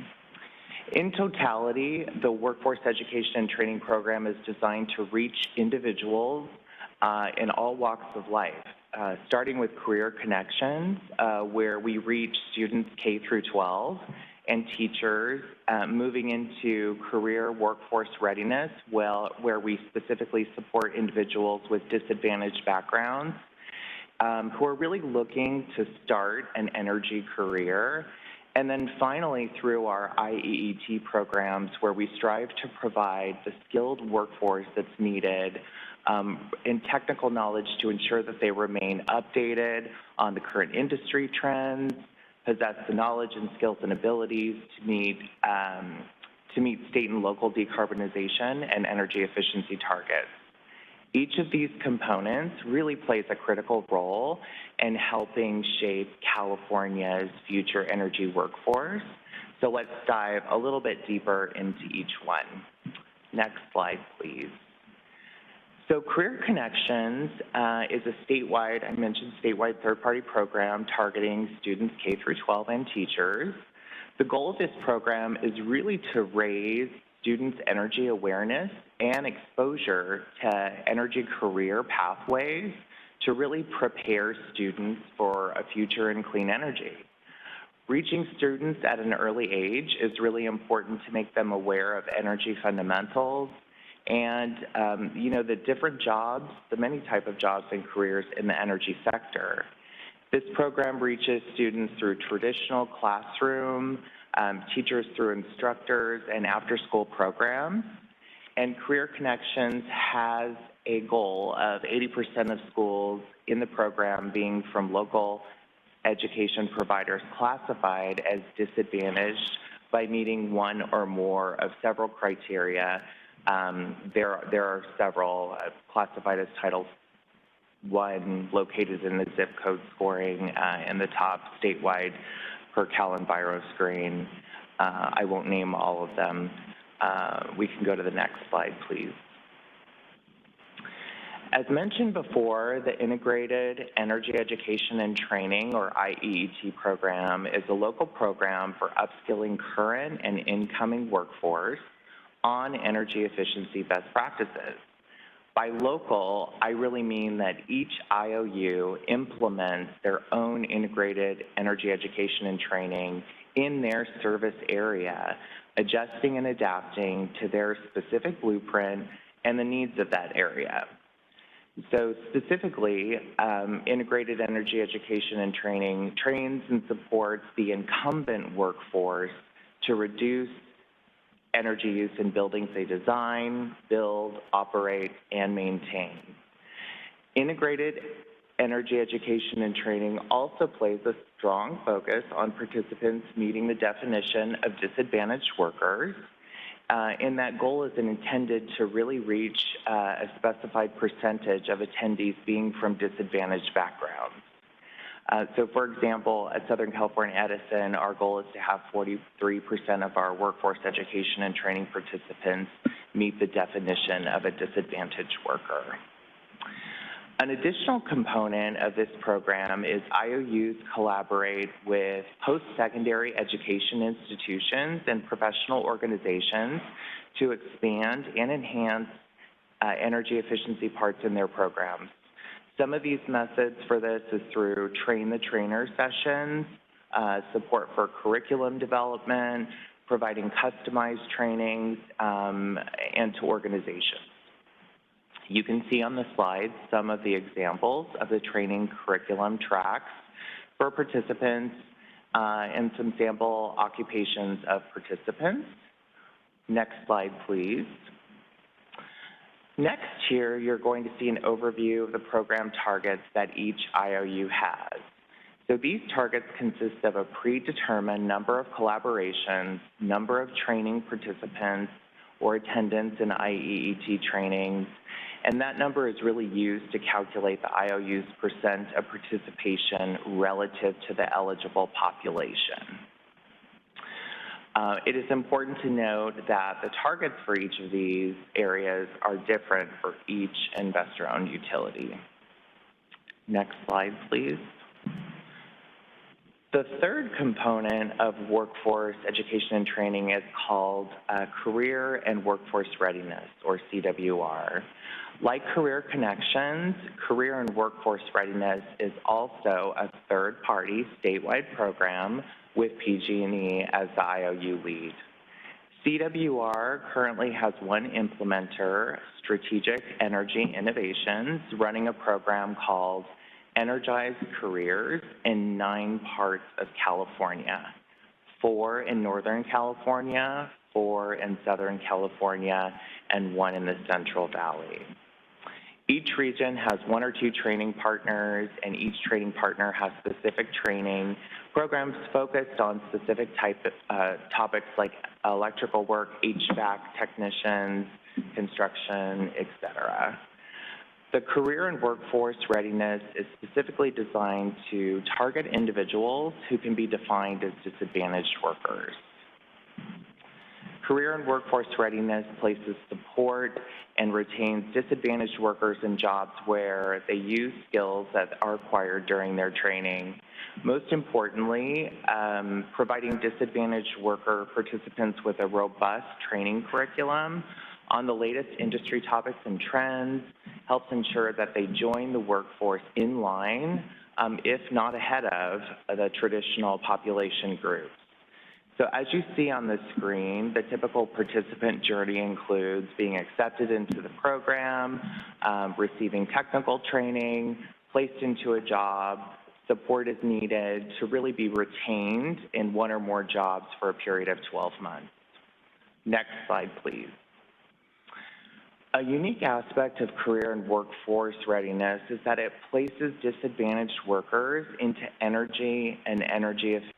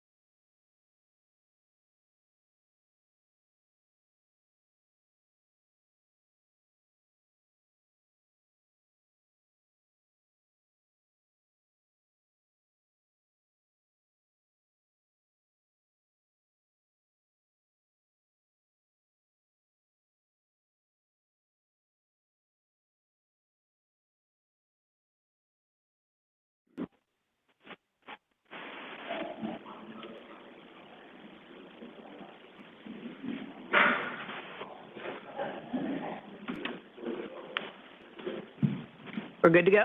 All right, we're back on. All right, so President Reynolds. Okay, great. Yeah, thank you to all the panelists. I thought your presentations really complemented each other nicely. You all talked about different things, but that were also related.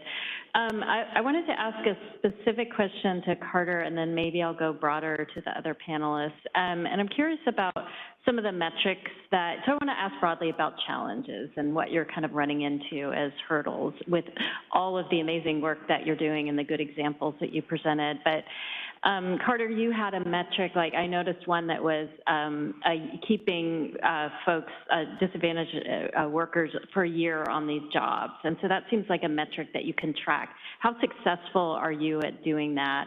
And then maybe if anybody else wants to jump in and talking about challenges or measures of success. Yeah, I would say it has been successful. It's actually in one or more positions for that 12-month duration. And we've had great success with that particular program. I would say, in general, one of the barriers that we have, and I saw it listed on a potential question, was about travel or after hours when someone has to deal with childcare or they don't have transportation. So you can offer the training, but if you can't get people to the training, you know, how good is it and how good of a fit is it for the target community? So we take a lot of our trainings online to try to mitigate that. You know, you can clock your hours, you know, with headphones in while you're at home, and then you don't need transportation. So that's kind of a barrier and an answer. Something that was once raised to the ESA program was a lack of training in Spanish. So we developed an entire curriculum so that we can offer weatherization training in Spanish, especially there are many communities that are Spanish speaking only. As far as metrics, we reach out to our implementers. ESA contractors, for the vast majority, are from these low-income communities, but we survey them to actually get an idea of what percentage of disadvantaged workers and low-income employees or employees from low-income communities are they hiring. Do you want to go? Sure. Okay.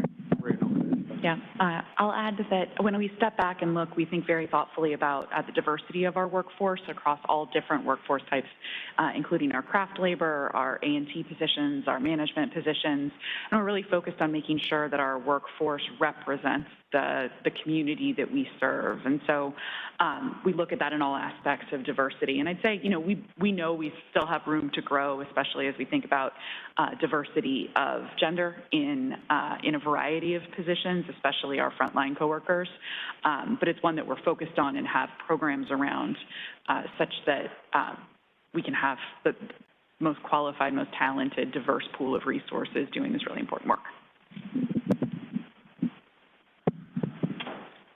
Yeah, talking to the team, I think one of the biggest metrics initially is you start the training, but there's a bit of a fallout rate, and I think that's some of the institutional barriers. Like we heard, you go online, but some of the training can't be done online, and that's part of where the financial incentive to train helps, but even transportation, childcare, all of those other factors that are causing some people to fall out of the training. So I think that's a metric to look at. And then another one that we are looking at is even with the arborist program, we had 60% placement actually with a company. And it's one of the challenges is really aligning with the contractors and making sure that the jobs are available once the program ends. So I think that's a way that we can really measure success on this moving forward, is kind of that job placement at the end of a program. Commissioner Reynolds. Thank you, and thank you to our panelists. For PG&E representatives, I heard this come through in your colleagues' presentations, but could you talk a little bit more about how you target some of your workforce development programs and training programs to disadvantaged communities in your service territory? So we have, as part of the W&T initiative, our career workforce and readiness program that we administer. So we partner with about 8 different agencies that target, they have to be disadvantaged workers.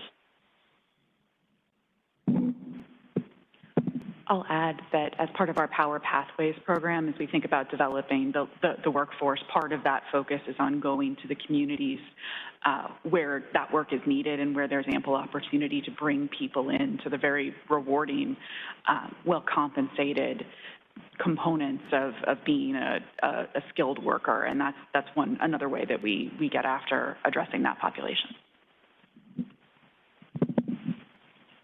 Commissioner Sharma. Thank you, everyone. Well, I think as utilities, you're aware that I'm the assigned commissioner to the Care Fair ESA program, and my back-making partner is Commissioner Douglas. To put it thusly, it is not only about uplifting health, safety, and comfort in the war on poverty, but also a meaningful part of our pathway to lowering our greenhouse gas footprint. So I know you all take it very seriously and keep on taking it very seriously. Customers take it very seriously. Okay, here's my question. You heard from the partnerships, nonprofits, community-based organizations, and then also from the tribal community workforce efforts. Do you already have partnerships with some of these organizations, or does this provide an opportunity for you for future partnerships? Thank you. I think there's always opportunities for more partnerships, but an example with the tribal nations in San Diego around our wildfire mitigation is our fuel management. I think that is a really big opportunity. So not even so much the vegetation management, clearing from, keeping clearance from the lines, but actually going in and managing the fuels that we have on the ground around our lines. It's a big opportunity. We have multiple memorandum of understandings in place with the local tribal nations. And it's, kind of an ongoing partnership that's built over the years, and one that I anticipate will continue to grow. Anybody else? I echo Brian's comments that I think there's always opportunity for continued growth of partnership. I think it's part of the great work that we get to do together to serve our common constituents. Similarly, we take a pretty active approach with tribal communities in our area. We have an entire organization inside of PG&E dedicated to that particular constituency.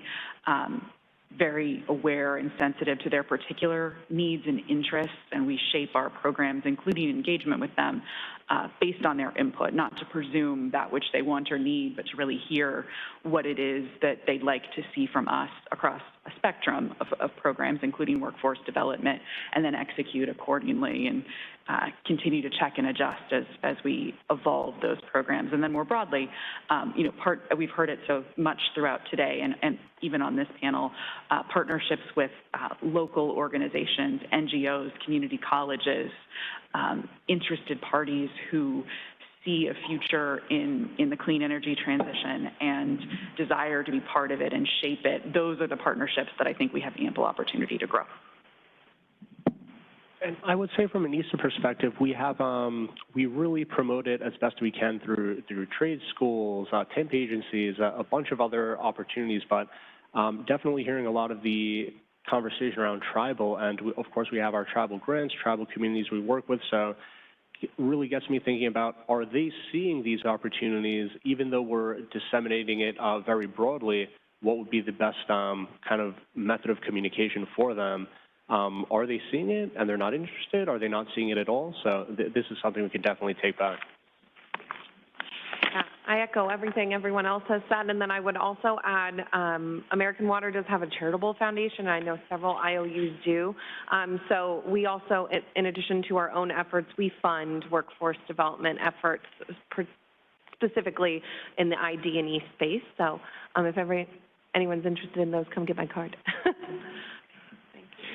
Yes, on behalf of Southern California Edison, I would say yes, we do have partnerships. I think someone had mentioned community colleges and Our CBOs is another opportunity where I think we have some really great partnerships. I think local tribal opportunities is something that we could build upon, and I do think that this is a great forum not only to make those relationships or start those discussions, but there's always an opportunity to build more. Thank you. Great, thank you. Question? No. All right, one final question, and if, whoever would like to answer it is welcome to. Curious if one or more of you could maybe speak to what do you see as the new or additional opportunities of how you see these programs evolving, let's say, in the next 5 years, right? So much has changed in the past 5 years. Where do you see that next evolution in the next 5 years? I think definitely for any energy efficiency weatherization program, it's going to change massively. There's going to be some aspect of electrification.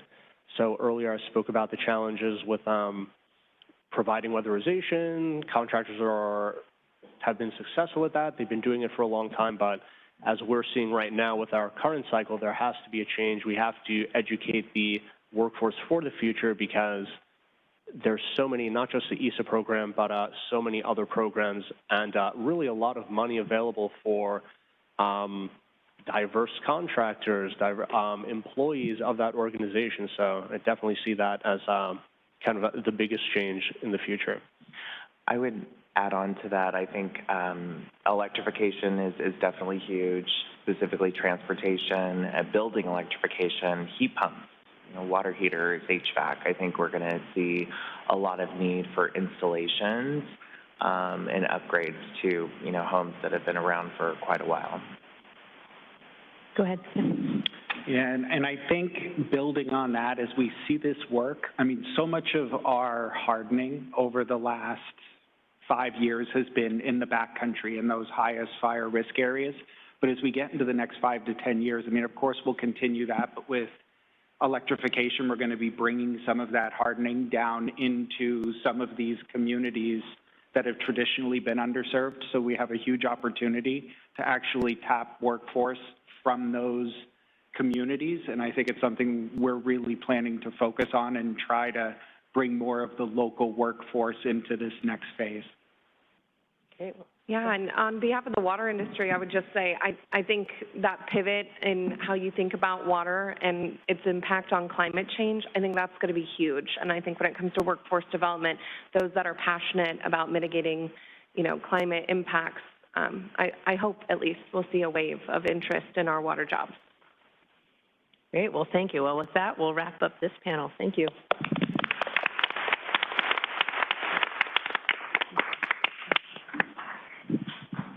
All right, folks, we're going to take a very quick break and come back at 3:40, and we will hear from the public and closing statements.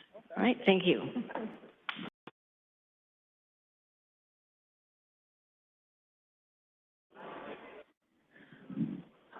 Okay, let's all take our seats. And Joe, how are we doing on the information side? We've got a thumbs up. Okay, very good. Thank you.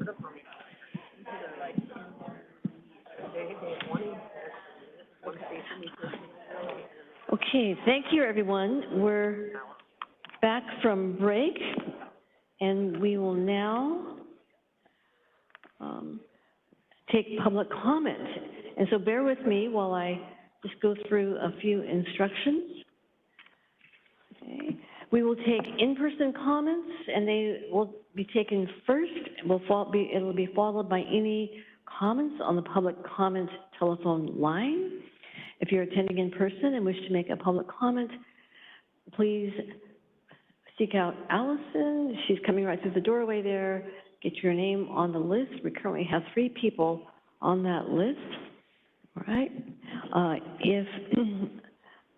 If you wish to make public comments by telephone, please dial 1-800-857-1917 and enter the passcode 9899501# and press *1.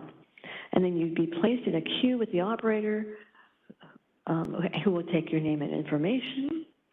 And if you wish to make a comment by telephone and you've already dialed into the public comment telephone line, simply press *1 and unmute your phone. Meanwhile, commission rules do not allow for parties to proceedings to speak about open proceedings. We are providing for 1 minute public comment, and you'll hear a bell sound when your time is up. And with that guidance in mind, we will also accommodate Spanish speakers. We have Spanish interpreters available. So let's now go to the in-person folks who've signed up. Oh, okay, here we go. Now, listen, what I have here is Janice Allen with SoCal Gas. Welcome. Thank you. Good afternoon. My name is Janice Allen. I'm the Engineering Project Manager for SoCal Gas. Let's make sure that your microphone is on. Good afternoon. Is it on? Okay, Bobby, we'll check it. There we go. Thank you. Good afternoon. Oh, that's better. There we go. So yes, good afternoon. My name is Janice Allen. I'm from SoCal Gas. I'm Project Manager for the Angeles Link project.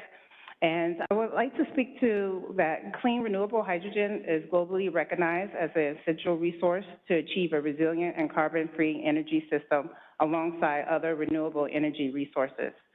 Further, a clean hydrogen economy also has the potential to create over tens of thousands of green jobs for Californians. This represents an especially meaningful opportunity for more than 32,000 highly skilled individuals around the state. SoCal Gas is dedicated to developing the clean energy workforce to construct, install, and maintain clean renewable hydrogen infrastructure.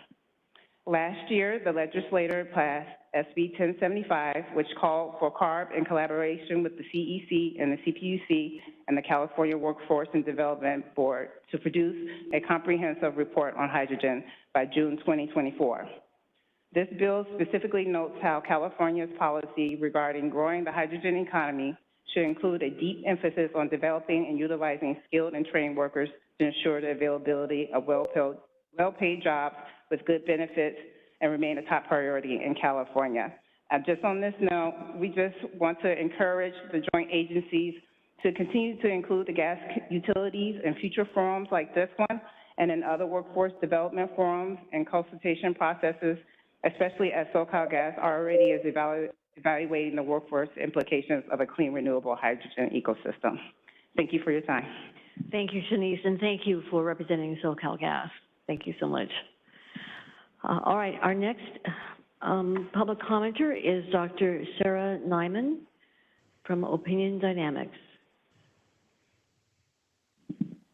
Hi, everyone. Thank you for having this and having me. I am Dr. Sarah Nyman.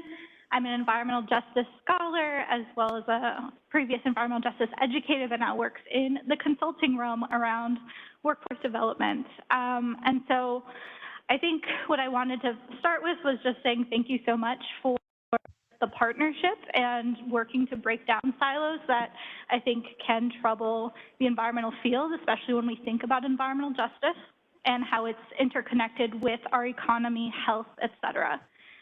Additionally, I wanted to just provide some comment in thinking about workforce development going forward. So thinking not only about our quantitative metrics of how many people from disadvantaged communities or where these programs are located, but also thinking about qualitative metrics and thinking about what impact is this actually having. And I think we heard today some of the stories that are being illustrated through grants and partnerships. But I just wanted to emphasize that the qualitative stories can be extremely powerful as well. The last thing I wanted to emphasize is just the importance of making sure that all of the trainings and workforce development programs that are being put in place are effective and following best practices. I know from my experience in academia that we're not always trained on how to train or how to educate. And there are effective training mechanisms for hybrid, online, or even in-person trainings. And so really thinking about how are we selecting trainers, and how are we ensuring that these programs are effective at teaching the knowledge, skills, and abilities we're looking for in the end. So thank you so much. Thank you. Thank you, Dr. Nyman. Okay, then we have Nancy Zarenda with Hispanics in Energy. Good afternoon, Commissioners and Workforce Development Board and guests. Thank you so much for an informative and urgently needed En Banc this afternoon that addressed so many important issues.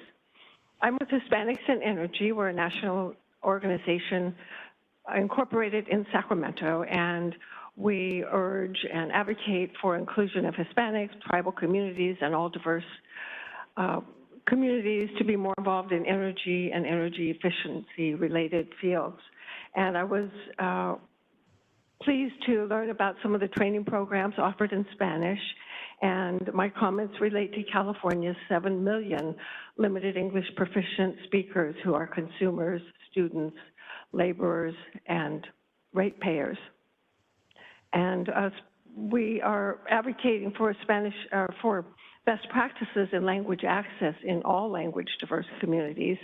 And I know there are a lot of us going on here today with interpreters and bilingual presentation. We thank you so much for that. Hispanics in Energy stands ready to be supportive and to contribute perspectives and support to any organization and to the board and the commission on any language-related issues. Thank you. Thank you, Ms. Zarenda. And our next speaker is Tim Frank with CTWI. Yes, thank you very much, Commissioners. I really appreciate the opportunity to speak this morning or this afternoon, and appreciate your having organized this event and the partnership. So I'm Tim Frank. I'm the Principal Sustainability Advisor for the Construction Trades Workforce Initiative, which is a partner of Rising Sun, whom we heard from earlier. So we provide opportunities to gain access to family-sustaining jobs for women, minorities, residents of low-income communities, the justice-impacted, and veterans. This is one of the principal vehicles that the building trades is now using to recruit, and is a really important vehicle. So one of the things I wanted to do is to actually just reinforce a comment that Julia had made earlier, which is that when you're thinking about how to use ratepayer funds, we would love to see labor standards attached to as many of those as possible. You can do it. You aren't necessarily required to, but we would like you to do it because it's the right thing to do. Then the last thing I'd like to leave you with is just where the priorities really lie in terms of actually making investment in workforce development. The JATCs are already paid for. So the joint apprenticeship training programs, they're paid for by the contractors. So they don't really need investment, but where we do need investment is in the pre-apprenticeship programs. And at the pre-apprenticeship programs, they aren't an earn while you learn unless you guys can help them provide funds for stipends. And they're a place where we really need investment in childcare, and we need investments in wraparound services. And the more that you can actually focus your investments in workforce development on assisting the pre-apprenticeship system with these kinds of investments, the better. So thank you very much. Thank you, Mr. Frank. So let me just check within the room here, is there anybody else who wanted to make a public comment? Okay, let's go to the telephone line. And is there anyone who has signed up to make public comments on the telephone line? No. Okay. All right. And many thanks to Holly for monitoring that from Verizon. Okay, well then with that, let's do closing remarks. And I'm going to start with Curtis, Chief Deputy Director of the CWDB. Thank you, Commissioner Sharoma, President Reynolds, Commissioners of the CPUC, Director Jacobs for today's En Banc. And really for the platform to build on our existing MOU and leverage our partnerships and expertise to pursue a high-road economy defined by equity, job quality, and climate resiliency. I want to thank our panelists who shared their valuable insights today and practices, their experiences and contributions to all of this work. I want to thank Rafael Aguilera from the State Board and our team, and all the team from the CPUC who helped put this together and organize it. Thought it was really thoughtful and intentional in the planning, and just really, really appreciate it, and for the work that you do every day to turn this vision into reality. As you heard, a lot of the partnerships are complex, they're hard, they take time to put together, but when they are working, that investment on the front end really pays dividends on the back end in terms of being able to achieve our goals around equity and job quality. So I think, just looking and hearing the discussions and listening today, really some things just rose to the surface for me: the importance of partnership, the importance of supportive services for folks who are participating in training. Again, the curriculum, the training programs are important, but if we're not focused on the people who are participating in all the things that life throws at them, and the systemic and historic barriers that those communities face, then it's a long road to success for those individuals. The last public comment from Mr. Frank, also investing in MC3 multi-craft core curriculum pre-apprenticeship and apprenticeship readiness programs that we have throughout the state, that are partnerships between the Building Trades Councils, the JATC, which we heard, are separate entities, community-based organizations, education providers, training providers throughout the state. These partnerships exist in every corner of our state, and these are really important and critical to getting people into, good careers. Not just focusing on a job through a workforce program, but really looking, systemically at building careers and making those accessible and democratizing access to real careers. And so I think also on a broader level, right, what inclusive policy and program design looks like as we make these investments with, various pots of funding, as we're looking at how investments are flowing down from the federal government, the need for workforce development, whether it's in transportation infrastructure, broadband infrastructure, clean energy projects, which are all prioritized by the federal government. We're looking at historic levels of funding coming down to California to build this infrastructure, making sure that we are being inclusive, making sure that we have equity goals attached to that, making sure that we have job quality goals, so that we're using these funds in this once-in-a-lifetime opportunity to build careers, to empower communities, and to, really fight poverty and rebuild a middle class. So it's a unique opportunity, maybe the largest investment in infrastructure dollars of our time, certainly the biggest that we've seen in a long time. And even, the federal government has put out some amazing guidelines around the use of these funds that have a lot of recommendations to pursue equity, to pursue job quality, and to achieve climate resiliency. And we want to make sure that, even if they're not mandates, that as much of that is attached to the money and investments that are going out to the field to achieve these goals. So there's so much opportunity for these issues in our sites, and I know today's discussion is a good partnership and a good forum for us to talk about this. And really, from the California Workforce Development Board, we look forward to our continued partnership to turning these things into tangibles going forward. And there's still a lot of hard work ahead of us, but really excited about the opportunities. So thank you very much, and I'll turn it back to Commissioner Shiroma. Thank you, and we'll hear next from President Reynolds. Thank you, Commissioner Shroma, and also I wanted to thank everyone who's been with us throughout the day here in the room and also virtually. What a important subject and a great group of panelists and also keynote speakers that we had today. I was really struck by the diversity of perspectives, and so we heard from utilities, we heard lived work experiences, we heard from NGOs. And we did that as a group in partnership with Director Thomas Jacobs and Curtis, the Director of the Workforce Development Agency, or CWDB.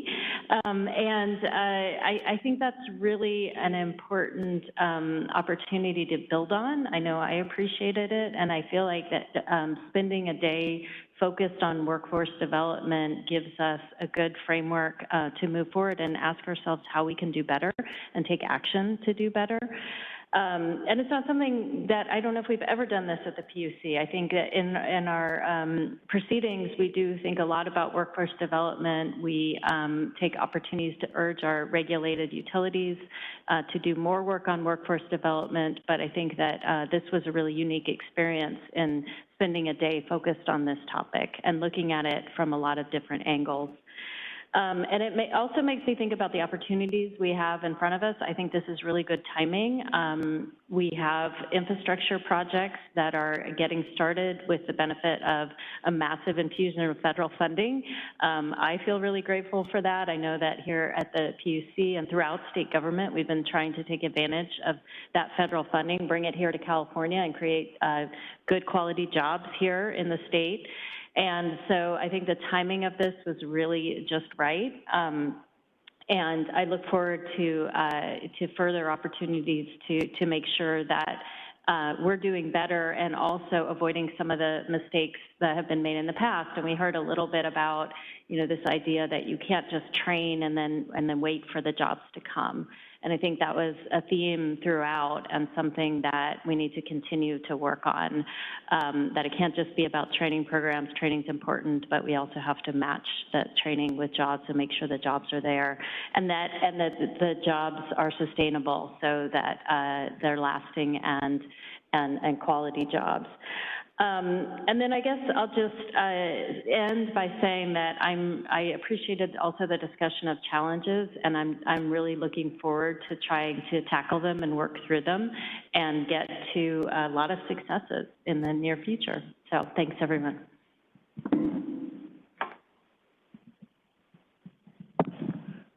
I would echo the comments in closing thus far and offer my thanks and appreciation for everyone who has made today possible, to our panelists for their participation, to Commissioner Shroma for her leadership and leading the partnership with the Workforce Development Board to make this event possible. We really are in the midst of and continuing historic investments in the green energy transition, in climate adaptation, climate mitigation, broadband deployment throughout the state, projects like high-speed rail. And as those investments continue, I really look forward to opportunities to see how not only do those investments create benefits in and of themselves, but they looking for opportunities to create second-order benefits where we see communities, particularly communities that have been historically left out, having opportunities to build job skills, build job opportunities, and long-term careers stemming from the investments that we're making today and will continue making into the future. Thank you. All right, thank you. I just wanted to join in my colleagues' comments and thank Commissioner Shroma and just note as well, as President Reynolds said, we're in a time of really tremendous investment right now, and that's supporting the energy transition, it's supporting safety and reliability in light of climate challenges, and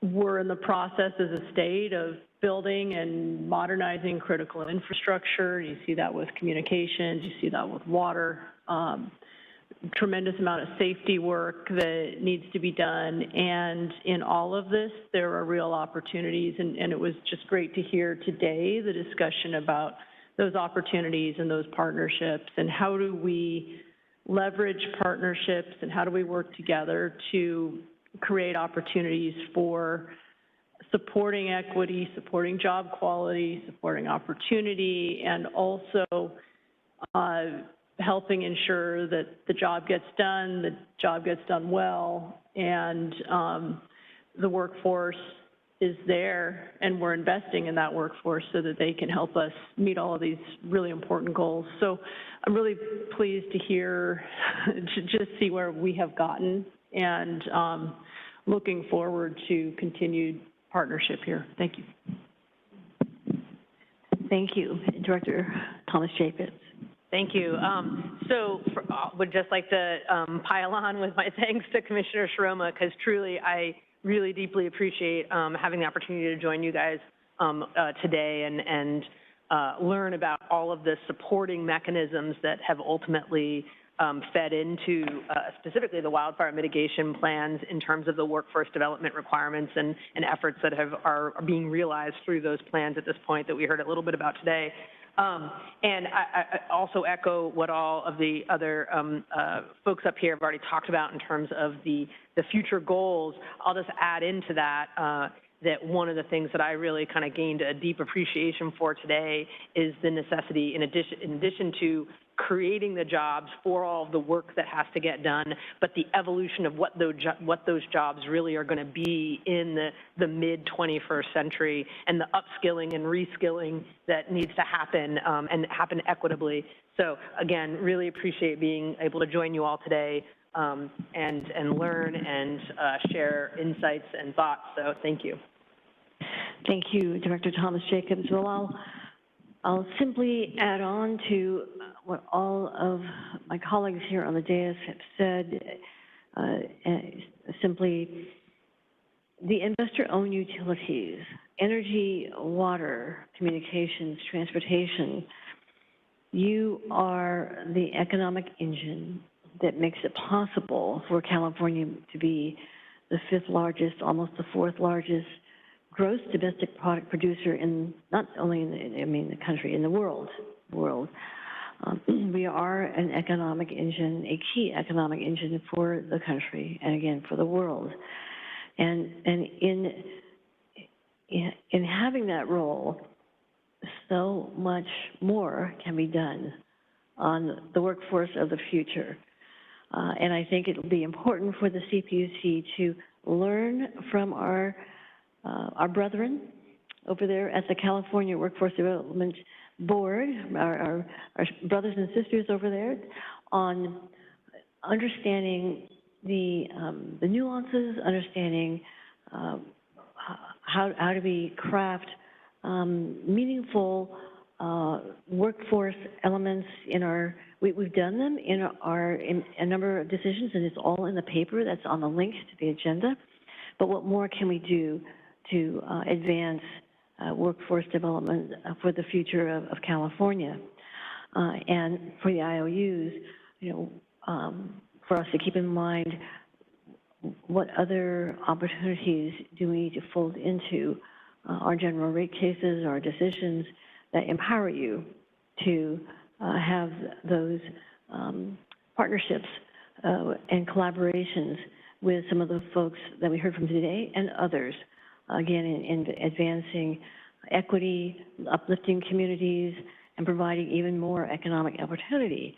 And so intentionality, seeking out those lived experiences are so important towards helping us inform us as policymakers. So we will advance that in our relationship for the future.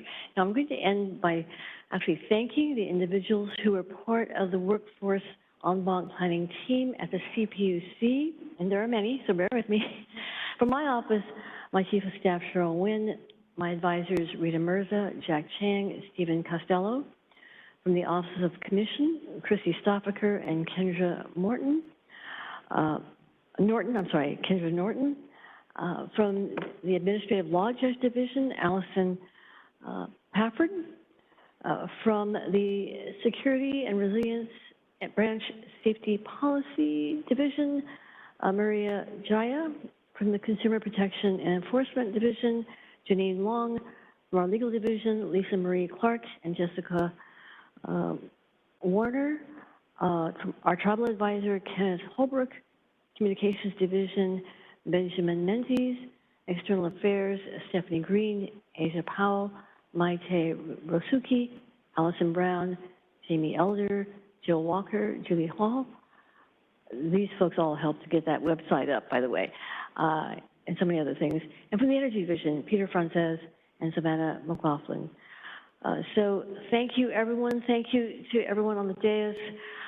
This has been an exciting day, energizing day. I'm sure you share that sentiment. Everyone have smooth and safe travels home. Thank you.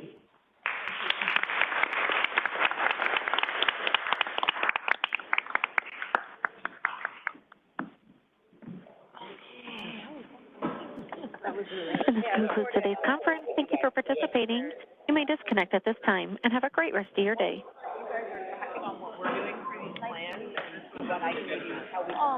I'm glad. To continue to talk with the stuff you guys are working on, and then also